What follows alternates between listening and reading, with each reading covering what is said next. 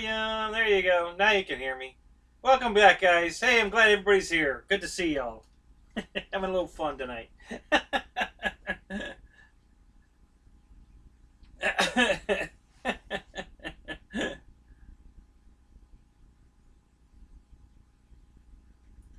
I'm working on getting another one. I talking to Motion right now about my Avanti and the troubles I've had. So we'll see what they say. Um, I'll probably get another one day. It's not high on the list right now, but yeah, probably. So we might have a couple guests tonight, surprise guests. So I put a Motion shirt on, so you can see that right there, and I put a Motion airplane on the table, just in case. So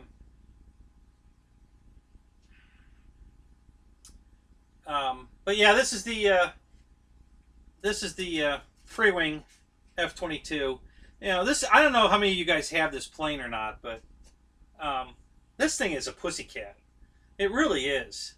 It flies great. You're right, Victor. It does fly great. It especially lands great. You know, you put the flaps full and just float her in. You know, keep the power on, but get it in that high alpha kind of approach, and it just floats on in. You adjust the altitude with the throttle, and when you get to the point where you want it to touch down, you just pull the throttle back like 2 clicks, and she'll just settle right in. It's amazing. It's a great flying airplane. Um, really over impressed with this one. I'm even thinking of trying. I think I'm going to put the Avanti 80 millimeter fan in this to see if I can get the flight times up, because it's pretty light. So I really don't think it needs the 90, and the 90 is just a battery eater. So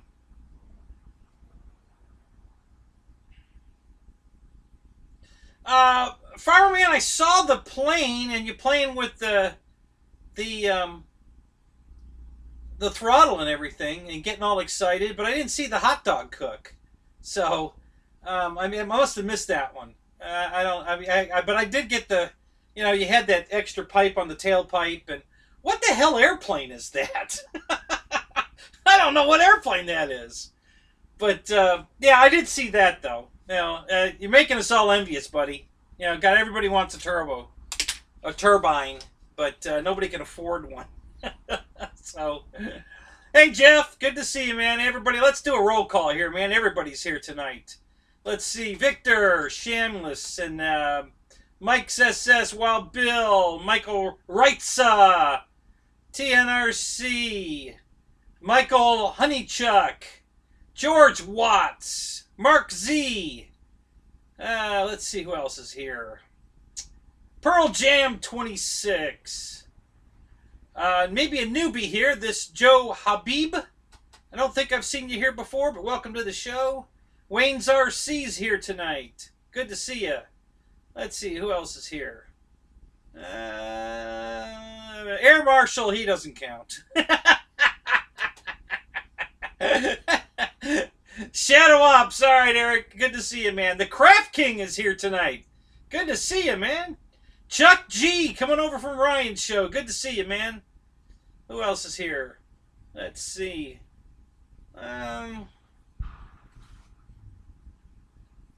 Steve. Wow. Jabola? I hope I'm not killing that too bad, Steve. Welcome to the show, man. Good to see you here. Let's see. Ryan O's here tonight. Yeah, who else? Jackson's RC. Welcome, Jackson. Good to see you, man. And then Jeff's RC. I think I said hi already, but we'll say hi again. And Stinger's here tonight. Good to see you, buddy. Man, you guys are really filling in tonight. Troy's here tonight. Good to see you, man. 37 in the room, man. I just started it. Holy crap, guys. Wonderful. Thank you so much. RC Flyer. Good to see you, man. Skyblazer's here tonight. Randy's here tonight. Good to see you. Pilot Ryan's here tonight. Everybody's here tonight. So, Welcome, guys. Everybody's here. Glad to see you, man. Really glad to see you. I love that new little jet you came out with, Ryan. That was cute. Very cute. Um, and I love the A10 you did last week too. That's a good one. I like it. On the fence about buying it. It's going to be a while probably before I can afford that one. But couple of really cool planes. Um, so I am going to show you something tonight that you guys aren't going to believe, but I'm going to do it anyway. I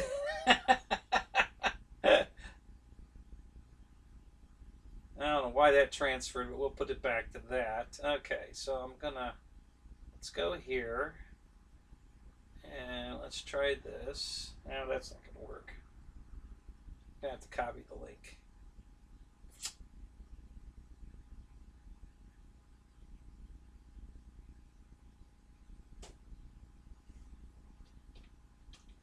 It's going to take me a minute, guys, to get this open. So I'll let it open the background. I'll come back to the chat here for now.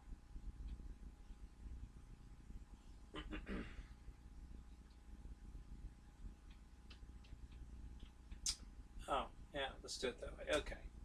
We'll get the hang of this.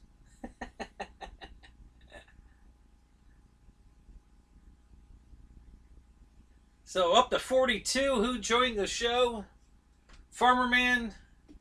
Let's see here. What's going on? Next is bacon and eggs with turban. So Owen's gonna have the cooking show, guys, not me. Cooking with Farmer Man on the turbine. Oh, that's hilarious.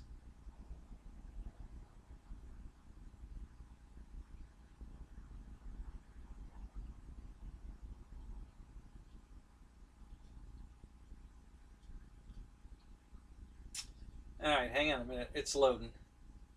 I want to show you guys something.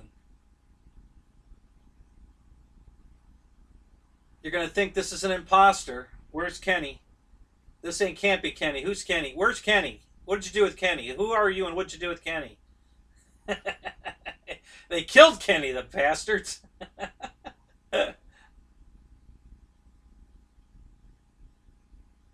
So, it's loading. Almost there.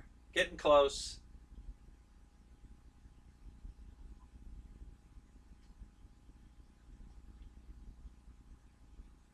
It's a slow website. What can I say? It's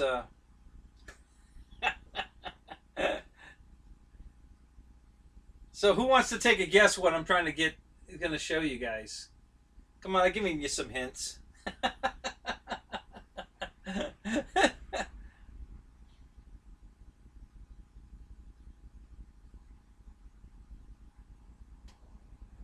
GB Linden, thank you, man. Yep. I've had it on the table before, but we might have some James and Alpha might show up tonight. So I got my Motion RC shirt on. I got my Motion Airplane on the table. Just in case they pop in tonight. They might be showing up. You never know. And so nobody's guessing yet, huh? Yeah, I'm hiding behind the F-22. Yeah, I need to elevate that camera. It's a little too low.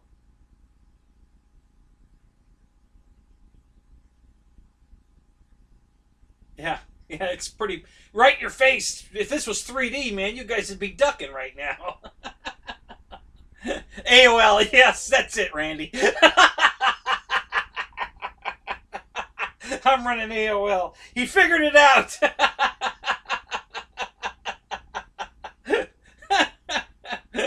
I don't know how many of you guys used AOL back in the day, but that was the stupidest damn extra piece of software that you didn't need to run a web page. It was ridiculous.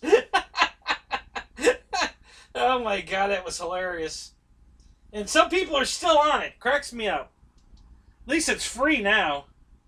Back then you paid for it. I was like, why?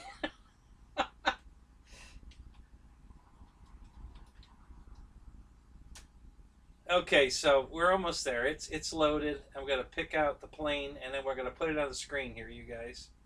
And you're all gonna be like, okay, what's up? What the hell? What happened? Oh, that's not the page I wanted loaded. What happened here?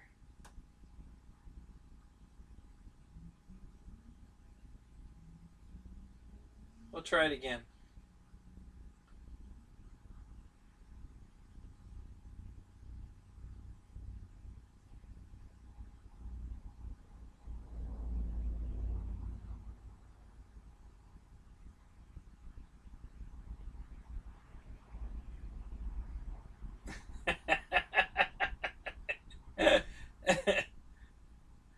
Yeah, 10-minute load up. Yeah, it's AOL. No, come on. It's got to be something else. Freezing F-22. No. Yeah, we're grabbing the midget strippers. They're coming in now. Come on, Inga. No, that's not it.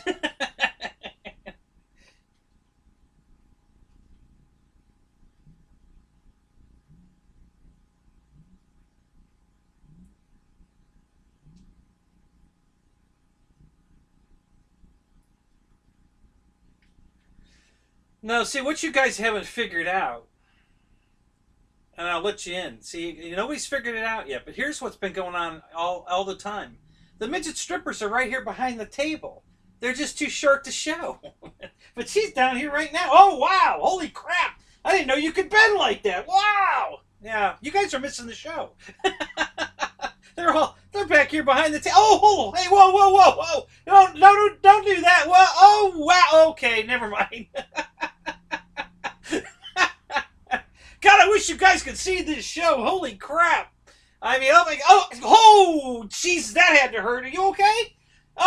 Okay, all right, she's all right.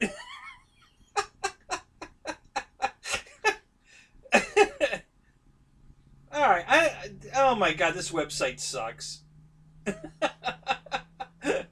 It absolutely sucks. Oh my God, what in the hell is going on here?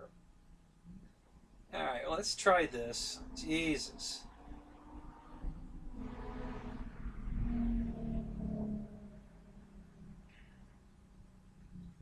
Yeah, yeah. So,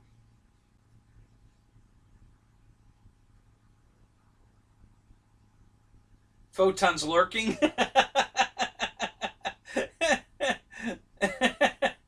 Oh my God.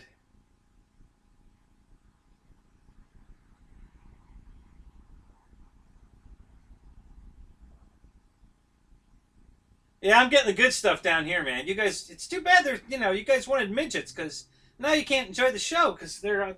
Oh, hey, now that I like. Wow, do that again. Yeah. Oh, yeah. Oh, yeah. Oh, it's absolutely a female for sure.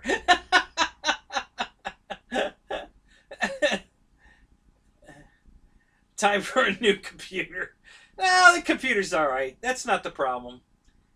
The problem is the web page I'm going to. In a second, you're going to know what I'm talking about. Oh, finally, here we go. Here we go. Okay, almost there. Almost there. I just got to get to the plane. Scrolling down, scrolling down. Hang on a minute. Almost there. Actually, I think this one's on page 3. Let's go to page 3. We'll skip page 2, go straight to 3. Pretty sure it's on page 3. So I was out just kind of bopping around, guys. Came across something I thought was very interesting. So I thought I'd share it with you tonight. And we're going to talk about the F-22 a little bit. But here we go, here we go, here we go. There it is. There it is. Okay, so we're going to get that. Put it up on the screen here.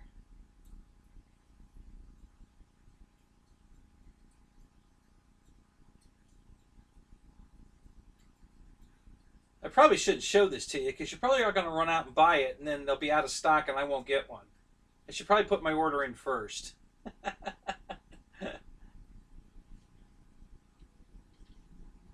Alright, so let me put it in OBS.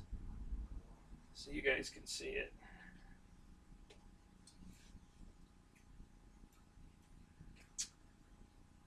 All right, you guys ready?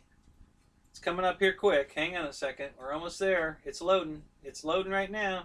There it is. There it is. Okay. All right, so here it is. Who can tell me what it is? What are we looking at here, guys?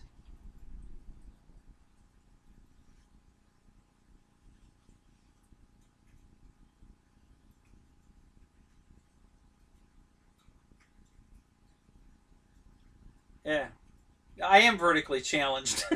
Thanks, Joe. The web page that doesn't sound good. Yeah, yeah, yeah. That's it. All right. So who can tell me what we're looking at here? No, it's not an SR22T. Good guess though. Looks like one, doesn't it? Yep. LJ Hobby is correct. This is Hobby King. You know, my favorite place. Yep, this is Hobby King. Yeah, it's the Cessna. What is it? The TT. What do they call this damn thing? The TTX is what they call it. Yeah, it looks just like an SR22. Yeah, it's called the TTX. And if you guys all buy it and I don't get one, then one of you has to send me yours because I'm going to be really mad. I'm actually going to buy a plane from Hobby King. Okay, guys, are you ready for this? I'm going to buy a plane from Hobby King. Yeah, let me say that one more time. I'm going to buy a plane from Hobby King. Yeah, the image is stretched. I can't do anything about that. That's just the way when it comes over from OBS on from the web page onto OBS, it stretches it. I don't know why. I can probably. I've tried doing this before. Let me see what I can do here. Maybe it'll respond. Usually doesn't, but if I drag the window closer, let me try this. Usually it just makes the image small. Yeah, it just makes it smaller. It doesn't change the aspect ratio. So yeah, I can't do anything about the aspect ratio. I could just bring it into frame a little better. So anyway, let me give you some stats. It's 1100 millimeter, 3S power, but it's still pretty fast. And it's let's see, fixed gear, has flaps, so it's 5 channels. It's got flaps, aileron, elevator, rudder. So yeah, it's 5 channel. Obviously, it's fixed gear since it's got wheel pants. Normally $144, on sale for $69.99. Yeah, you heard that right. It's $73 off right now.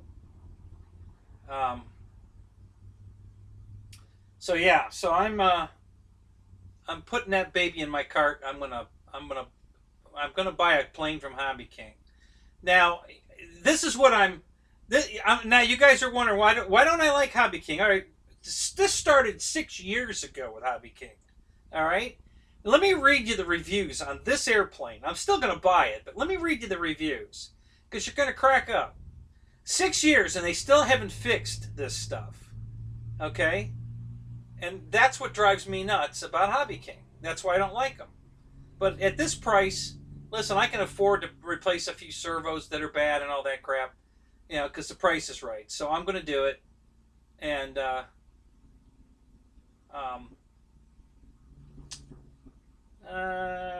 don't know. Let's try this.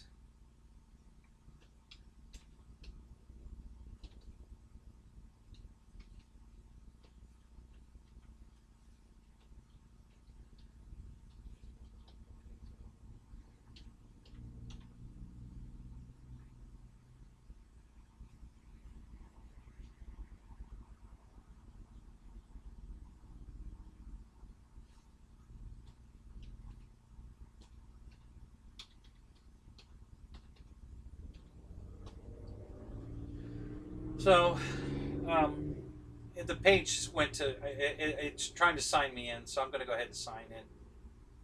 All right, so let me get to the reviews. I can't read the chat at the moment, guys. I can't do both at the same time, so you'll just have to bear with me if you're saying anything or asking me anything. Um, it's going to have to wait a minute. I can't have this page and the other page open at the same time. But I want to read you the comments because it's hilarious.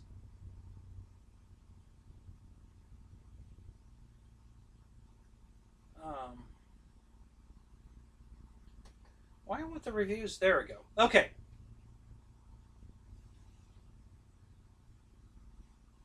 Okay, so here's the first comment. First review. Plane arrived a little late. Took a month to deliver. Okay, that could be Hobby King coming from China. It could be just whoever was delivering it. The ESC in the plane was wired backwards, and I had to replace it with another ESC, and two servos were also misbehaving. Apart from that, love the color scheme and look of the plane. I agree. Same thing. I love the look of it. Love the color. Love the color scheme. But again, bad servos, bad ESC, brand new out of the box. Here's another one. I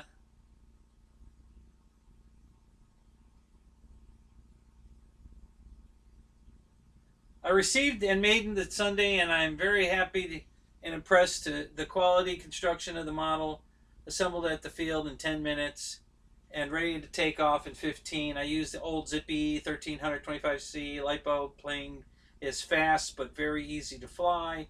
Landing in the flaps is a joy.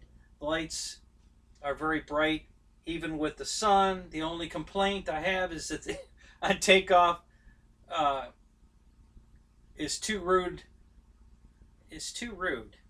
On takeoff is too rude, as it takes off suddenly and not smoothly. Maybe because the front wheel is too small and the front of the plane is pointed a bit down force. I recommend to take off with flaps, much smoother. Other than that, congratulations, Hobby King. Okay, so there's one of the nice. There's a couple of good, nice ones. Okay, here's one. Nice looking model. Flew brilliant for two sorties, then rudder servo stuck, causing it to spin into the ground. Rudder, another servo problem. Listen, they put the worst servos in their shit. They really do. They're just garbage. Yeah, and they still haven't fixed it. 6 years of this. You know, same damn servos, and they won't change them. This is why Hobby King's almost out of business, guys. This is why the CEO, the owner of the place, was making all these announcements on social media that, you know, all new. We're still here. We're fixing. Yeah, right. Whatever. You haven't fixed it in 6 years. You ain't gonna fix it.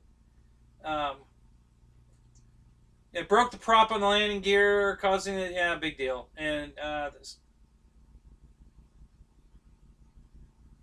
starboard wing lights stopped working. Starboard aileron servo stuck immediately. Overall, yeah, there you go. So there's another one. There's more. There's more bad press here. As a note, the other wheel rubbed on the pant. Yeah, the wheels rub on the wheel pants.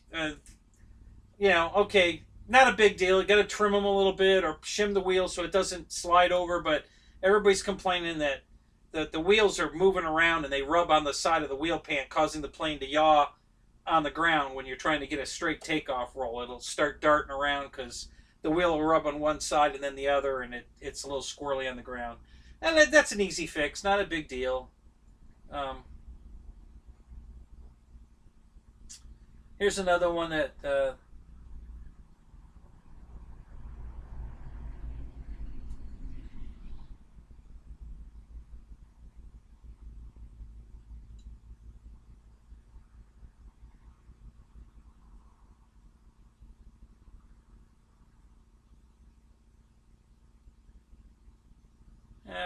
he really doesn't have any complaints about Yeah, he just talks about the wheel pants. Not a big deal there. And then there's another guy, same thing. 2 servos were dead. So anyway, um, so if this thing was still $144, I wouldn't buy it because I'm going to have to replace servos and everything like you always have to do with Hobby King stuff. But because of the price, I'm back in the chat now. So yeah, because of the for $69, I'll live with it. I'll fix it. I'll put my own servos in it if I have to. But yeah, it's just I cracked up. I went on there today. I don't know why. I just decided I would go look. Somebody had flown something, and I wanted. Oh, I know what it was. Dave Kwischke, are you in here? Have you come in this show tonight?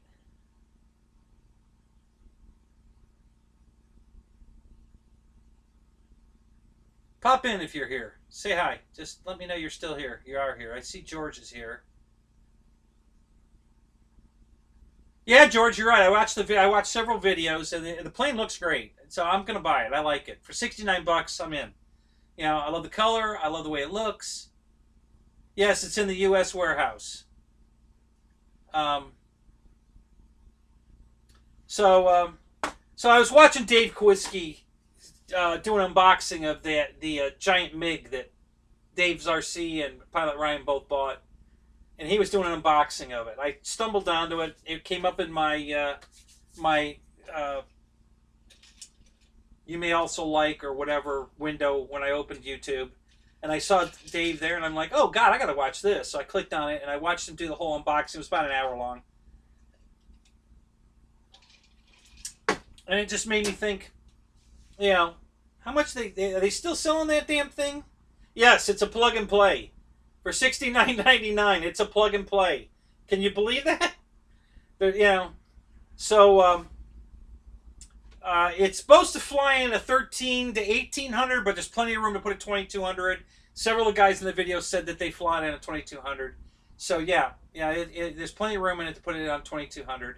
The cockpit opens just like the one on the SR-22. If you guys seen the E-Flight SR-22, the whole center cabin comes off. Big battery bay, plenty of room for a 2200.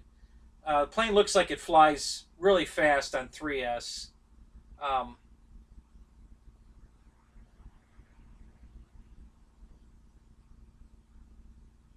If I ordered the MiG-17 Victor, I'd order the kit version and put your own electronics in it. That's what I would do, because Ryan was having trouble with the gear sequencer. The gear would go up and down at will, and Dave was having problems with the flaps, and it's just not worth it to pay that kind of money and then have to replace all the electronics anyway.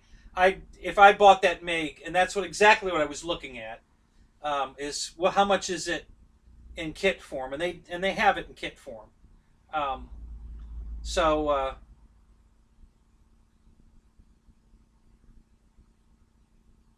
Oh, Wayne, you got the F-190 coming tomorrow. FW-190, cool. Let's all keep our fingers crossed for that, Wayne. Hopefully you'll get a good one and it won't have all these problems.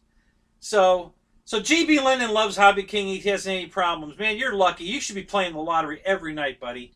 Honest to God, because all those comments I was reading, that's the norm. When you saw what happened to Dave, you saw what happened to Ryan with the Hobby King plane, that's normal. That's what I get from Hobby King. Every plane I get from them has problems. Every one. I've never had any. Well, I take that back. I did get one airplane. I think my Hyperbipe. I did get the Hyperbipe from Hobby King, and I didn't have to fix anything on it. So I think that's the only one, though.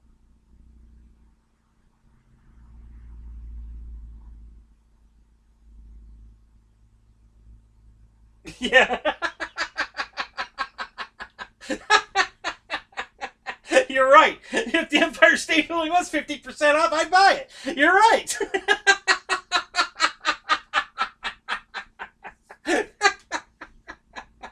You guys know me too well. That's why I'm surprised nobody came up with the hints. I'm going to a site. You guys aren't going to believe me. It's going to be like, where's Kenny? Who killed Kenny? Yeah, because I'm on Hobby King. Holy Christ. You guys know I hate that place.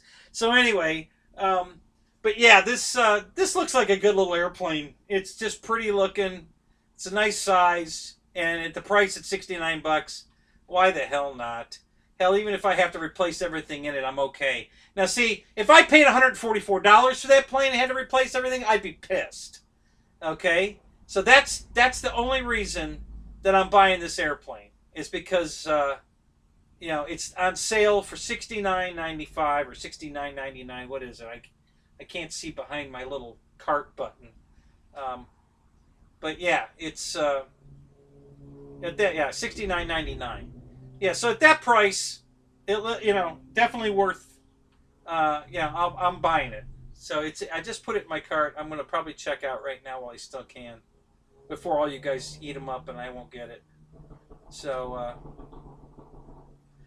but yeah, so I had to share that with you. But yeah, I'm reading the comments and I'm laughing my ass off because, like I said, 6 years later, you know, and nothing's changed. It's still the same. Servos are failing. The ECU is no good, or the ESC is no good. I mean, it's just, nothing's changed. And that's why this guy's going out of business. Because you know, he refuses to spend 2 cents, 2 cents more on a damn. Um,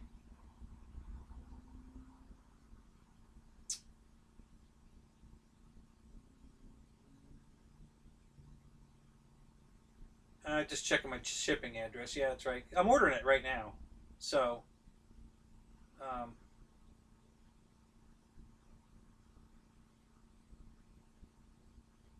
um, yeah. So they just need to spend like 2 extra cents um, to solve the servo problem, and they won't do it. The bulk they're buying in, trust me, they could make a deal with somebody for a few cents more and buy a good servo. But now they're going to continue to put the crap in there, and then we get the bitch about it. So, oh, and here's another issue. Of course, there are no support parts for this airplane. Typical Hobby King. Very seldom can you buy any kind of support parts for the plane. I think the Tundra, which they just came out with a new one, um, and I like it. GB just did an unboxing. What was it, last night on it? And that's the one I want too, GB. I'll be honest with you. I want the red, white, and blue one. And I might still buy that too. That was one plane I had. I had one. I had the green one. And when they came out with the new colors, I wanted a new color one. So I sold mine so I could buy a new color one. And then I've been waiting forever for them to get back in stock, and now they're back in stock. So, and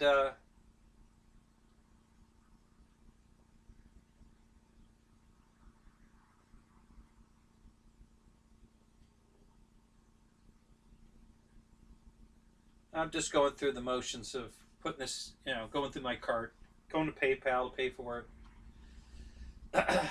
So anyway,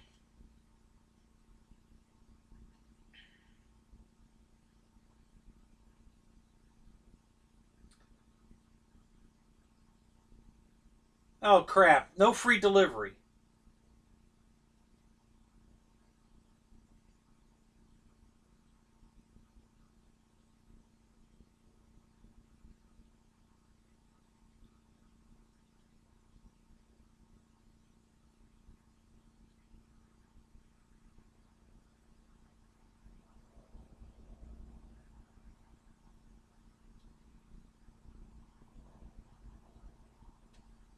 All right. All right, so what am I missing, guys? Does Hobby Kings do free delivery or not? Do I need to spend $100 to get free delivery? GB, did yours come free delivery, or did you have to pay for delivery?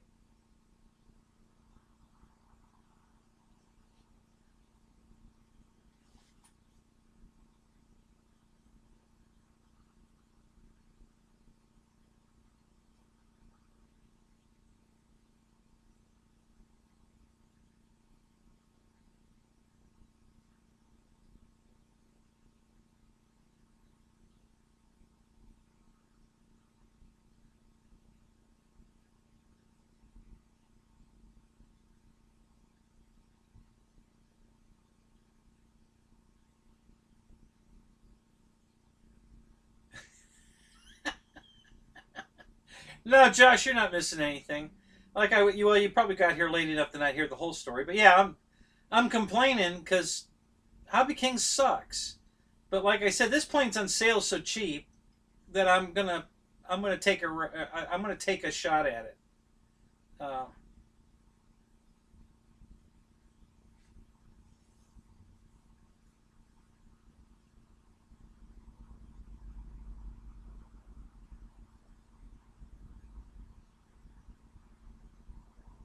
yeah, Randy. So yeah, you change the servos in your Bixler. Exactly. Um, and I'm just catching up here. I backed up for a second. Um,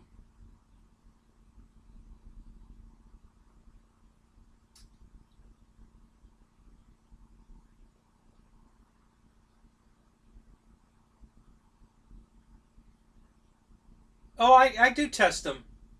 You know, the last one I tested. Remember the DC3 I had on the table here? Um, that came from Hobby King, and I tested everything, and the rudder servo failed while I was testing it. I had it in my stand, and I'm checking all the. I had it all plugged in. I'm checking all the controls, and I probably moved the rudder a half a dozen times, and it stripped the gear just like that. Done. And I had flexed all the controls before I put the horns on. It's not my first rodeo. Believe me, I've done it all. And was I ever a food critic? No, no, Josh, I wasn't. Right, exactly. For 69 bucks, buy two and put one in the keep one in the box for spare parts. Yeah, it's yeah. At this price, it's worth buying.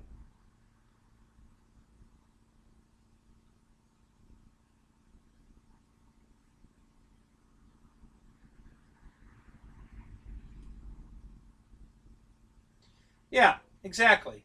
And at this price, like I said, if I was paying $144 and then I had to go to Motion and buy all new servos, yeah, I wouldn't be very happy. But yeah, at this price, even if I have to replace all the servos, it's not bad. So, 69 bucks, I can do that.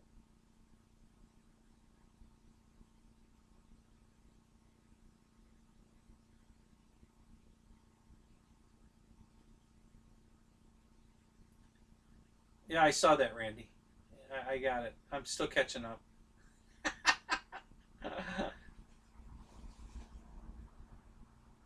Now it says shipping's 20 bucks.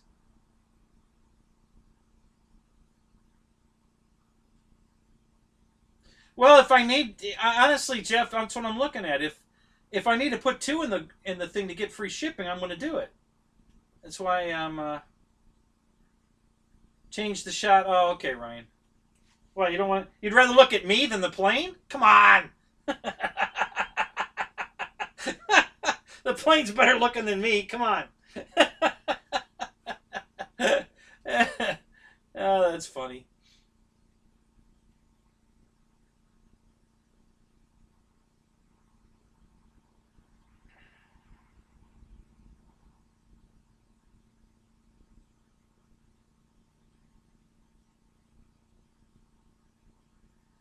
Yeah, Paul, you're probably right, but I don't think I will. At that price, I'm not going to be sorry. No matter if everything's failed in it, I still won't be sorry at 69 bucks.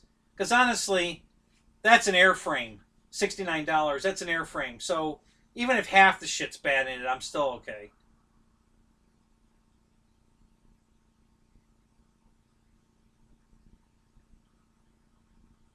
I don't know if it's Hobby King not testing this stuff from the factory, or just I think they're just instructing the factory to use the cheapest crap they can find. Honestly, so they have the highest profit margin. That's my take on it. They're because I know that the DC3 is not a Hobby King airplane. That's made by I think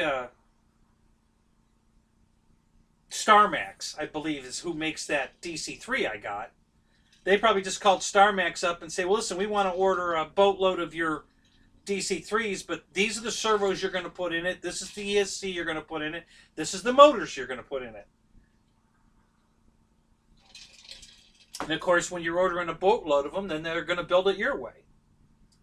So, and like I said, I got it on the bench, and the rudder, I didn't move the rudder half a dozen times, and it stripped.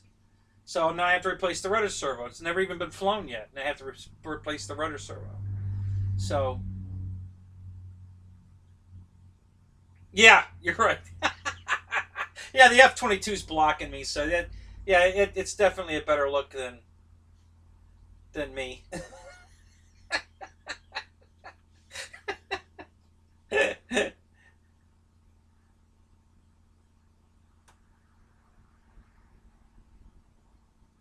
Yeah, probably do. You know, well, emotion's not testing it. The free wing or flight line, whichever one's making it, tests it. And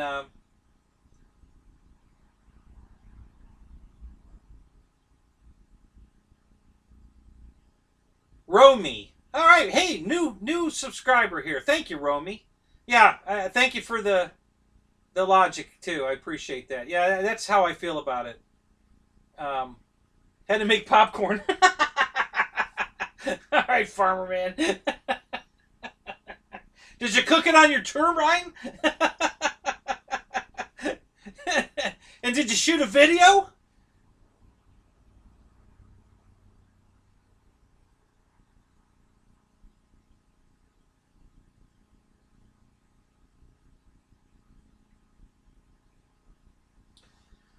Which burner are you getting there, Eric?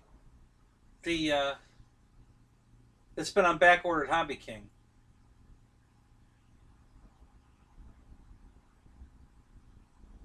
Yeah, see, listen. Motion is doing it right. That's why they're putting so much pressure on Horizon. Motion has just set the bar so high that everybody has to step up to keep up. It's all there is to it. And even though Hobby King is trying, they're not trying hard enough. Because to read the press on this airplane, the reviews, and bad servos, bad ESC, they're not trying. They're still not really trying. They're talking a big good game, but they ain't really trying.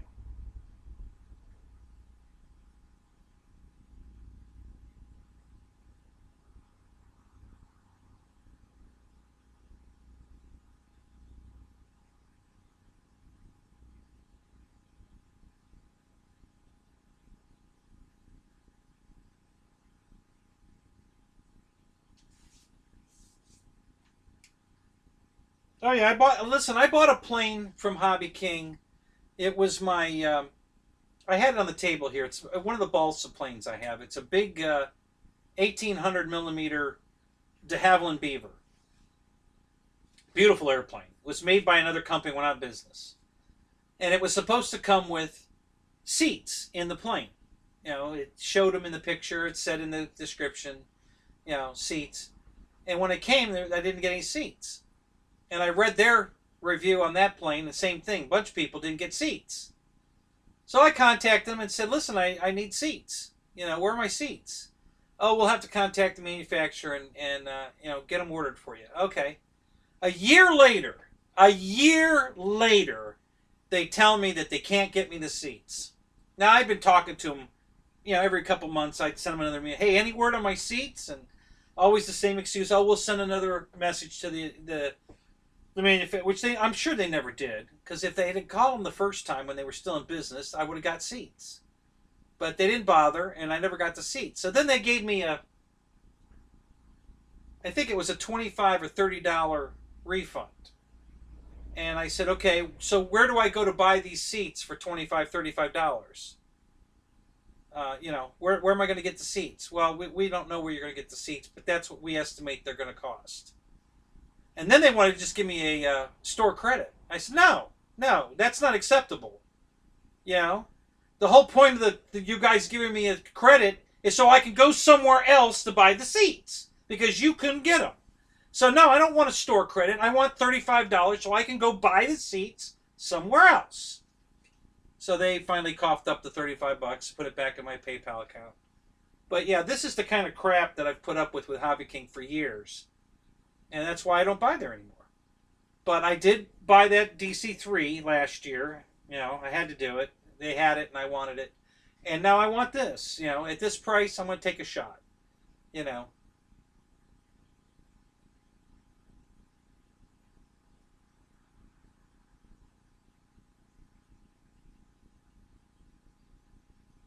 Yeah. That's good, Josh. Well, I'm at their mercy. All I can do is wait. They just keep giving you the runaround. So now, who's waiting for a light burner ring? Eric. So how long you been waiting for that damn thing? A month or so, whatever. Yeah, it. Yeah.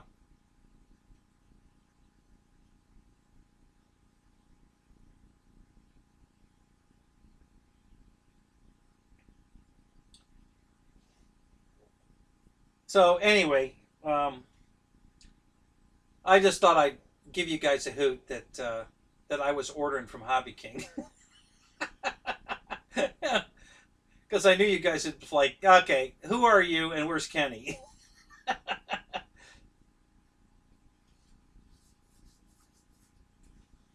But yeah, so for that,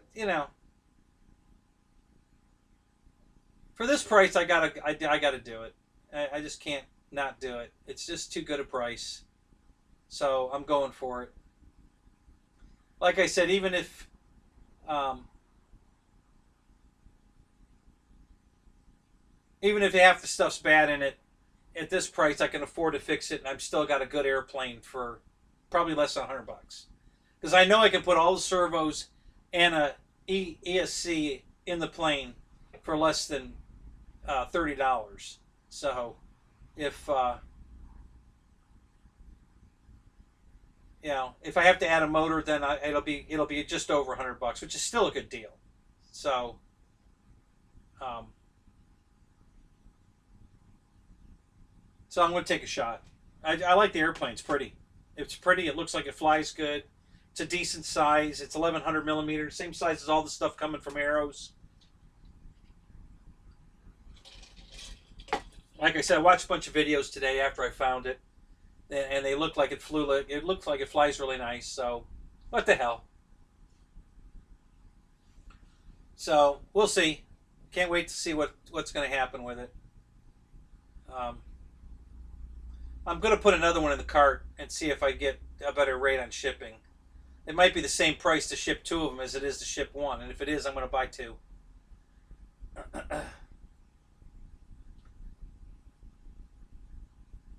Is it? Mine's page is. I switched it back to my view. Is the plane still up or am I up?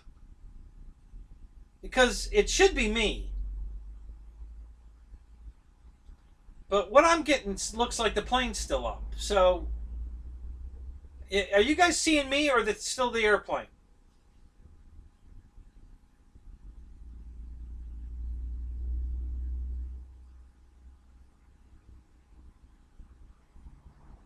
Oh, the new guy is already gone at Hobby King. Well, that's good news, huh? That's exciting.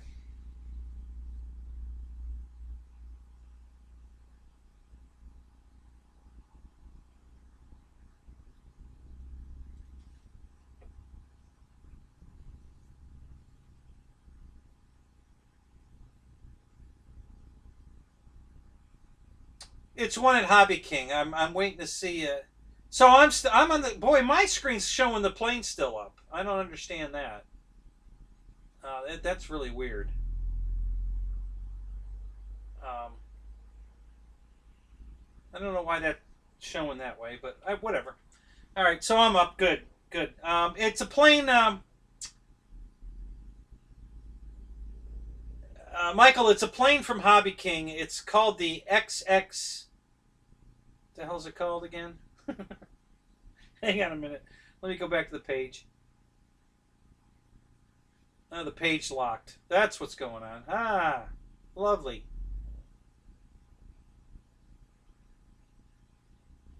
It's a scale Cessna airplane. It looks just like an SR-22. It looks exactly like an SR-22.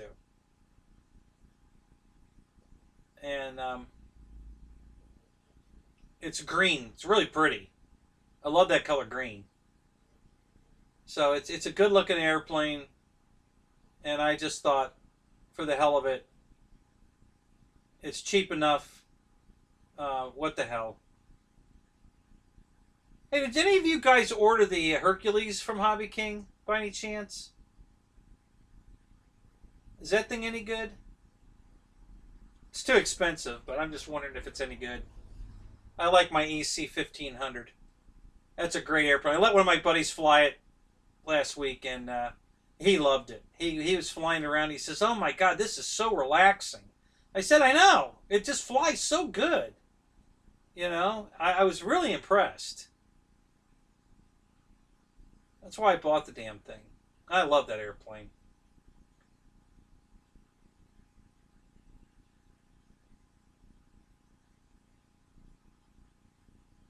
There's times when I have problems from other people's planes.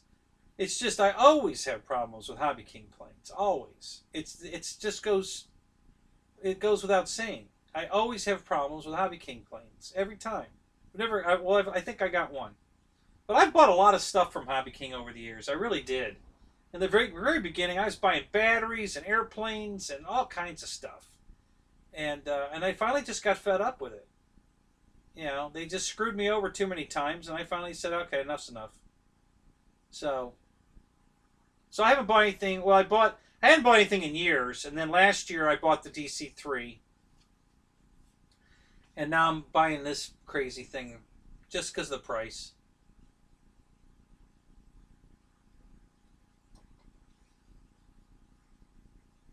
But yeah, it's the Cessna XX.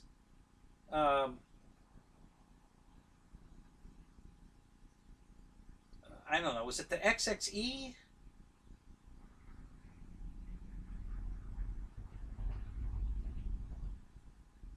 Oh, is that what it is? The TTX? Okay. Thank you. Thank you, Romy. TTX. Yeah, it's the Cessna TTX, which is a real airplane.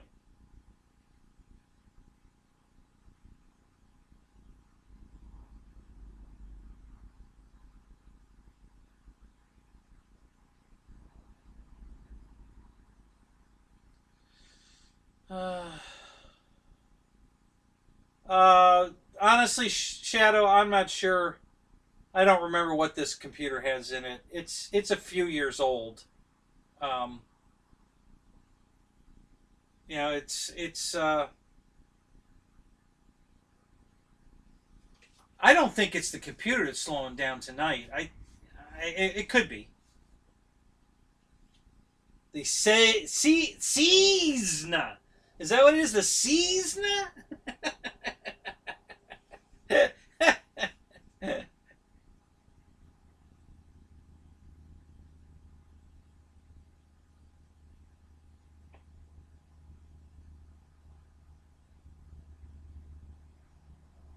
Which ones you talking about, Shadow? Josh did the first ones of what? I missed the beginning of that.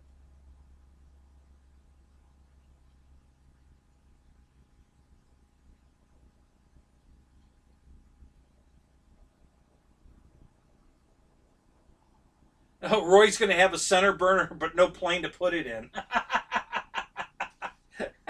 Hey, I've got an Avanti kit. I'll send you if you want.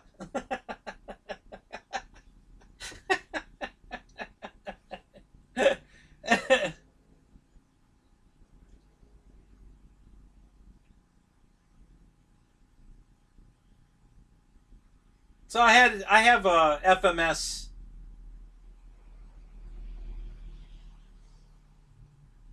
Oh, you're just giving me crap about my computer. That's okay. Um, the C-130. Oh, really? Did did Josh get one of those?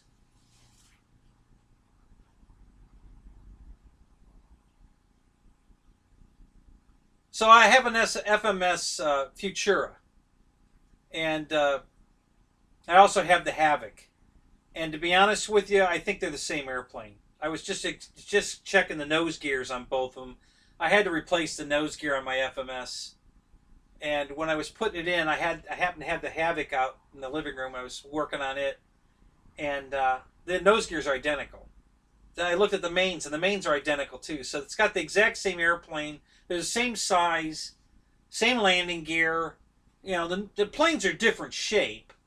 Um, it's egg cooking time. Cooking with Owen.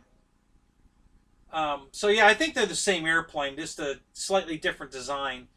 I'll be honest, I think the Havoc looks better.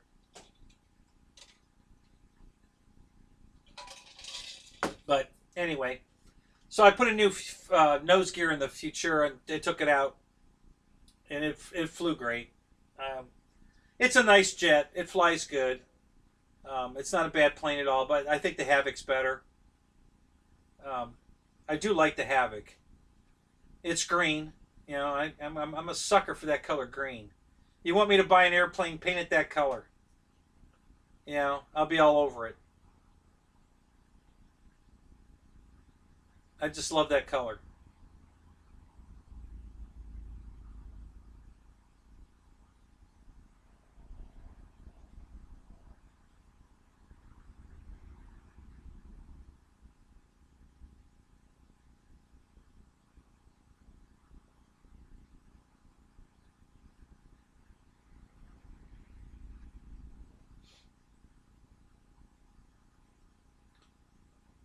Hey, there was the MiG.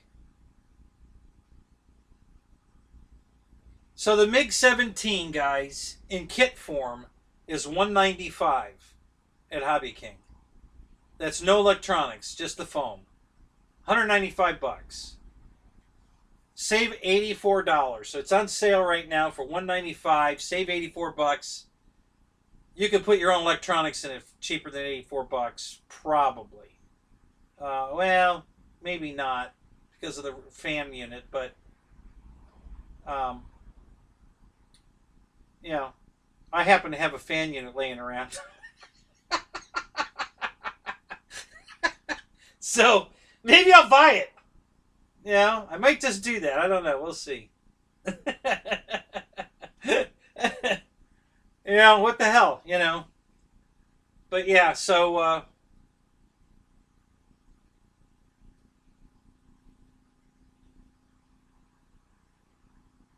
I'm still poking around on Hobby King's website. So I'll be right back. Um, Another thing I wanted to get, but it's still too expensive. The the paramotor, the little paramotor thing. I think that's kind of cute. We have a group of paramotor guys that fly out at our flying field, and one of the guys out there has one, and he was chasing them around with it, and they just thought that was hilarious. So so yeah, I've been thinking about getting a paramotor from Hobby King's the only one that has it. The only place I've seen it. If you guys have seen it somewhere else, or somebody else has a different one, let me know. Because I'm kind of on the fence about buying that one.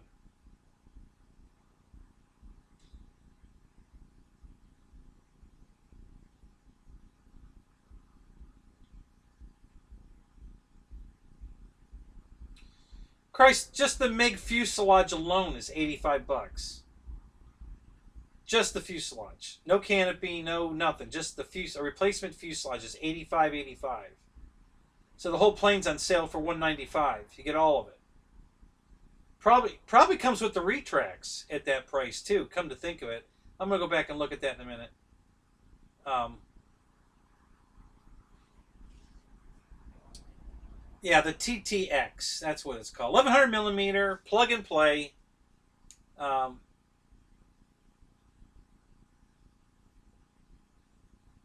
it's uh, it's just a good looking airplane, guys. It looks so much like the SR-22, which I absolutely love. That it's hard not to, you know, it's hard not to jump on it.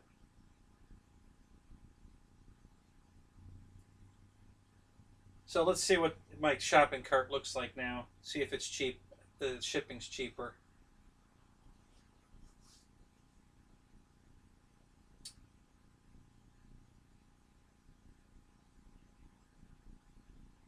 Uh-oh. Your guns are loaded.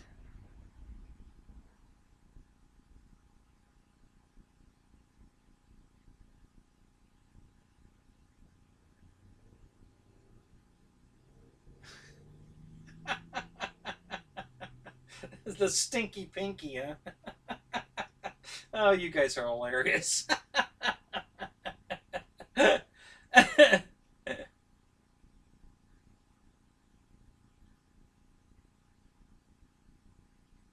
Bug juice green. No, isn't that slime? What show was that where they had that slime that was green like that? What the hell was that? I forget that now. Um,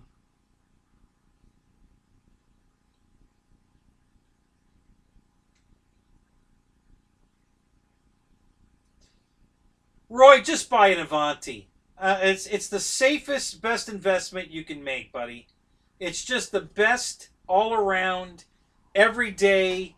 Go out and fly jet. It's the best price jet.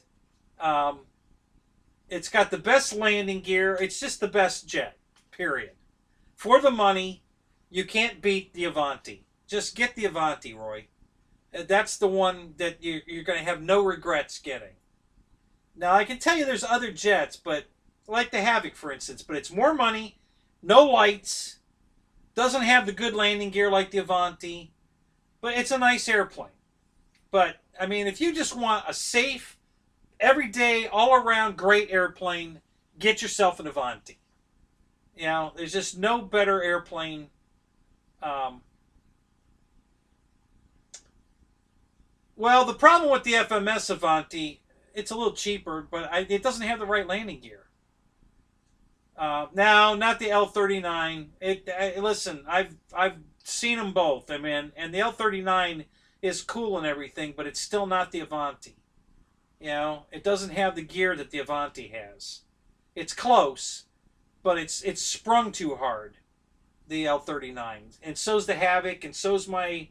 You know, I'm going to change the gear on those planes. I'm going to spring them later, but the Avanti gear is sprung right. It actually, while it's taxiing across the grass, it's floating on the gear. You know, where the other ones are, the plane's just hopping all over the place. And the Avanti doesn't hop much. It just kind of floats along on the gear.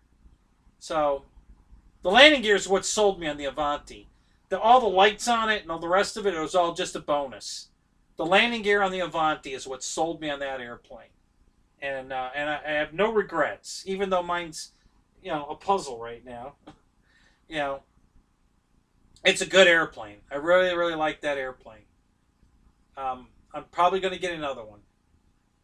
I have other things I want right now, and I have too many jets. So I'm not buying any more jets. Not even a new Avanti. I've got the Havoc to fly. I've got the Futura I can fly. I've got the F-22. I've got the F-4. I've got the Yak 130. I've got what else have I got in jets? I got too many jets. That's way too many jets. No, Roy, the free wing Avanti, not the FMS Avanti. The free wing Avanti from Motion. That's the one you want to get. You got your choice of yellow or red, to whichever one you want, but that's the plane. I mean, the best all around is just there's a guy who brings his L39 out to the field all the time, and it's nice. I like it. He doesn't have the camo, which I would like, but of course they want more money for the camo too on top of it. Um, but it just isn't the Avanti. The Avanti's got a huge battery bay. You can get anything in there. All right, Dennis. Hey, glad you were here, buddy. Good to see you. Have a good night. Um, it's got a giant battery bay. Can handle any size battery you put in it. It doesn't care at all. Um, just a great airplane, guys. I can't say enough good things about the Avanti. I'd tell you to get this, but it's too expensive. This plane is pretty pricey. I got it on sale because this is the low power one, not the high performance. And they had it on sale, so I bought it on sale, of course. Like Michael said, I'd buy the Empire State Building if it was on sale. Um, but just all around, everyday, good flying airplane. Oh yeah, the Avanti. There's plenty of videos out there, Roy, with people flying Avantis with burners. Do a search on YouTube. Just put Avanti and burner, and you'll. There's hundreds of videos out there with people putting a burner in the Avanti. Looks fantastic.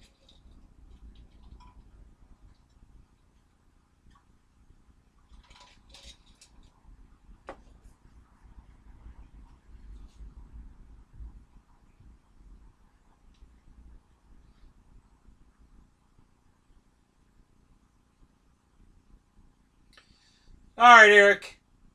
We'll see you later, buddy.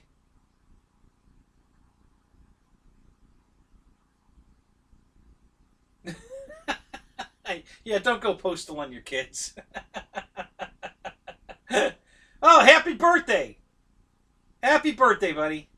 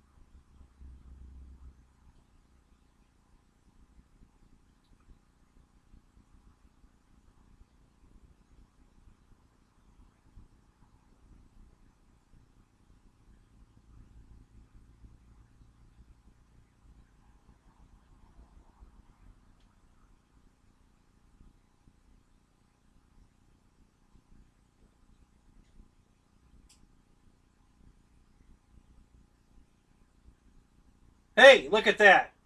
So I put two of them in the cart, free shipping. Ha ha ha ha! There you go. So I'm getting two of them, guys. Free shipping with two of them. So I'm in.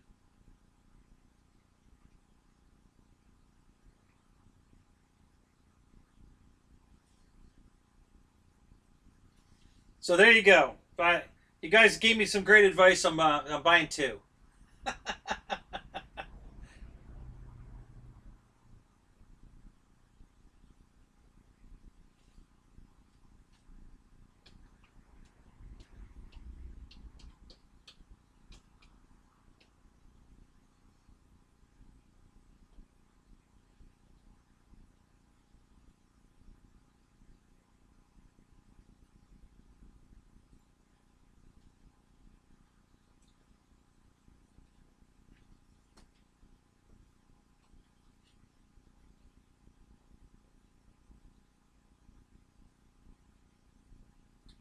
Hang on one second. I'm just validating my address.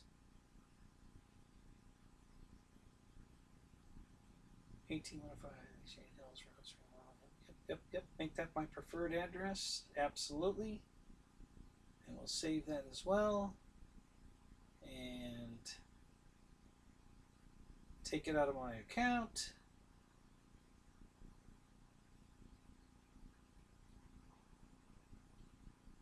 That all looks good. Pay now.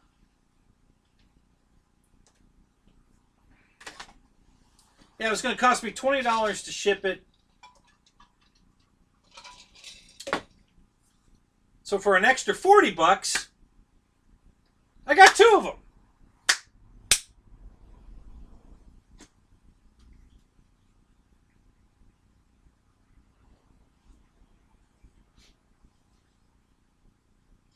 So that's freaking awesome.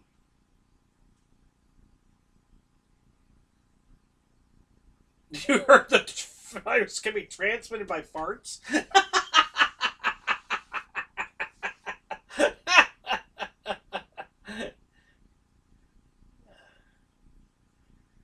I'm guessing Roy can pick whatever burner he wants. Did you pick one already?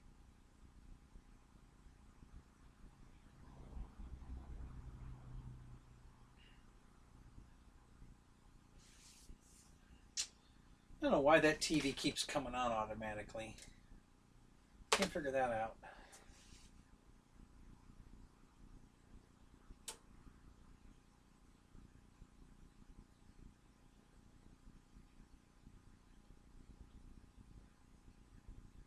You're taking me for a walk. What do you mean? You're going to go for a walk and take the phone with you? Is that what you mean? Are you still at work, Josh?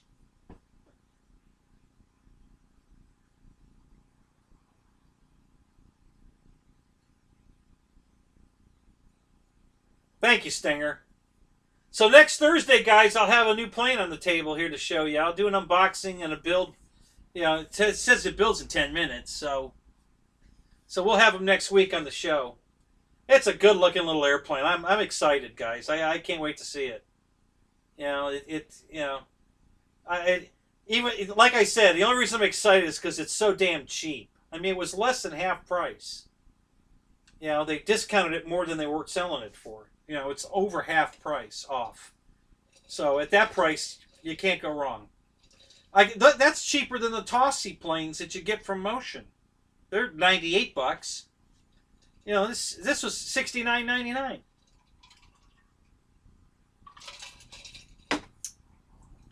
I'm excited. I gotta tell you, I'm really excited. It's a cool little airplane. Yeah, I would too. I mean, once you start a print, there's nothing you can do. It's like watching paint dry. I mean, you know, I have a printer, and honestly, I love printing stuff on it. Um, but after a while, you know, I watch it for the first 10 minutes just to make sure it stays stuck to the platter, and then I leave. I'm done watching. I've had a couple of them come off the print bed, and then I have to stop it and start over. But yeah, once I've got a good print that I know is going to go, I don't watch it anymore. Just let it go.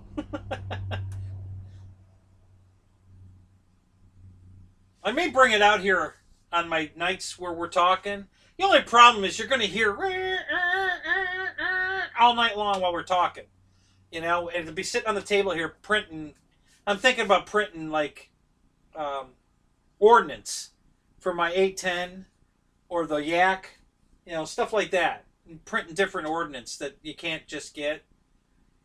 And I could do it live on the show while we're talking, you know. And, you know, since we do 6 or 7 hour shows, we could probably watch it print the whole thing.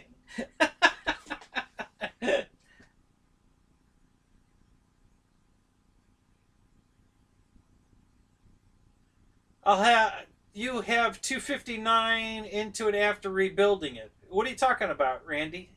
The new planes I'm getting?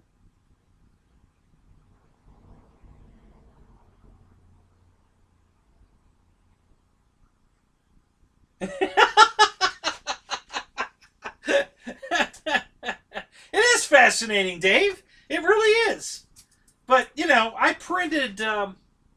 Listen, the first thing I printed, well, not the first thing, but the first thing I successfully printed that I was very happy with, and I tried a couple of different slicing software and stuff, was a really pretty vase that I made. It's transparent blue filament is what I ordered with it, and I printed these beautiful twist vases, and they came out beautiful, and it was fascinating. Watched the first couple of them, but I think I've printed maybe 10 of them. You know, and after the first 2 or 3, I was like, okay, I don't need to keep watching this. I'll find something else to do. Oh, I know yours is metal, buddy. Believe me, I know you're making some cool shit, you know. Not this cheap filament plastic crap. You're making high-tech crap there. You know, and that's got to be cool as shit, because it's, you know, lasers and, yeah. Yeah, I know yours is very cool. But even that cool, after a while, it, you know, okay, you know. Unless I had somebody there that I could show it to, you know. Oh man, come on, you got to see this. Well, then I'd be cool to watch it again. But yeah, when you're watching it by yourself, okay, enough's enough. Yes, Ryan, the buses are still running.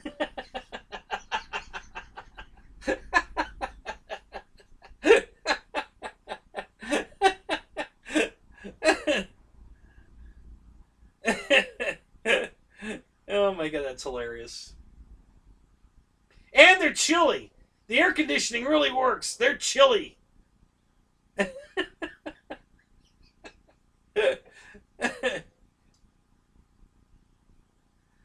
you heard right, Dave. I can't adjust the AC on the bus. You're right. You heard right. You guys have good memories.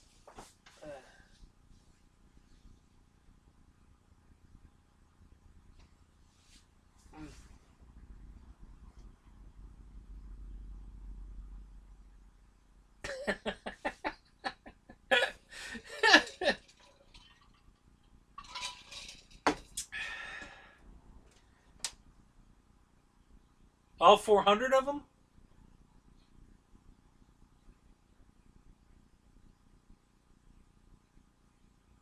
So I got my thank you for your purchase. Got my confirmation number. I've got 2 new airplanes on the way.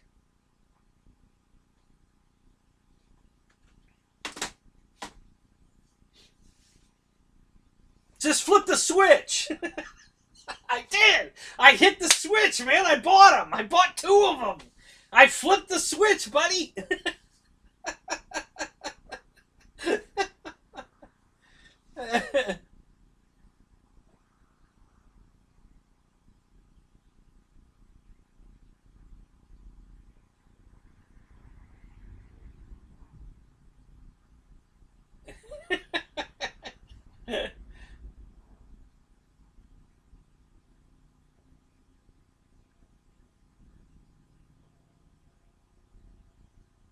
Oh wow! See that kind of crap just makes me sick, Eric. When Hobby King, you know, they want $80 for the plane, but 105 to ship it. You know, I've been wanting that. I won't buy it now because now Arrows RC has a better one. But I've been wanting that the T28 that Hobby King has. But it's always out of stock in the U.S. warehouse, and they want $100 to ship it from China. And I'm not paying 239, I think it would have been, or because I think they want 139 for the plane, and then they want $100 to ship it. Now, no, that's not going to happen. So, and now that the Arrows one's prettier anyway, the exact same airplane, different paint schemes, and the Arrows one's much prettier. So I'm going to buy the Arrows one. Hobby King lost sale on that one for sure. I'm not buying it from them.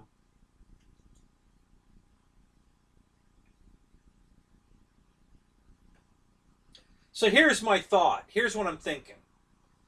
I'm thinking of taking the 90mm fan out of this and buying the MiG-17 airframe, just the kit, and putting the 90mm fan from this plane in the MiG, and then putting my Avanti 80mm fan in this. Because this is light enough that it could handle, it'd fly just as good on the 80, and it'd be a lot more economic. Because this thing's a floater, you guys. This thing just floats. So I know it'll fly perfect with the 80mm in it.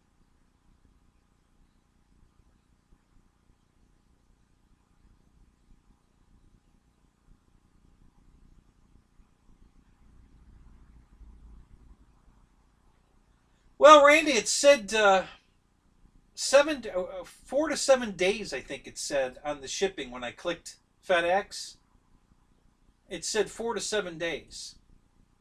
And it should be easily that, because I've gotten planes from, you know, I always get my planes from Motion in 3 or 4 days. Same thing from Horizon Hobby, 3 or 4 days. I've gotten planes from California um, in 6 days. So this is coming from Portland. So yeah, it should be here in 7 days. You know, less than 7 days. So I should have it in time for my show next week. Oh wow, really? Arrows has got an F-190 now? Oh, I'll have to go. What size is it? Is it an 1100? Oh, who's Jeff? Jeff, who's leaving? Who's leaving? Jeff. Jeff. Oh, Jeff.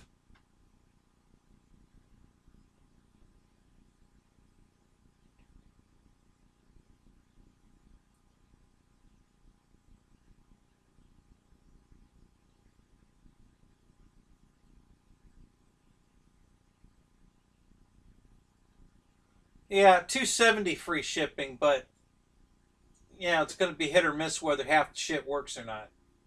That's why I say if you got it's 195.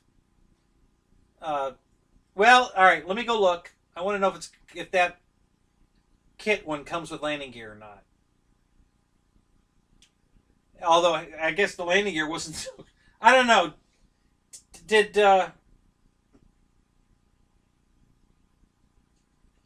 hey Ryan, your MiG was the landing gear good landing gear? I mean, I know it wasn't bolted in.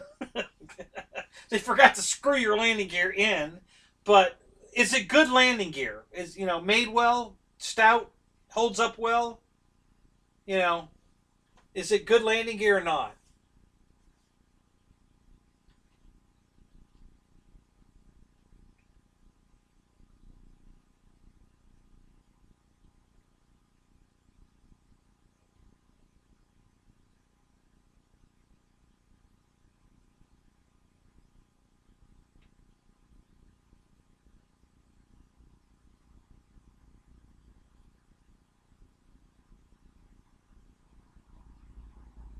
Wow,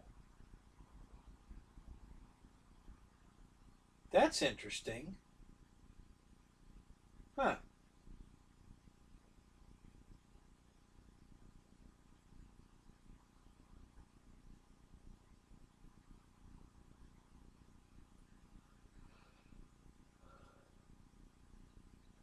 They're still selling the Navy Cub. I can't believe it. They've been selling that a while now. And I'm really surprised. Because Hobby King usually stops. You know, 6 months to a year, and that whatever plane that they're selling is gone. I'm sure that's why they're discounting this. The TTX is they're discontinuing it. It's going to be gone.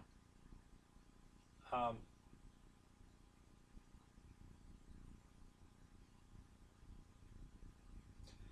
yeah, Air Monster, you're probably right.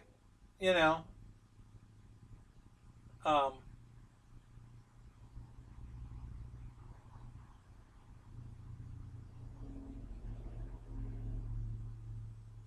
you get stuff from Hobby King in 24 hours. Holy crap! What do you live next door to the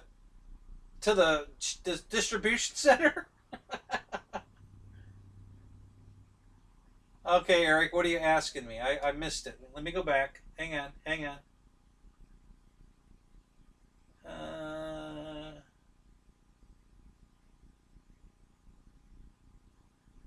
oh, I don't know. Oh, you were asking. I don't know if they do or not.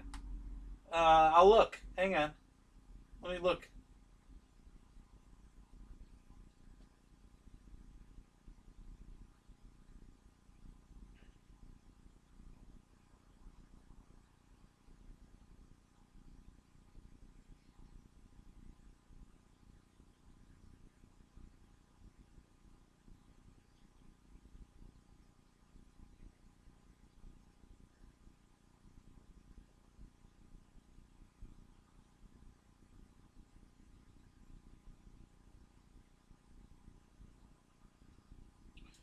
Okay, that's interesting. All right, so let's go here.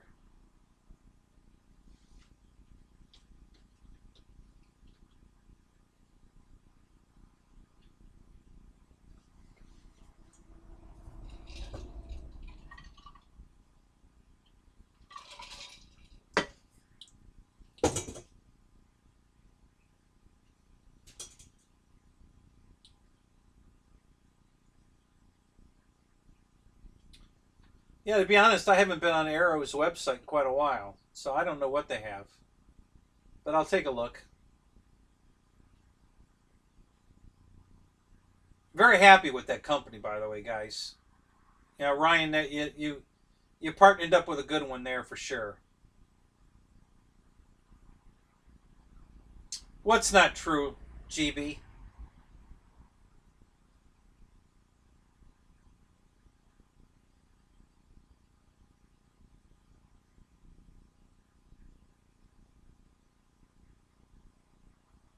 Yes ish. Okay, so the landing gear's pretty good ish.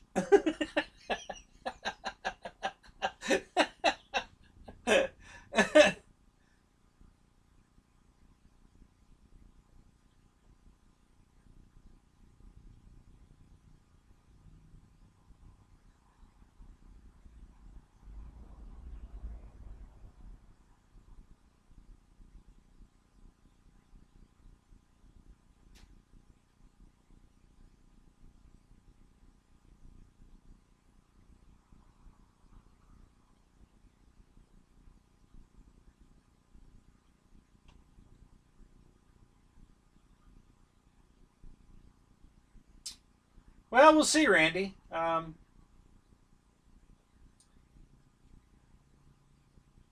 had pretty good luck shipping wise from Hobby King.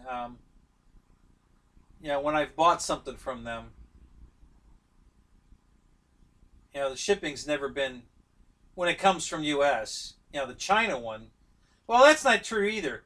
I've had China stuff arrive pretty damn fast, which really shocked the hell out of me. I've bought some batteries from Hobby King over the years, and they came out of China, and they got here fast, like 10 days. And that's pretty good from China.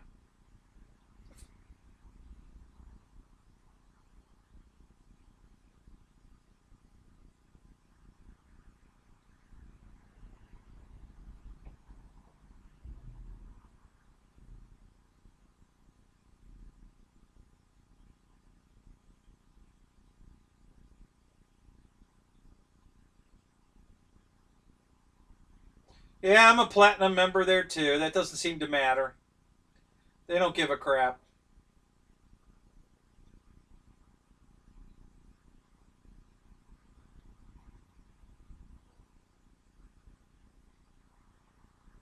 Oh, okay, GB.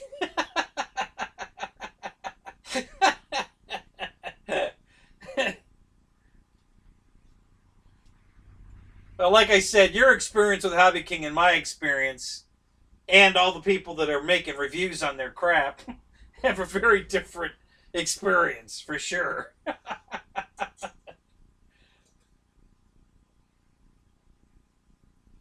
Oh, I've got some motors from Hobby King that have been good, and some batteries. The Turnigy batteries, I don't have very many complaints about. They've been pretty good. Um, Not everything they sell's crap, um, but I just found better places to buy the thing like batteries, for instance. I have better battery sources now than I did back 6 years ago, and now I don't want to. I don't unless I'm buying something else from Hobby King. I don't go there for my batteries anymore. Um, haven't had to order a motor. Um,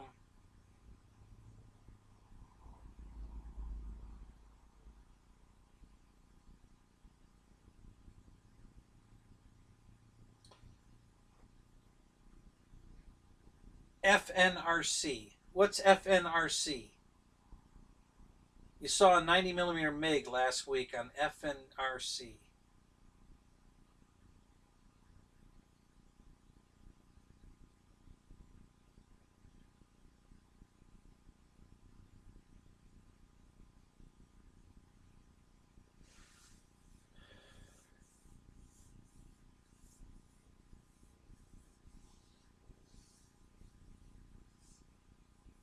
Yeah, Dave, I agree. I don't. It depends on what it is. If I'm gonna wait for it, I gotta really want it.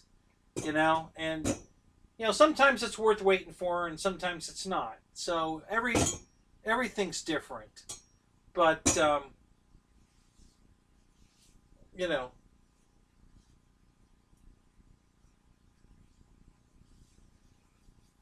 you have the Hobby King one.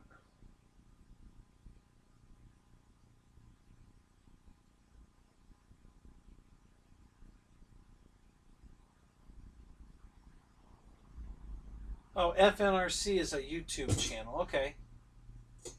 Um,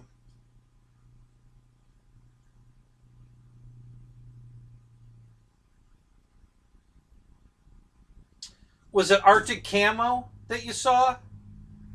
TNRC? The MiG you saw, 17, was it a black, white, gray camo, Arctic camo color scheme?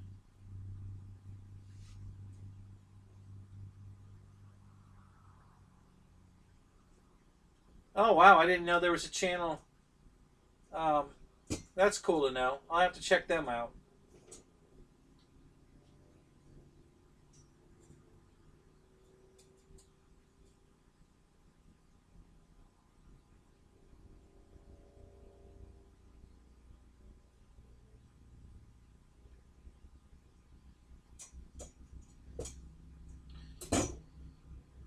A Rock Hobby Willys? Is that the Jeep you guys were talking about, Dave? It's a Rock Hobby ground vehicle? Oh, they steal your thunder, Ryan? Well, you gotta talk to um, Arrows RC and tell them, listen, you gotta let me go earlier. I'm tired of getting shown up by this other channel. You know, if they're gonna release it, I'm gonna release the same day they do. You know, I'm not waiting any longer. Screw that. It's all Chinese. I'll need an interpreter. That's okay. I'm just gonna look at the pictures anyway. That's why it's on YouTube. Yeah, so that's the Jeep you guys were talking about. It's coming from Mock Hobby because I went and looked for it on Horizon's website. I couldn't find it. So,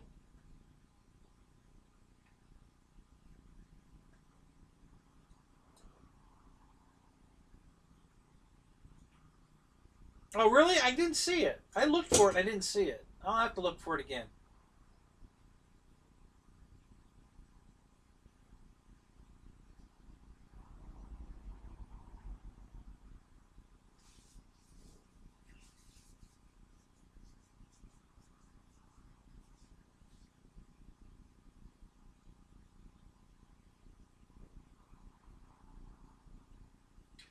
Well, Ryan, who are these guys? Why are they getting the info before you do?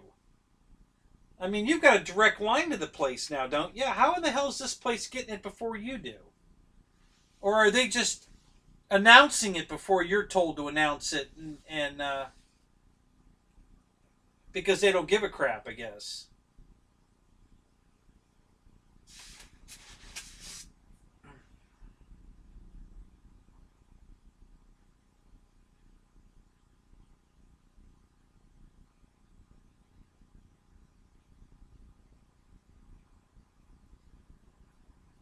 Oh, okay. Well, of course we're going to wait and get it through you. You know, I would do it any other way, but I'm just curious.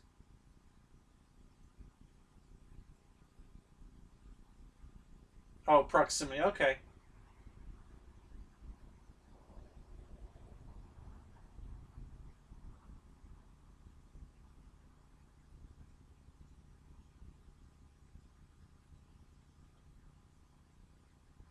Gotcha. Okay. Yeah, I found a couple of stuff online. It might be the same place. I might have been on that channel before because there was a couple channels I found. Um, I found the Avanti test flights. No paint, just a white airframe. You know, before they were painted. I saw those flights before they were released. I don't know what channel I was on. It might have been that one.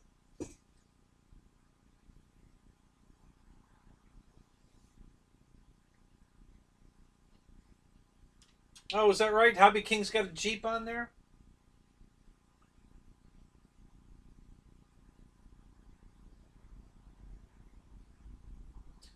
So a long time ago, now we're talking probably 15 years ago, I bought a couple of Jeeps from Radio Shack. I still have them. They're awesome. It's a smaller Jeep. They're not They're not 8th scale. They're probably closer to 12th scale. Um, you know, pretty rugged plastic. Had a 2-speed gearbox in it, and you could you could put it in low rate, low gear, and it'll crawl over anything. I mean, literally anything. Or you could put it in high speed, and it's pretty fast. Not RC quality. Like the trucks from Armor or any of that fast, but it's not super pokey. It runs pretty good, and I gotta tell you, that thing is a ton of fun. I put pillows in the living room, and it'll crawl right over it. Literally, it just you run it up in low gear, you run it up against the pillow, and you just start throttling. It just climbs right over it. It's amazing to watch. It looks like a tank. Hey, Photon, what's up?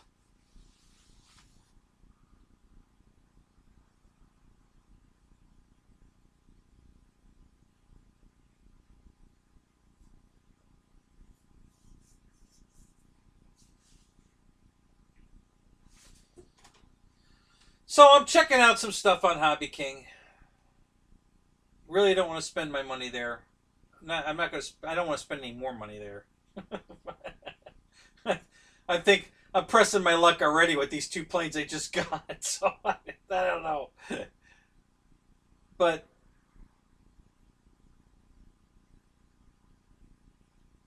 when I got planes on sale as cheap as they do, it's hard to pass it up. I have to refrain myself. Yeah, if the MiG's on sale for 2 something, that's not bad. Plug and play. Wow. What did it say? 270? Yeah, that's a pretty good deal.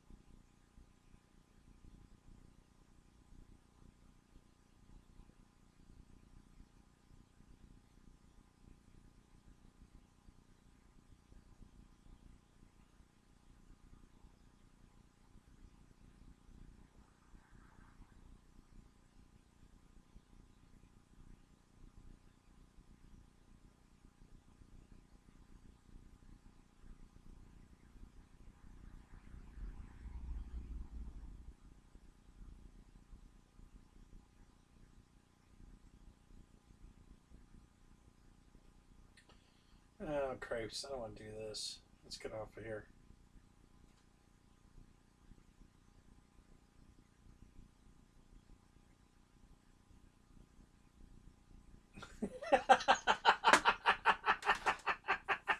Oh, geez, Mr. Wonderful is here.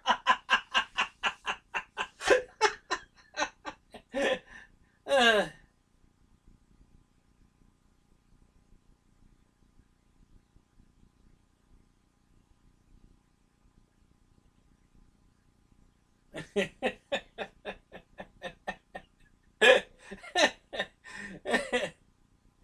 if I had a nickel for every time Photon told me to zip it.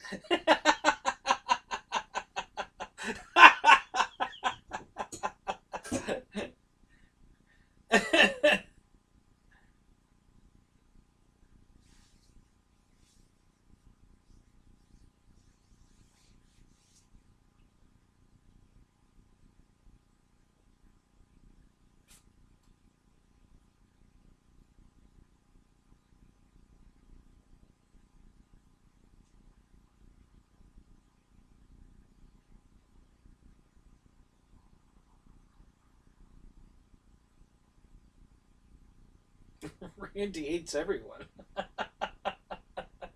He loves Ricky.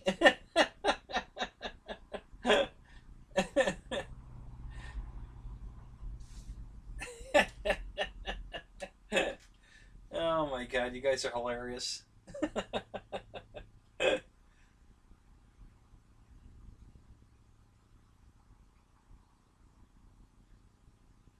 Okay, so totally off topic. Um, the new hangar. I've got it all laid out on the ground outside here, and I have.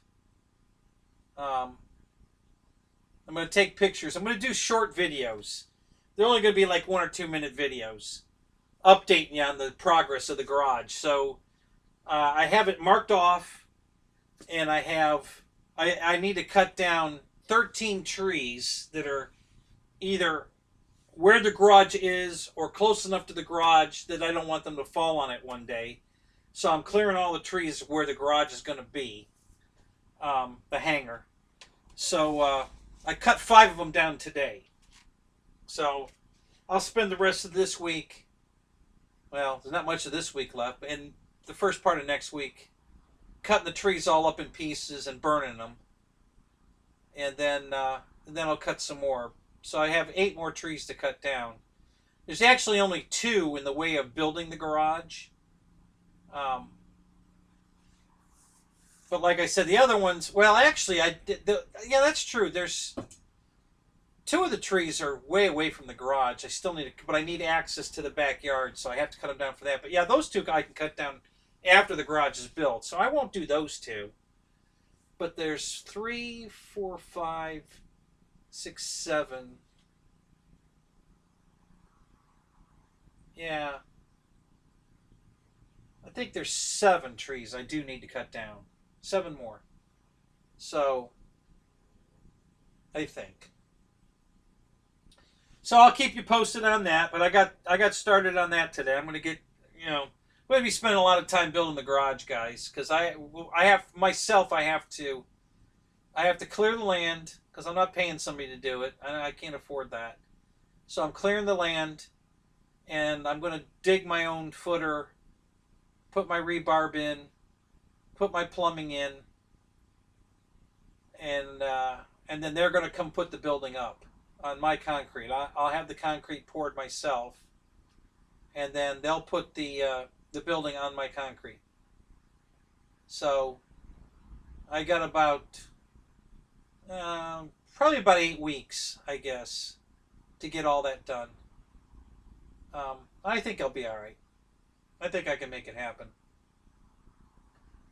So I got started today. Basically, I had it laid out a different way, and I changed my mind. Um, I just decided that um, where I was trying to push it back on the back of the property more. So I turned the building sideways. So the entrance door was going to be on the side of the building, on the side of the property, like facing the house instead of facing the road. And I decided that was a bad idea for curb appeal.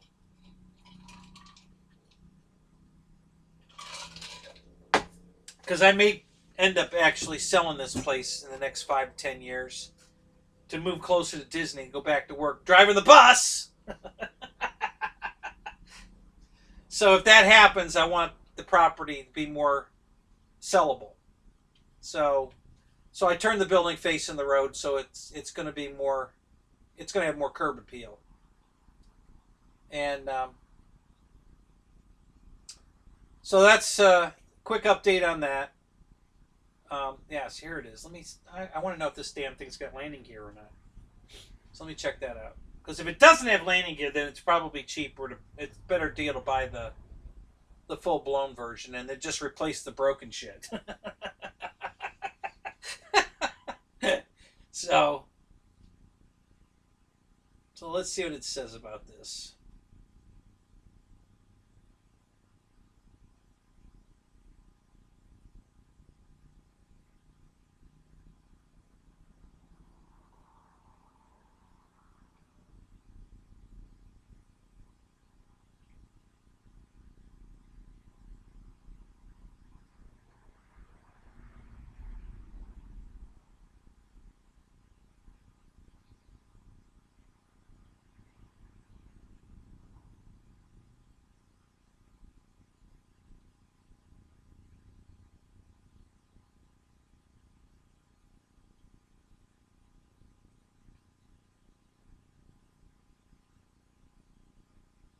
No, I think it comes with the gear. ESC battery, servos, motor. Well, let's see what the accessories are. Yeah, radios and stuff. Yeah, so I think this comes with the landing gear, the uh, the kit version.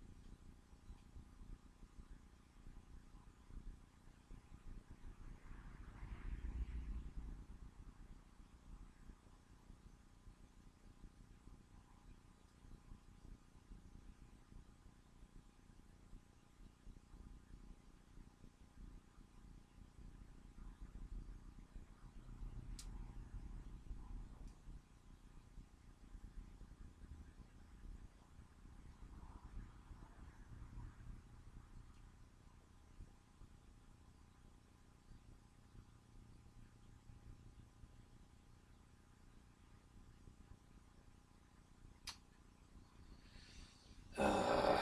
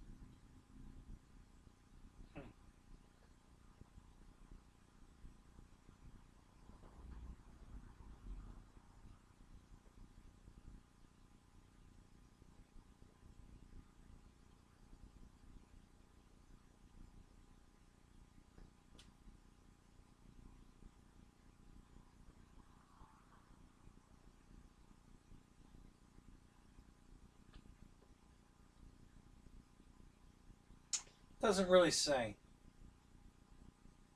Huh. Oh well.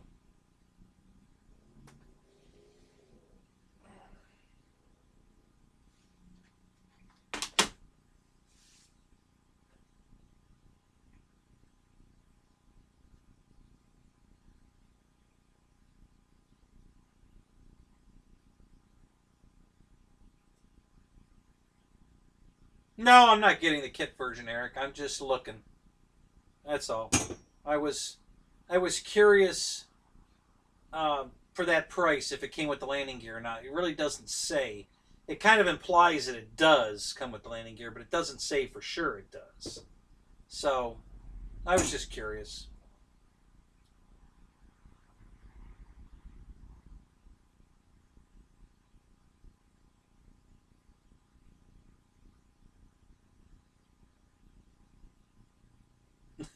That's me, Bill. That's a little picture of me. I put that there. There's a guy that copied all my videos and put them on his. He started his own web channel on YouTube and copied all my stuff. Not all of them, but he took about 30 of my videos and put them on his channel. Started a channel. I lost probably 500 views, 3 to 500 views. I didn't count them all, but it was a bunch. And um,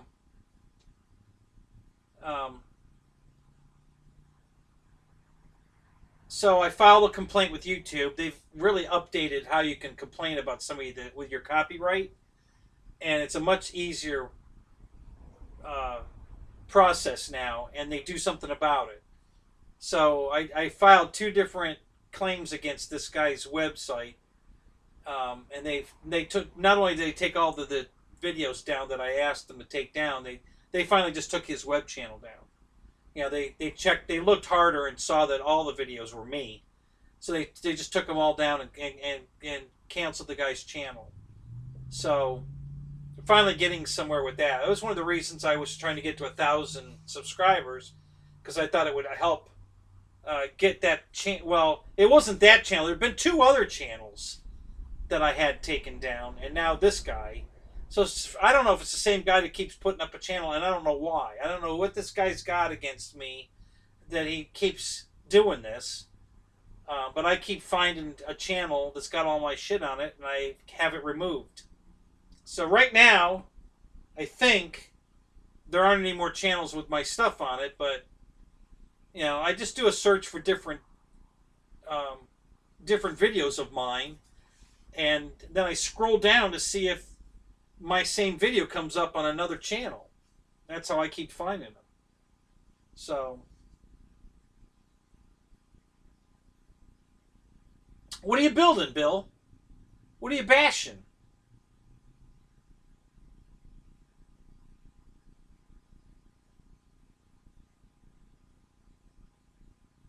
You're a jarhead? No, we didn't know that.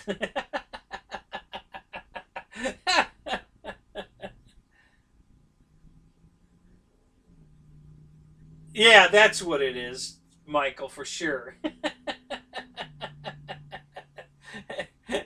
And don't call me Jenny.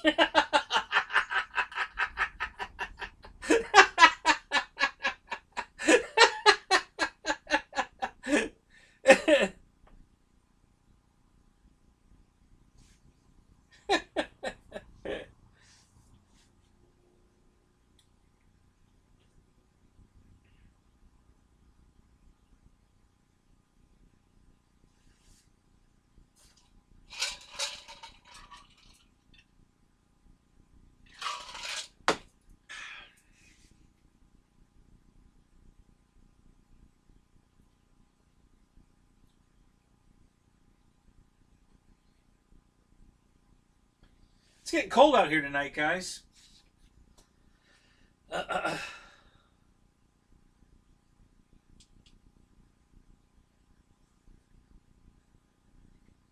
The Waco biplane. Okay, who's Waco? Where'd you get it? You said it's a balsa kit.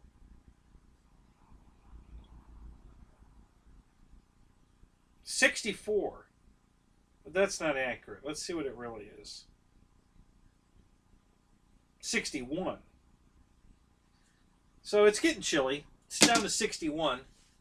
I ain't gonna get frostbite yet. We're alright, but yeah, we got a cold front coming through, which is good though. Killed the wind, and yeah, I could either go flying tomorrow or I could cut down trees tomorrow. Well, I don't need to cut any more down. I got to cut them up. I got to cut them up and burn them. So, I don't know. We'll have to give it some thought. I know it doesn't show up on camera, but this thing got... I had a thing in the back of my car that was very unstable, but it worked. It was very lightweight, easy to put in the car, to make a shelf to put a second set of airplanes in the car. So I put this on the bottom of the back of the wagon, and then I put this shelf on top of this, and these stuck up through the shelf. So the shelf went around these, and then it stopped about right here, and then went across the top, and then I could put 2 more airplanes on top of this. And I went and bought soda the other night at Publix, and I had them stacked in the back, not on the shelf, but behind the shelf. And then some jackass pulled out in front of me, and I had to slam on the brakes, and the sodas moved forward and fell into the shelf, which shoved the shelf into the back, the verticals. And so now I got 2 big gashes on the verticals here I got to fix. Because it shoved the shelf into it. And then what happened was the legs also, because they were just styrofoam legs, and I really didn't like that idea, and I fixed that. I'm not doing that anymore. broke, and the shelf collapsed on top of the canopy. And didn't think it was heavy enough to do any real damage, but it did. It crushed the canopy a little bit. So I got in and I started farting with it, and I popped it back out. It was how it, like a soda can, when you crush it, it pops in, but if you fool around with it, you can pop it back out. So I popped it back out, but it left some creases. So I took the canopy off at the field and I put it out and I let it sit in the sun for about 20 minutes to heat that canopy back up, and it went right back to perfect. All the little crinkle lines and everything from it being flexed disappeared, and it's back exactly perfect. So that was good. I was happy about that.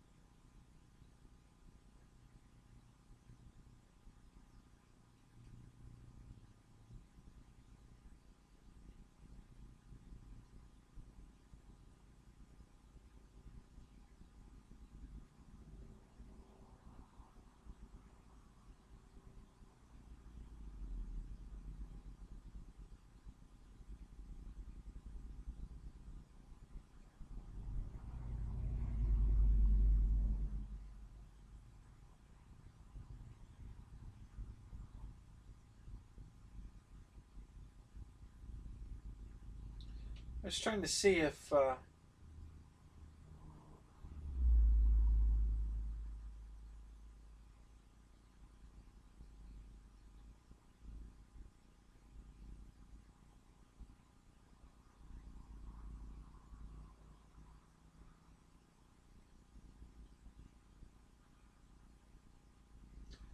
Paul, who are you talking about? I don't know who you're talking about. Now you said now you know who I'm talking. I don't know who you're talking. Who are you talking about?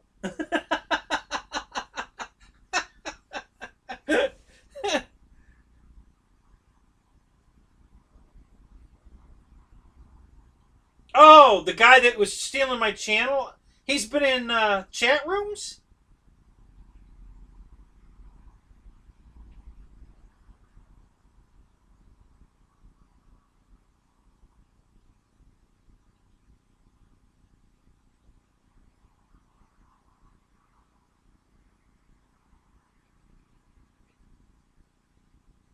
What's the name of the guy, Paul? Do you know? Do you remember who he is?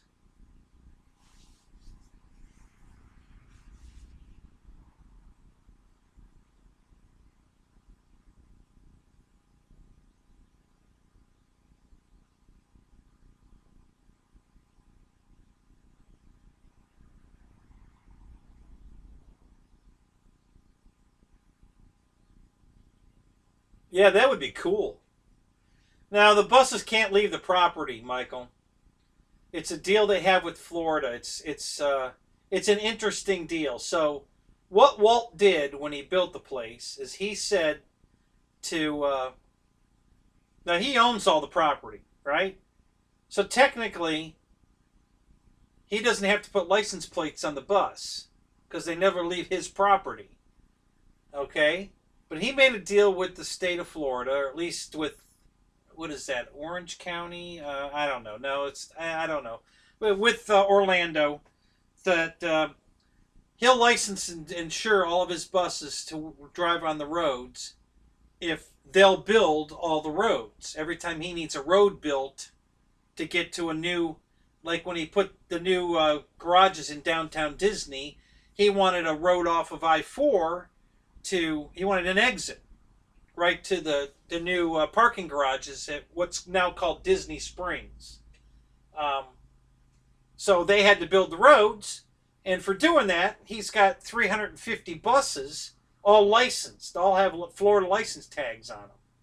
So, so that's the deal he made with the county. They build the roads, he licenses the buses, but the buses can't leave the property. Uh, Broward County, yeah.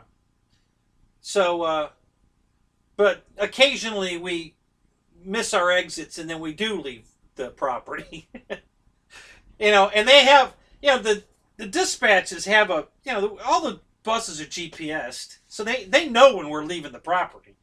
So you have to call in and tell them, hey, bus 37, whatever, uh, leaving property, uh, making what are they recovery route, and then usually the dispatcher gets back on the line. And, so where did you think you were going? Oh, I thought I'd go over to the airport and watch some planes take off and land, or we usually have fun with it, but um, it happens quite often. You get distracted, you know. A guest on the bus asks you a question or something, and you start talking to them about whatever they're asking you, and then the next thing you know, oh crap, that was my exit, and now the next exit's off property. So when that happens, you have to call in and tell them, that you're leaving the property. They know, they can see it. A big, a green dot turns red on their screen as it's leaving property. It's not hard to see the red dot, and then somebody's bus, a bus is leaving property. Yeah, so that's the deal they made, and but yeah, we're not allowed to leave the property. So and several guys have done it, man, on purpose. Like they are going to the airport, you know. Probably, I think one guy got a $200. Listen, here's $200 if you'll take me straight to the airport, and he did it. Of course, he got fired. Um, you're only gonna, you don't get in any trouble as long as you take the escape route and get right back on property. But if you don't take the escape route and keep going, well then you're screwed. So, that's the way that works. But it happens. I did it several times my first year there. I probably went off property probably 6 times in the year, the first year. I don't think I went off at all in the second year. Maybe once. Like I said, sometimes you get distracted. But yeah, the first year I went off property a couple of times, a few times. It's easy to do, you're driving along like a robot, and the next thing you know, oh crap, that was my exit. you know, and it's not like you can just take a sports car through the grass and jump on that exit road, and it's a big 40-foot bus, with guests on it. So, and then you have to explain to the guests, I'm sorry, folks, we're making a detour here, uh, you know, the reason you have to tell them is because guests will call, customers, customer service and say, hey, um, we were late to our dinner, or we were late to a show, or whatever, because your bus driver went off property. And then they have, they want to know that. 'Cause the second thing he asks me after why I'm leaving the property is how many people are on the bus, because they want to know how many calls they're going to get, or how many potential calls they're going to get for, some kind of a gift card, or a, you know, so that they, because people take that, they have that a lot. No, Ryan, I never do, because I can't control the air conditioning on the bus.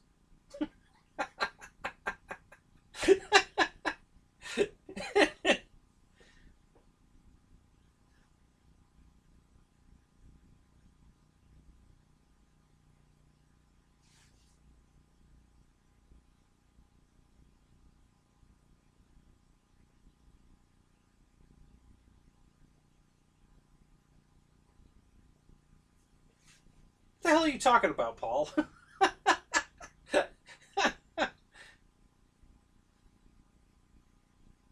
Yeah, right turn, Clyde. Exactly. We've used that one several times. Um, but yeah, people call up all the time complaining to get free, free room, free meals, free, all kinds of free stuff. So yeah, they just so you have to explain why you missed the exit, which really they don't care. They know why. It happens. And then they need to know how many people are on the bus, so they know how many potential uh, freebies they're going to have to give away. If there's nobody on the bus, no big deal. They don't worry about it at all. And usually when I go off, off property, I have like 5 people on the bus. It's never a full loaded bus. I've never done that. It's always when there's nobody on the bus or just a few people on the bus. Yeah, free midgets. Yep, they call up and want free midget strippers. Yeah.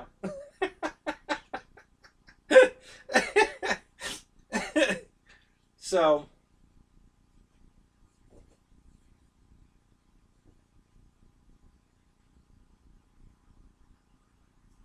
I highly recommend, guys, if you ever get to the point where you want a career change and you want to move to Florida, go work at Disney. You know, either driving the bus or whatever. Not next year. Every job is minimum wage is $15 an hour, so you can come to Disney and do whatever the hell you want. And it's a great place to work. I got to tell you. With all the free passes into the park every day, any day, whatever, and it's not a hard job. It really isn't. Um, so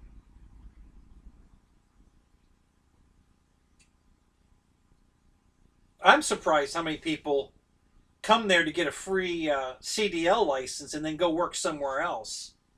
You know, First question the recruiter asked me when I sat down with him, he says, "So why do you want to work for Disney?" And my reply was, "Who doesn't want to work for Disney?" And he laughed.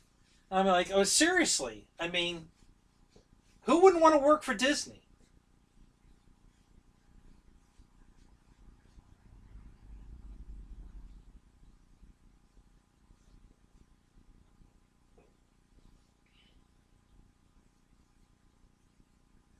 Wow. Okay. So who is this guy, and why the hell is he grabbing my channel all the time? How did you know it was him? By the way, were you on his website and saw all my videos on it? Is that how you figured it out? That's interesting.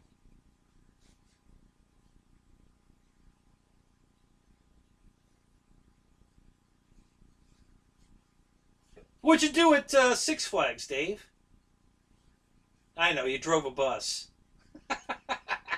because the buses are always running and they're chilly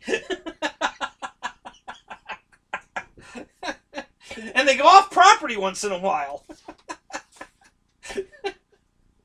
Okay, what else are you guys gonna come up with? I'm missing one. What's the one I'm missing?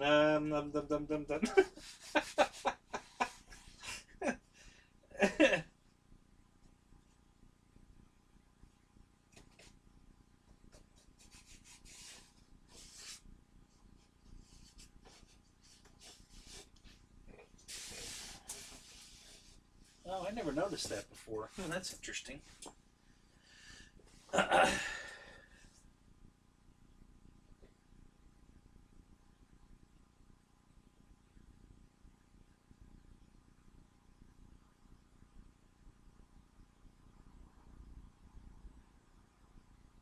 Stinger, it just honestly it doesn't matter.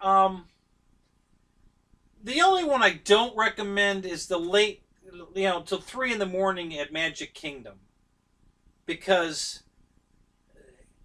people are grumpy, they're tired, they're crabby. The kids are either crying or, it kind of sucks working that late at Magic Kingdom. Um,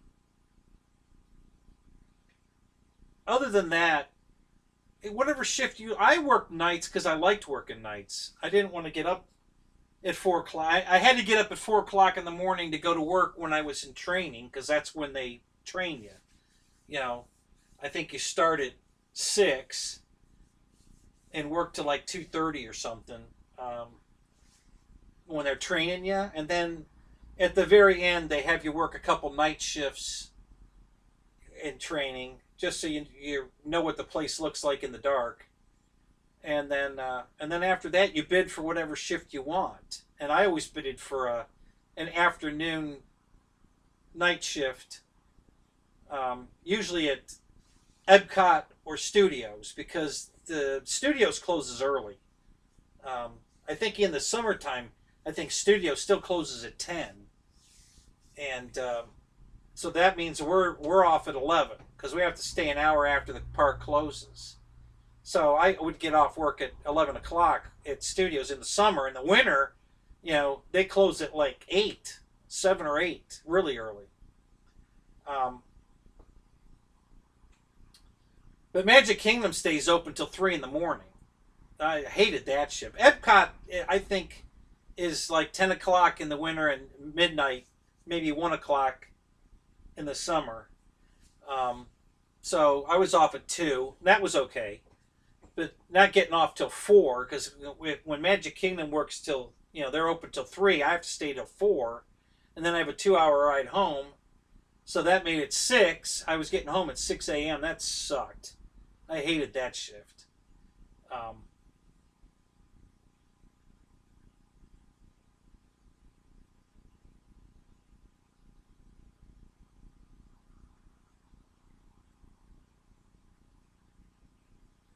wow, Dave, that's cool.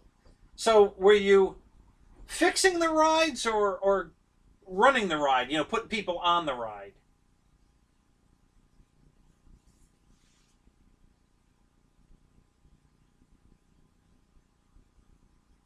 Oh, there you go. See, you got the. Hey, I need to take a ride. I got to make sure it's safe for all you guests. So I'll. Yeah. That's freaking awesome, Dave. Not a bad gig, huh?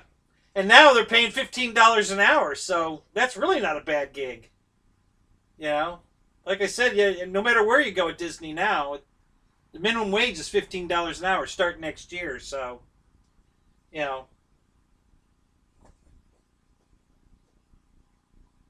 I can't think of.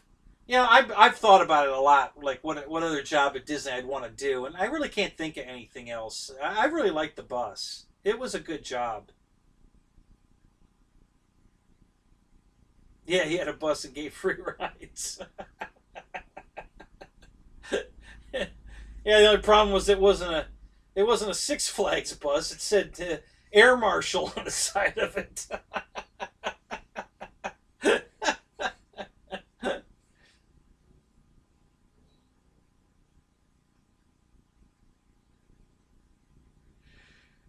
Yeah, we had the trams too. I definitely don't want to drive a tram. That's just horrible. That's a horrible job. The tram job sucks. Um, yeah, they have trams that take you out to the parking lot. Mostly, well, no, actually, yeah, they have trams at all the parks. I was thinking they didn't have any at Animal Kingdom, but yeah, they do. I know they have them at Studios. They definitely have them at Epcot, and Christ, they got shitloads of them at Magic Kingdom. So yeah, they have trams at all the parks. That's a job I wouldn't want. I almost thought I wanted to do the monorail job, but I decided I didn't want to do that one either. At that time, anyway, it didn't pay shit. I mean, the bus driver job was the highest paid job there. Now they're all going to be the same, but when I started Disney, almost every job was $7 or $8 except the bus driver job. It was 12 and a half. So I picked the bus driver job because it paid the most. I didn't know I was going to love it. I really did love it. It was a fun job.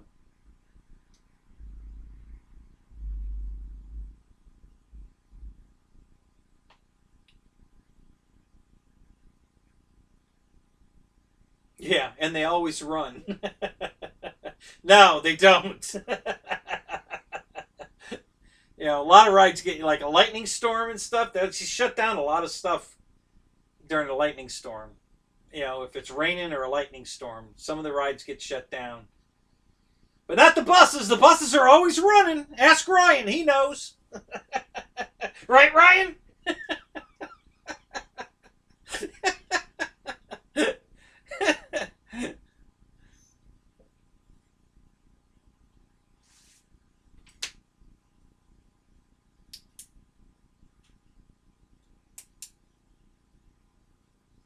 Can't remember who told me that. It was it the recruiter or one of the guys at orientation who sold me on the bus idea. I mean, I'd already picked buses, but then he told me why it was a good choice. And that's what he told me. Because you could come to work if you're on a ride or something and they shut it down because of the weather, they could tell you to go home. And after driving 2 hours over there, I sure as hell don't want to turn around and drive 2 hours home and not make any money. So yeah, that made me feel really good about my choice. Yeah, we all know now. Everybody.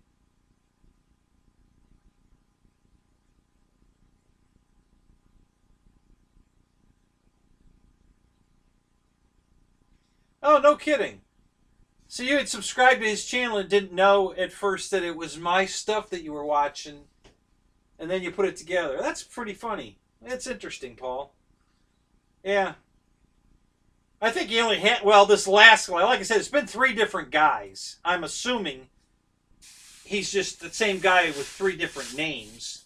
And I keep shutting him down because I have the stuff removed. But um, this last guy, the name, only had 2 subscribers.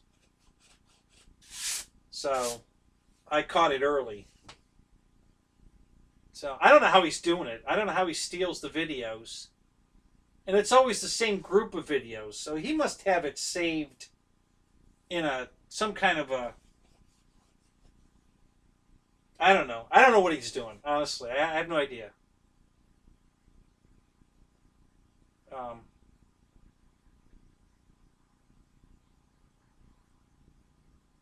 have you dealt with this, Ryan? Have you had guys steal your videos and put them up?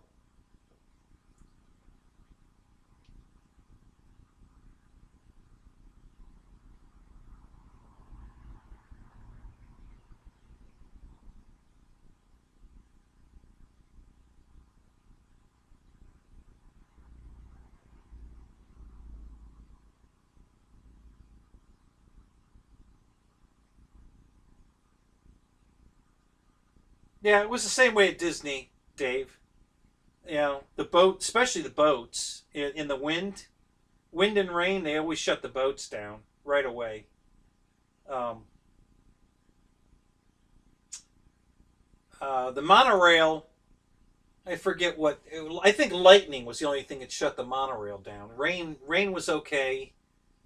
I don't know. They probably wind over a certain mile an hour. I don't know what. It was pretty high though. Um, you stole Ryan's Havoc video. So did you get it taken care of, Ryan? Did you get him to delete them for copyright?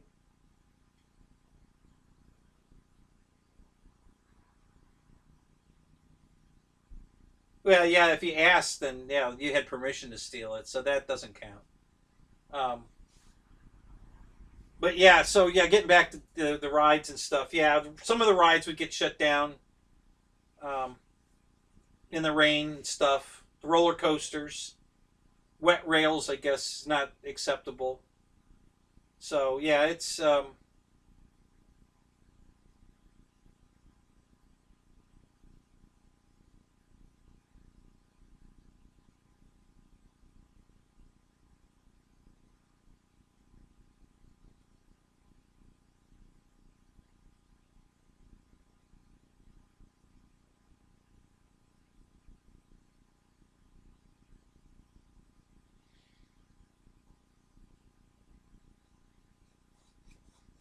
oh, you tried at Disney? Oh, believe me, they Listen, when I went to work for Allstate as an insurance adjuster, they did a background check on me, and they went all the way to the FBI and everything. You know, and it was the most intense background check I'd ever had up until Disney.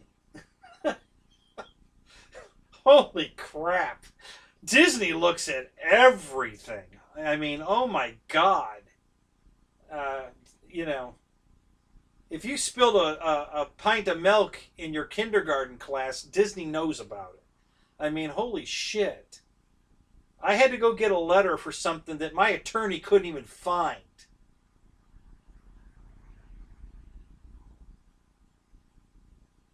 What did they no? Because the tens of subs, no SEO game piss poor channel, which wouldn't have gotten anywhere. I reported and moved on.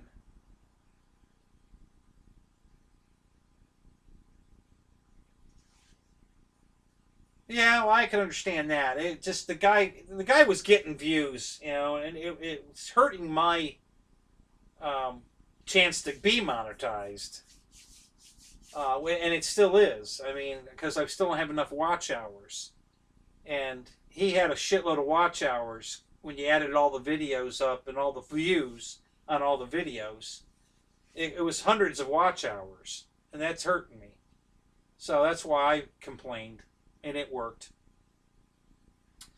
But yeah, Disney did a background check. I had gotten a trespassing charge way back in like 80,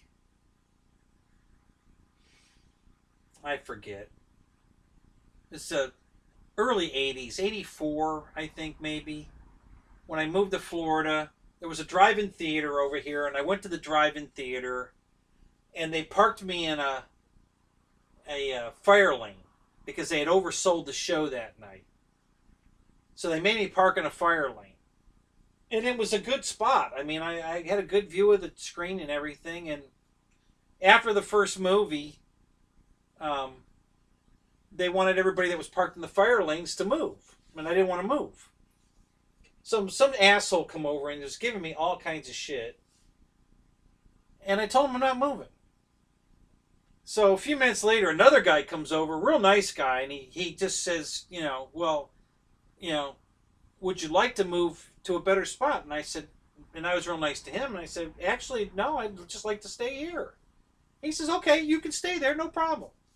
So I, okay. So I thought we were done. Right? The movie starts, we're sitting there watching the movie. Next thing I know, a police car pulls in. Guy tells me I either move my car or he take me to jail. And I happen to know a guy that works at the jail, and I thought, well, this will be fun. So I told him to take me to jail, so he did. You know, note to self, note to you guys, don't ever tell a cop to take you to jail, because he will. So, and he was really pissed. He was a nice guy. We're friends now, but he was a really nice guy. He was so pissed off that he couldn't intimidate me. I mean, I'm laughing at him, and he just didn't like it. Because he's getting all, all tough guy with me and shit, and I'm just laughing at him. And when I told him to take me to jail, and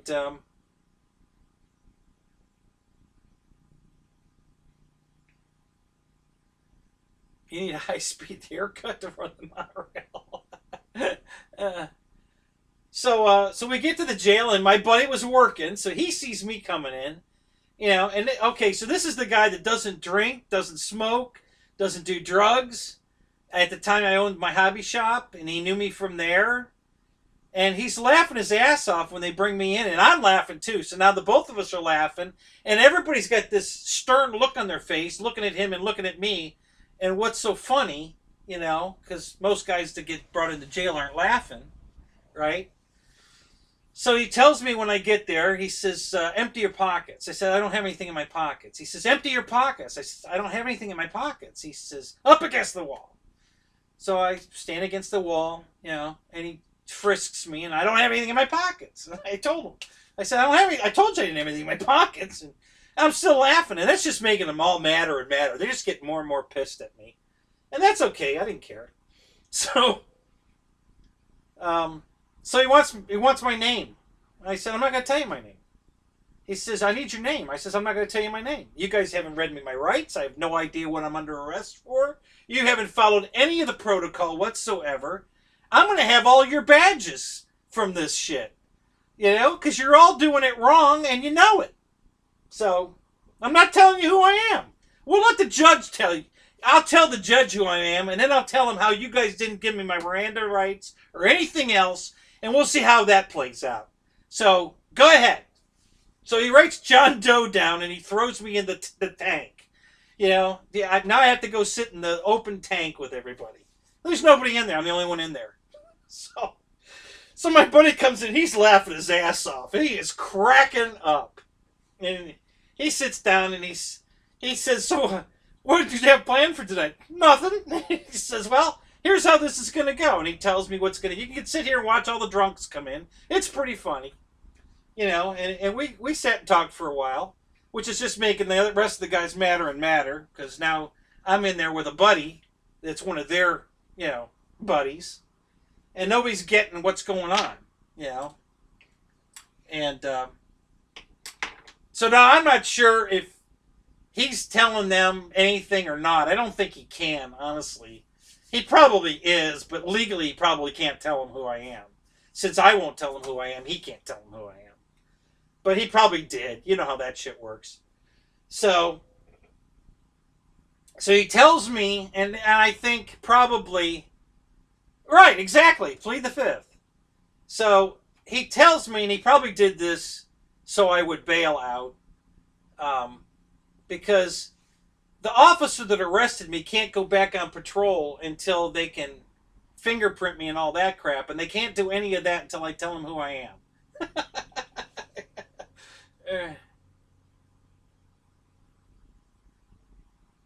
Right, exactly, Raven Rock. But I was under arrest. They took me to jail.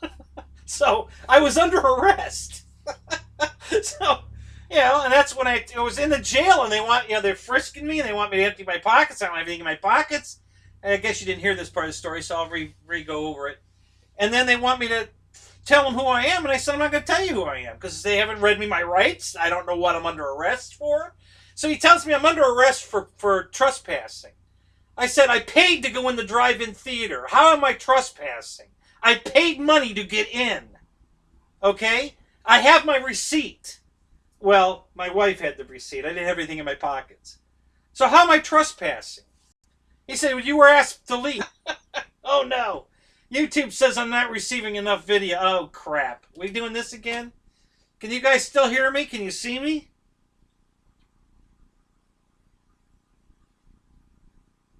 I've only had 0.2% dropped frames. Really? 0.2%. And you're going to give me the error message? Oh, crap. Somebody say anything. I just want to see if the chat's still working. You can just type the word anything. That'll work.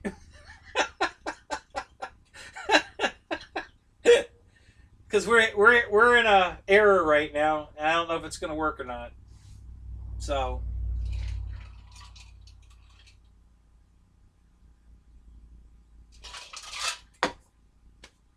I don't want to keep telling my story if you guys aren't hearing. Okay, I think we're back.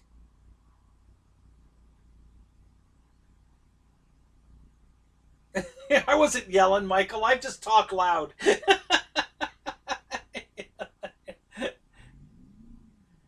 Oh, I look like Matt's head remember for a second. God, I remember that. That's old. Holy crap, that's an old show. Holy shit. Damn.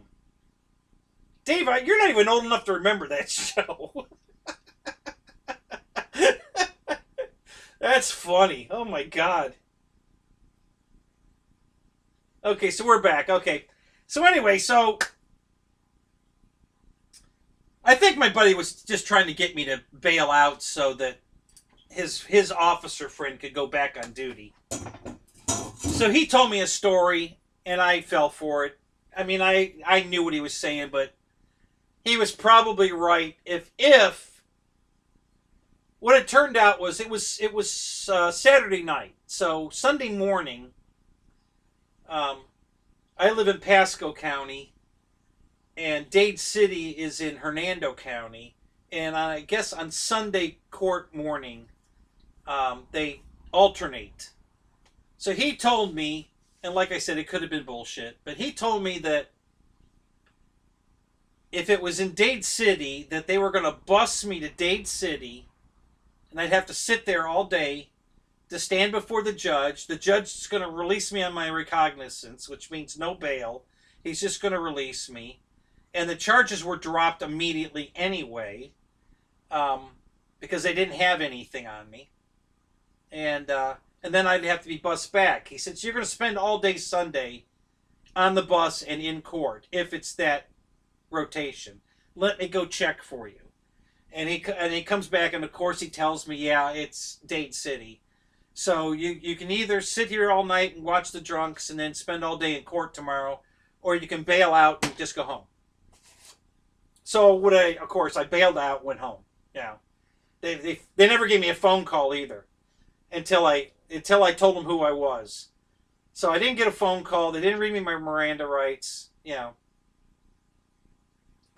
So after I told him who I was, the arresting officer's name's Mike. He come in and apologized. He said, "Listen, I'm sorry. I'm just doing my job." Hey, no problem. I know you're just doing your job. It's cool. Um, I'm just telling you what really happened, and that's what's going to come out in court. And he goes, yeah, I hope you're not going to do that, because I really don't want to have to be the arresting officer standing before the judge why I arrested you. And I said, no, I'm not going to. It's cool. And we're still friends today. So it wasn't a big deal at the time. It was funny, So yeah, my wife came up and bailed me out, and we went home. She was hysterical. Oh my God, oh my God, you've been in prison and all of that. No, it wasn't like, after I told him who I was sitting in the lobby the rest of the night until she got there. As soon as I told them who I was, they took me out of the tank and let me sit in the lobby like a regular guest, like somebody waiting to take somebody home. I wasn't under arrest any longer, So anyway, that was my funny little story. That's the only time I've ever been arrested. It was a pretty fun night, actually. It was funny. My buddy Phil was there. That was hilarious. Because when he saw me come in, he just started laughing hysterically, and so did I. So now we're looking. I'm in cuffs. They put me in cuffs in the back of the car. So I'm in handcuffs, and I'm walking in, and he sees me, and I see him, and we both start cracking up. I mean, we're laughing hysterically, and everybody is like, what the hell? So, because he knew what kind of trouble I could be in. Nothing. So it was pretty funny. I'll never forget that one. So that was something on my bucket list. Have you ever been arrested? Yeah, I have. So, getting back to Disney. So anyway, Disney found that when they did my background check. They found that night that I was arrested for trespassing. And they told me I had to go get a letter from them saying that it was cleared and it was nothing. So I called my attorney and asked him, can you get me this letter? He looked it up. He says, I can't even find it in your record. He says, there's no record of this. I said, what do you mean there's no? He says, listen, I'm an attorney. I have access to the court documents and files, and there's nothing out there to find. I said, well, Disney found it. He started laughing. He goes, I don't know how they found it. He says, I can't find it. I said, well, what do I do? He says, listen, good luck. He said, there's nothing I can do for you. I'd be happy to get the record for you and take care of it, but it's not there. There's nothing there. So I called Disney. I said, okay, I just talked to my attorney, and he tells me that there is no record. Where did you find this? How did you find this? And they said, well, we called the Dade City records. And I'm like, okay. I said, and they have a record of it? And they said, yeah, that's where we found it. Okay, so I called Dade City. Sure enough, they have a record of it. It was dismissed that very night. And so I said, well, can I come up and get a copy of it? And they said, sure. Do you want a certified copy or a regular copy? And I said, well, what's the difference? just one stamped and the other one isn't. I said, how much is the certified copy? And it was like $2.75. I said, well, give me the certified copy. You know. So, and I had a nice. I told her the story while I was there, while she was getting all this stuff up on the computer. She didn't. She gave me the certified copy, didn't charge me for it. She thought it was pretty funny. So I got my certified letter, took it back to Disney, and they hired me. that was going to hold up me being hired. That's that stupid little, fun I had at the drive-in one night. And I don't know how they found it, because my attorney couldn't find it. So yeah, a thorough background check is Disney. Yeah, if you got anything on your record, they'll know about it. So you better make sure everything is spotless before you apply for a job at Disney. Oh my god, that was hilarious.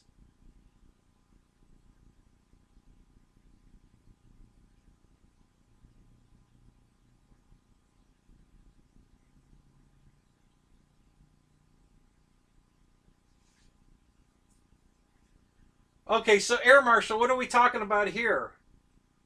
A Venezuela warship sinks trying to ram a cruise ship? Really? Why were they trying to ram a cruise ship? Holy crap, that sounds hilarious.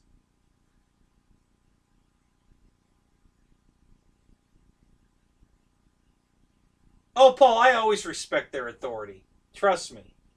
When I go to court, and I've gotten out of so many tickets because I respect their authority, I go in a three-piece suit when I go into court. They always think I'm an attorney. You know, when they call me up, I walk up there and they say, who are you representing? Myself? And they say, you're Kenneth Caniff? I said, yes. Oh, we thought you were his attorney. I said, no. I'm me. So it's yes, sir, no, sir, yes, your honor, no, your honor. Total respect, okay? And because I am, I get out of almost every ticket I've ever had. Um, but that night, they weren't respecting me. Okay, they were just treating me like trash, and I just played along because they were treating me like shit. They didn't read me my rights. The guy, first thing Mike does is starts throwing me around on the hood of his car, and I said, "Hey, I'm not resisting you. This is not necessary. Knock it off." And he did. Um, but he's just they. I took all their power away. Their intimidation and their whole authority crap. They weren't respecting me, so I wasn't respecting them, and I took away all their power, and they didn't like it. So, I can play hardball with the best of them. If an officer's respecting me, he has my total respect. And I've written many letters. I get pulled over a lot. I got a lead foot. So I get pulled over for speeding. I get pulled over for... I didn't have a tag on my trailer. I got pulled over. I'm a cop magnet. I've got a freaking rap sheet a mile long for traffic violations. But I'm always respectful to the officer when they pull me over, and until he's not respectful to me. So, I got pulled over twice while I was in my bus uniform, and the first one was hilarious. He pulled me over because I didn't have my headlights on. Well, I did have my headlights on. I pulled out of the gas station. I didn't have my headlights on, but I pulled out of the corner of the gas station, pulled up to the traffic light. It was red, stopped, and then I turned my headlights on. So I was, I had driven on the road 20 feet, So probable cause, right? So he pulls me over. He comes up. I got the window down. I got the interior lights on, and I'm driving a police car. Oddly enough, it was a ex-police car is what I'm driving. And he walks up to the window, and he sees the bus uniform, and he thought I was law enforcement because it looks like a law enforcement officer. So he thought I was either private or from another county or whatever. And he probably recognized that I was driving an ex-police car. So he probably thought it was still an active police car. He couldn't get away from my car. It looked like I had the coronavirus. I mean, he got away from me so fast. It was like I was infected with a disease. He said, "Oh my God, I am so sorry. You carry on. I didn't know. You didn't have your headlights on, but I see you've got them on, and I'm so." And he's backing away from the car. I'm like, "Do you want to see my laces?" No, no, you're fine. Everything's good. Have a good night. I'm like, the hell just happened? That was hilarious. I couldn't believe it. Honest to God, it was like I had herpes or something. He couldn't get away from me fast enough. Just because I had my uniform on. And the second time I got pulled over, he just walked up to the car and said, "Can you at least bring it down to 70 miles an hour?" Absolutely, he's officer. Absolutely, you have my word. He says, "Have a good night." That's all he said to me, and walked away again. So, yeah, I do have the Rona. So, yeah, Eric, I've got some great stories, don't I? No, you didn't want to know if the buses ran all night, though.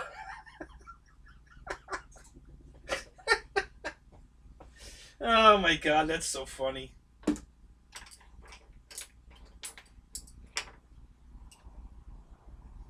Yeah, the last speeding ticket I got out of, I went to court in my suit and tie and everything, walked up to the podium.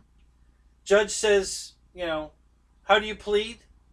And I said, "Well, is the officer here?" And because they have to be there, or they have to throw it out because they have to be able to. I have to be able to question my, my what's the legal term? Well, the arresting officer, but there's another word for it I can't think of right now. And he wasn't there, and he says, "No, he's not here. How would you like to proceed?" And I said, "Can it be dismissed?" I didn't tell him I knew it had to be dismissed. I asked him, "Your Honor, can it be dismissed?" And he smiled at me and he said, "Yes, it can." Well, wait a minute. Let me make sure he was notified. So he had to make sure that they had sent out a notice for him to appear in court, and he didn't show. And he says, "Yes, he's been notified. So, yes, it can be dismissed. Thank you very much." And he smiled at me, and he wrote dismissed and gave it to the bailiff. The bailiff signed it, handed it to me, and that was the end of that. So that's how I got in my last speeding ticket. Works every time.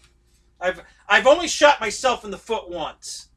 Because I did the same thing to one judge, and the judge asked me, "Well, how fast were you going?" And I told him. I was speeding. I was 3 miles an hour over the speed limit, but that's still speeding. So he reduced the ticket from 20 miles over to 3 miles over and still made me pay the ticket. So I shot myself in the foot. I should have said, I should have said, "I'll take the fifth," or I should have said, "Well, Your Honor, I don't want to say, I don't want to incriminate myself," That's what I should have said. But instead I told him how fast I was going.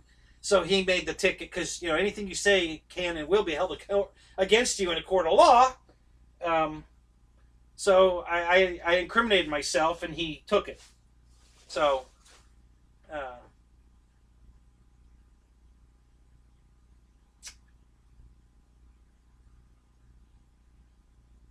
Clevert Becky? I'm not getting that one, Stinger.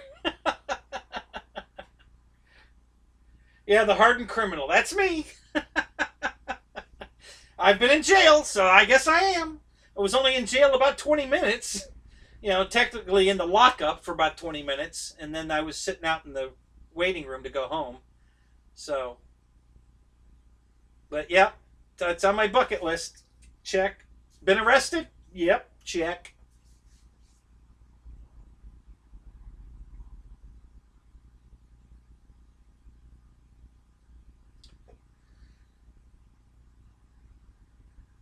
You took the Fightin' 850 P52 out today. Oh, P51.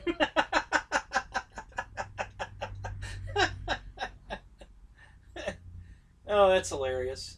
Hey, Dustin, what do you do for a living? I know you do machine work and 3D printing stuff, but what exactly do you do? I've been wanting to ask you that for a while.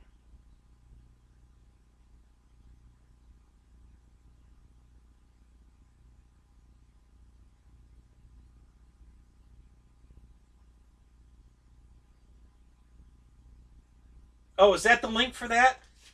All right, I'm going to save that.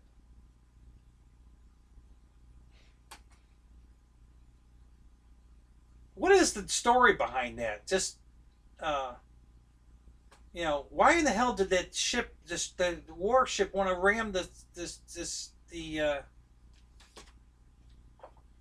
cruise ship? That doesn't even make sense. What the hell would you do that for? Yeah, I agree. I mean, okay, I got another funny story. Since you said that, I have another funny story. I got a million of them, guys. When you're 60 years old, you've done a lot in life. At least I have.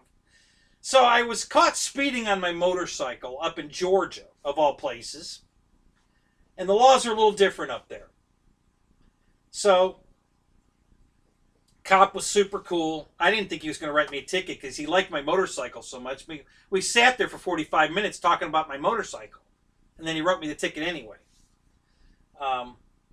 And he was cool. And I actually wrote a letter of recommendation for him and sent it to his captain.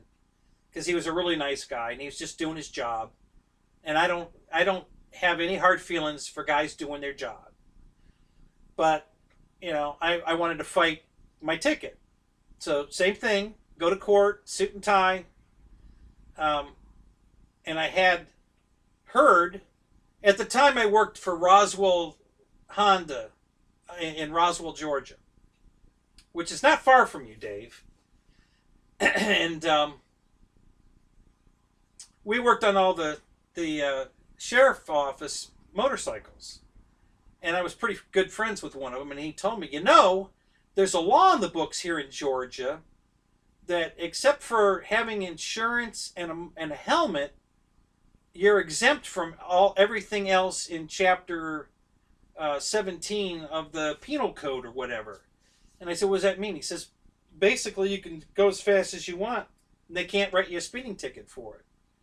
Really? He goes, yeah. He says, it's on the books. He says, so if you fight it, you can use that. I said, really? Okay. So I went to court. It was a lady judge, pretty good looking too. And so I go up to the podium, and it's a little different in Georgia. This is not the hearing. This is just a plea. And if you plead guilty, they settle it today. If you plead no contest, they settle it today. If you plead not guilty, then they set a court date. And you have to go home and come back again. So I went up to the judge and I handed her my paperwork that you want this dismissed because of the law, helmet law, and the insurance law. I said, yes, ma'am. She says, well, what about the fact that you were speeding? That's in subsection A 17A or something. I said, it's still in chapter 17, isn't it? She actually laughed. Yeah, it is. I said, okay. So you're telling me you can drive as fast as you want, and I have to dismiss it. That's what the law says, ma'am. Your Honor. I didn't say ma'am. I said, Your Honor. And she says, well, it might say that, but I'm not buying it today. And she's laughing when she says it. And I said, okay. And she says, so what do you want to do? I said, well, I guess I'll plead no contest. She actually says this to me. Why do you want to give up so easy? She actually said that to me. So I laughed. I said, well, Your Honor, I don't want to waste the court's time any more than I've already. I said, and I'm sure you'll do, you'll be fair with me. So I would just like to plead no contest and throw myself on the mercy of the court.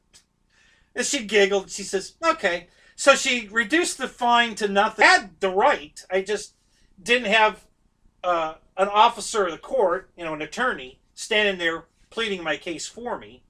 So I guess in Georgia, at least, you have to have representation to be given that privilege, I guess. I don't know. I wasn't going to fight with her, it was obviously a typo in the law, and they had fixed it, but in the book I looked it up in, it hadn't been fixed.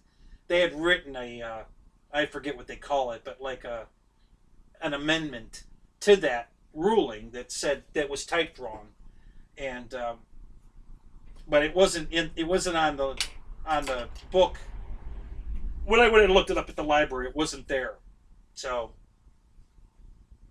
and she obviously didn't know about it either. So,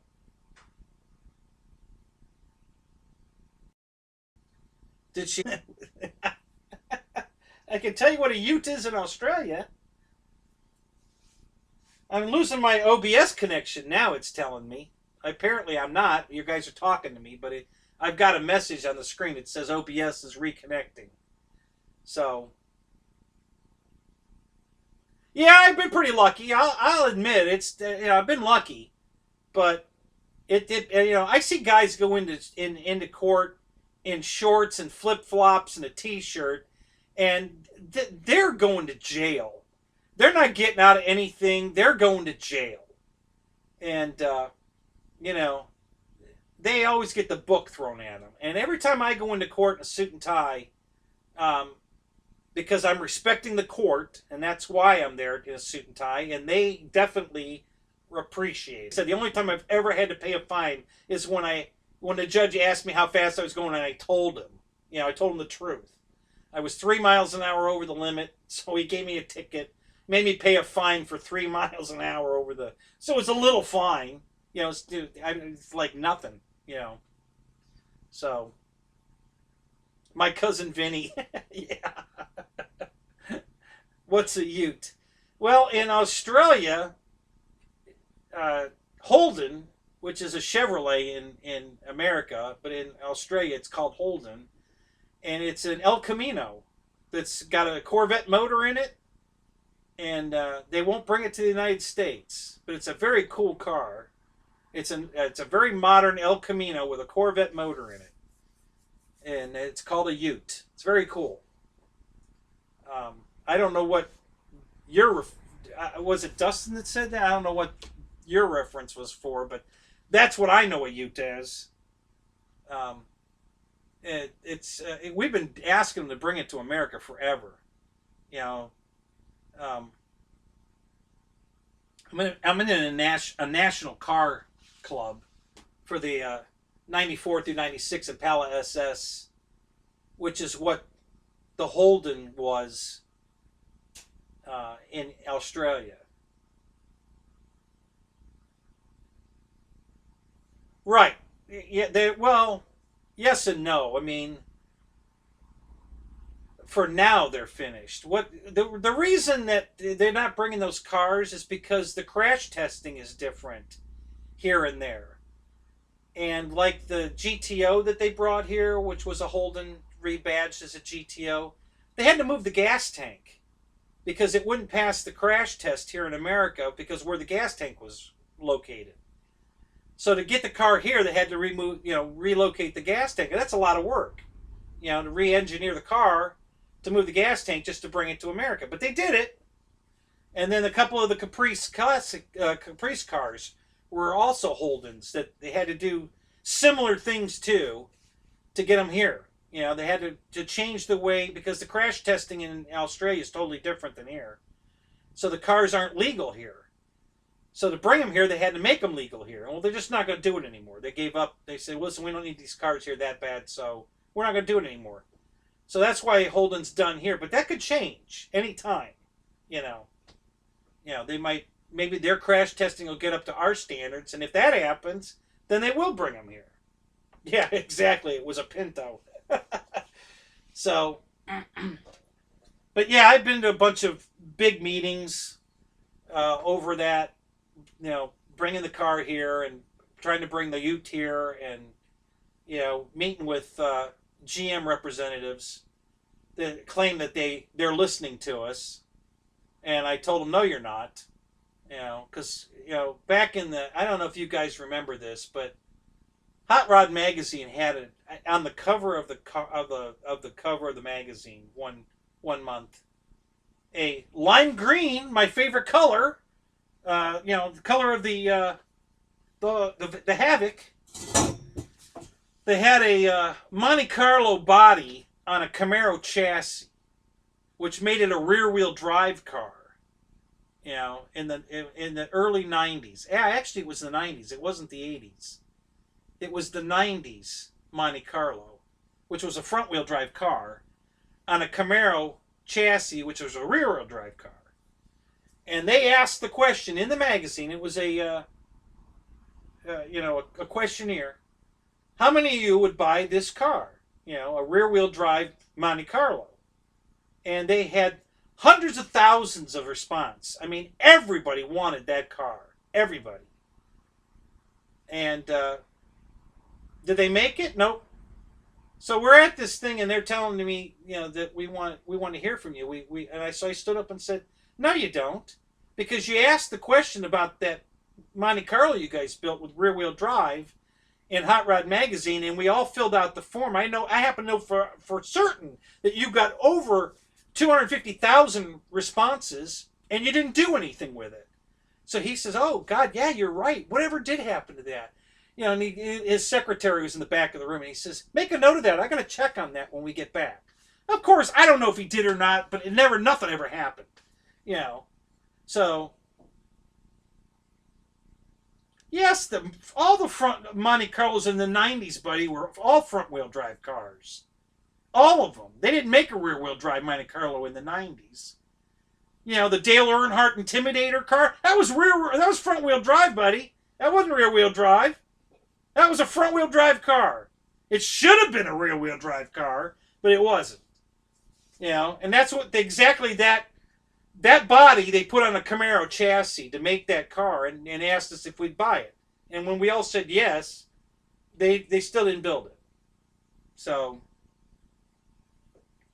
but yeah, all the Monte Carlos in the '90s were front-wheel drive. In the '80s, they were rear-wheel. I had two of them. The '80s Monte Carlos were all rear-wheel drive, but not the '90s. They were all front-wheel drive cars. Which, when they called it an SS, it pissed everybody off. Monte Carlo SS that's front-wheel drive? Who are you kidding?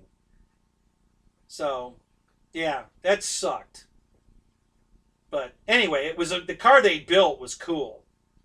The one that they put it on a Camaro chassis, it was rear-wheel drive. It was badass. It was really badass.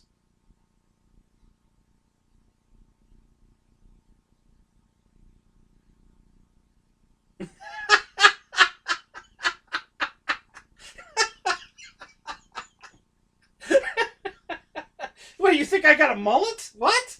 I don't have a mullet. Oh my God.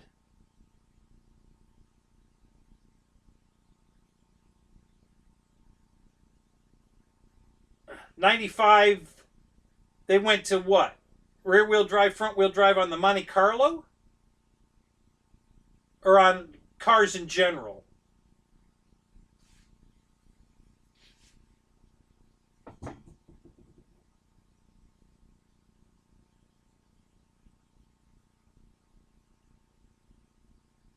Yeah, they came out with I think a Caprice and something else rear wheel drive, but not the Monte Carlo. The Monte Carlo was front wheel drive until they stopped making it, which they stopped making it in mid '90s. I think it was like '98 maybe or something.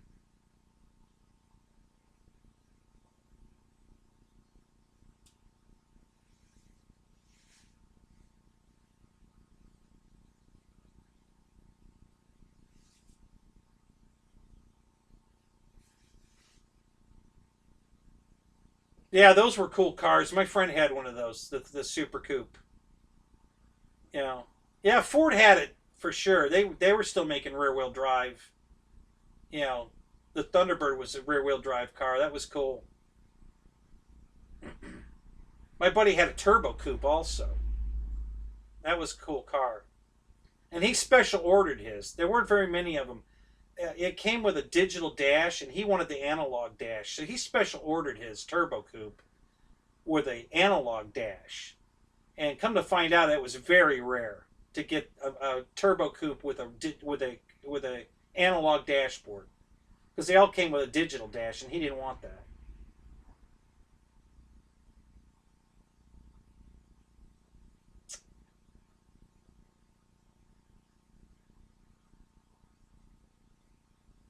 I'm trying to remember what a Monte Carlo looked like in like 90. Well, they didn't make a Monte Carlo in '94, did they?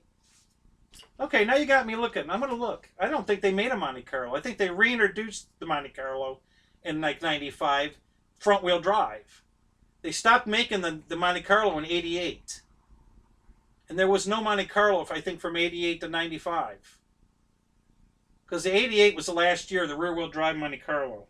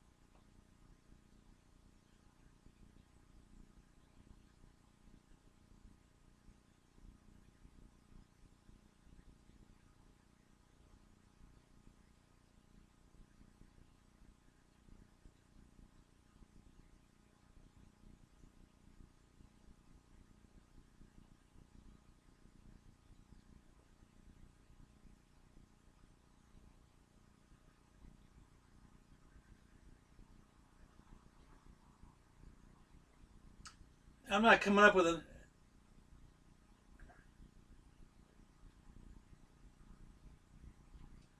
Well, there's a picture of a '94 Monte Carlo. That's a front wheel drive car. I don't know where you're getting your information. I can tell you for certain that's a front wheel drive car. The '95 4 Monte Carlo. You know, the pictures showed here. I don't. I can absolutely tell you for certain that's a front wheel drive car. Let's see what it says for a '93.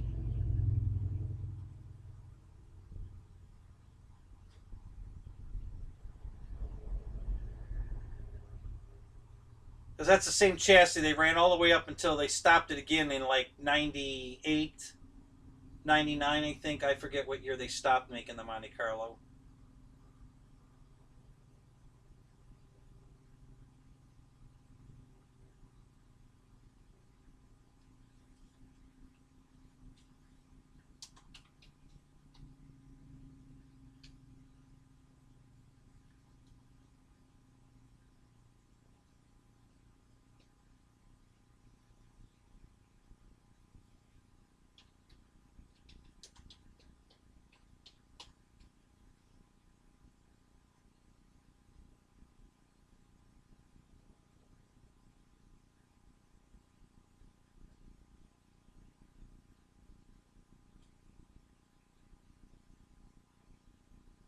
Yeah, so I looked up '93 Monte Carlo, and all I'm getting is a '94. There's no '93 Monte Carlos.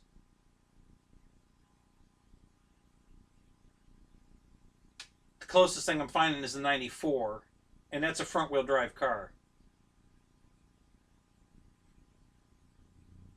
Listen, guys, I know my cars. Trust me. I'm a car guy, just almost as long as I've been an airplane guy. And I happen to be a Chevy guy. And I can tell you with certainty that after the '88 was the last year for a rear wheel drive Monte Carlo.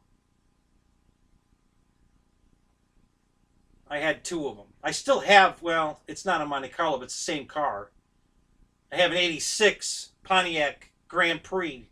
It's the special edition 2+2. It's a NASCAR. It's one of the 1,200 they made to make it legal for NASCAR.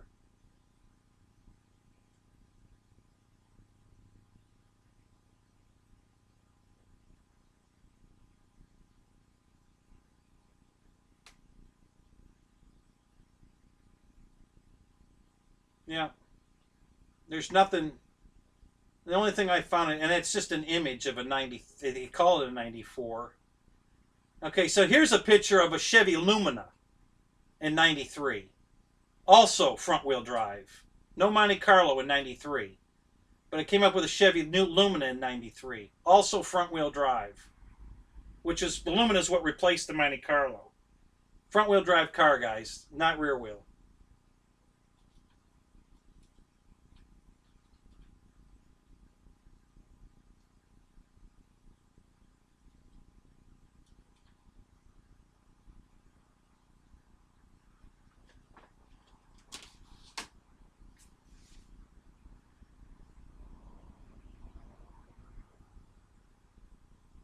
Yeah, the front wheel drive ones were for sure.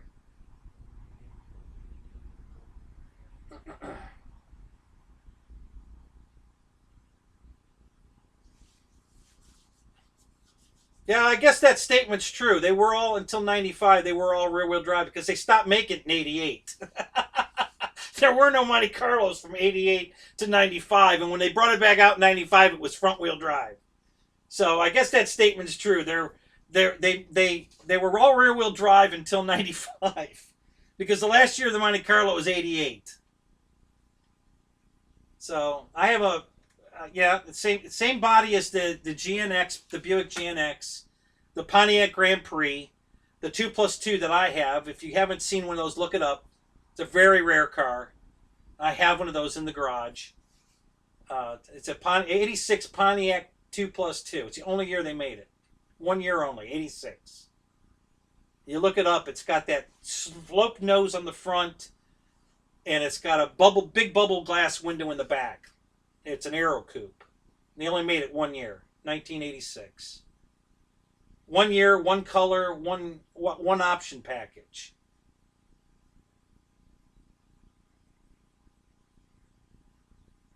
Yep, the Lumina was also a big piece of shit because it was front wheel drive. That's when everything switched to front wheel drive, and it was crap. You know, it was horrible. 80, I think, actually, I think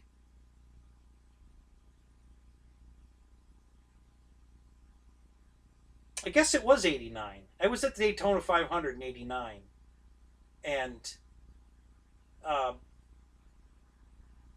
Bobby Allison won the race. And the reason I remember that is because he was driving a rear-wheel drive version of a Buick Regal, which was a front-wheel drive car in 81, in 79. And he brought it to the racetrack, front-wheel drive car, but it was rear-wheel drive to be in NASCAR. And we were all like, well, that's not a production car. How are they allowing that to run? And of course, they changed the rules. So, now as long as it looks like a stock car, they can modify it to be rear wheel drive and run it in the race. So he did, and he won the race.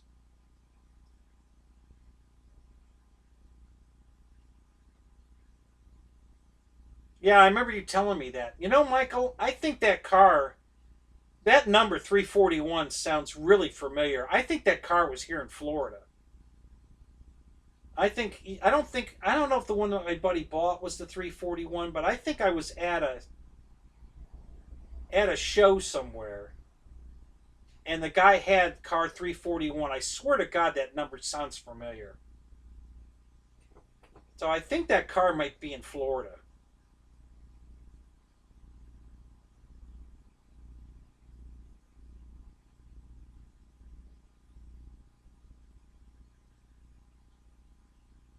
It had a better rear end in it too, Michael. The differential in the rear was totally different on the GNX. It was much stronger.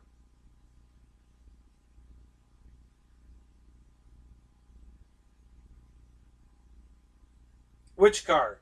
The one, yeah. If it's a V6, it's definitely front wheel drive. You know, because all the rear wheel drive Monte Carlos were V8s. Well, maybe not. Wait a minute. All the ones I saw were V8s, but there might have been a V6 version of a rear wheel drive. But yeah, the V6 Monte Carlos were front wheel drive. In the 90s, if it was before 88, there might have been I mean, I know they had small V8s in them, but there might have been a six-cylinder version of that car. I don't remember for sure. But 88 was the last year for the rear-wheel drive. Monte Carlo Grand Prix, Buick, um, and the Olds Cutlass. So there was the Olds Cutlass, the Pontiac Grand Prix, the Chevy Monte Carlo, and the Pontiac Grand Prix. In 88, those were all rear-wheel drive cars. And I'm not sure they still made all of those cars up to 88, but I know the Monte Carlo ran till 88. Um, yeah, the GNX had a big ass honking turbo on it. Yeah.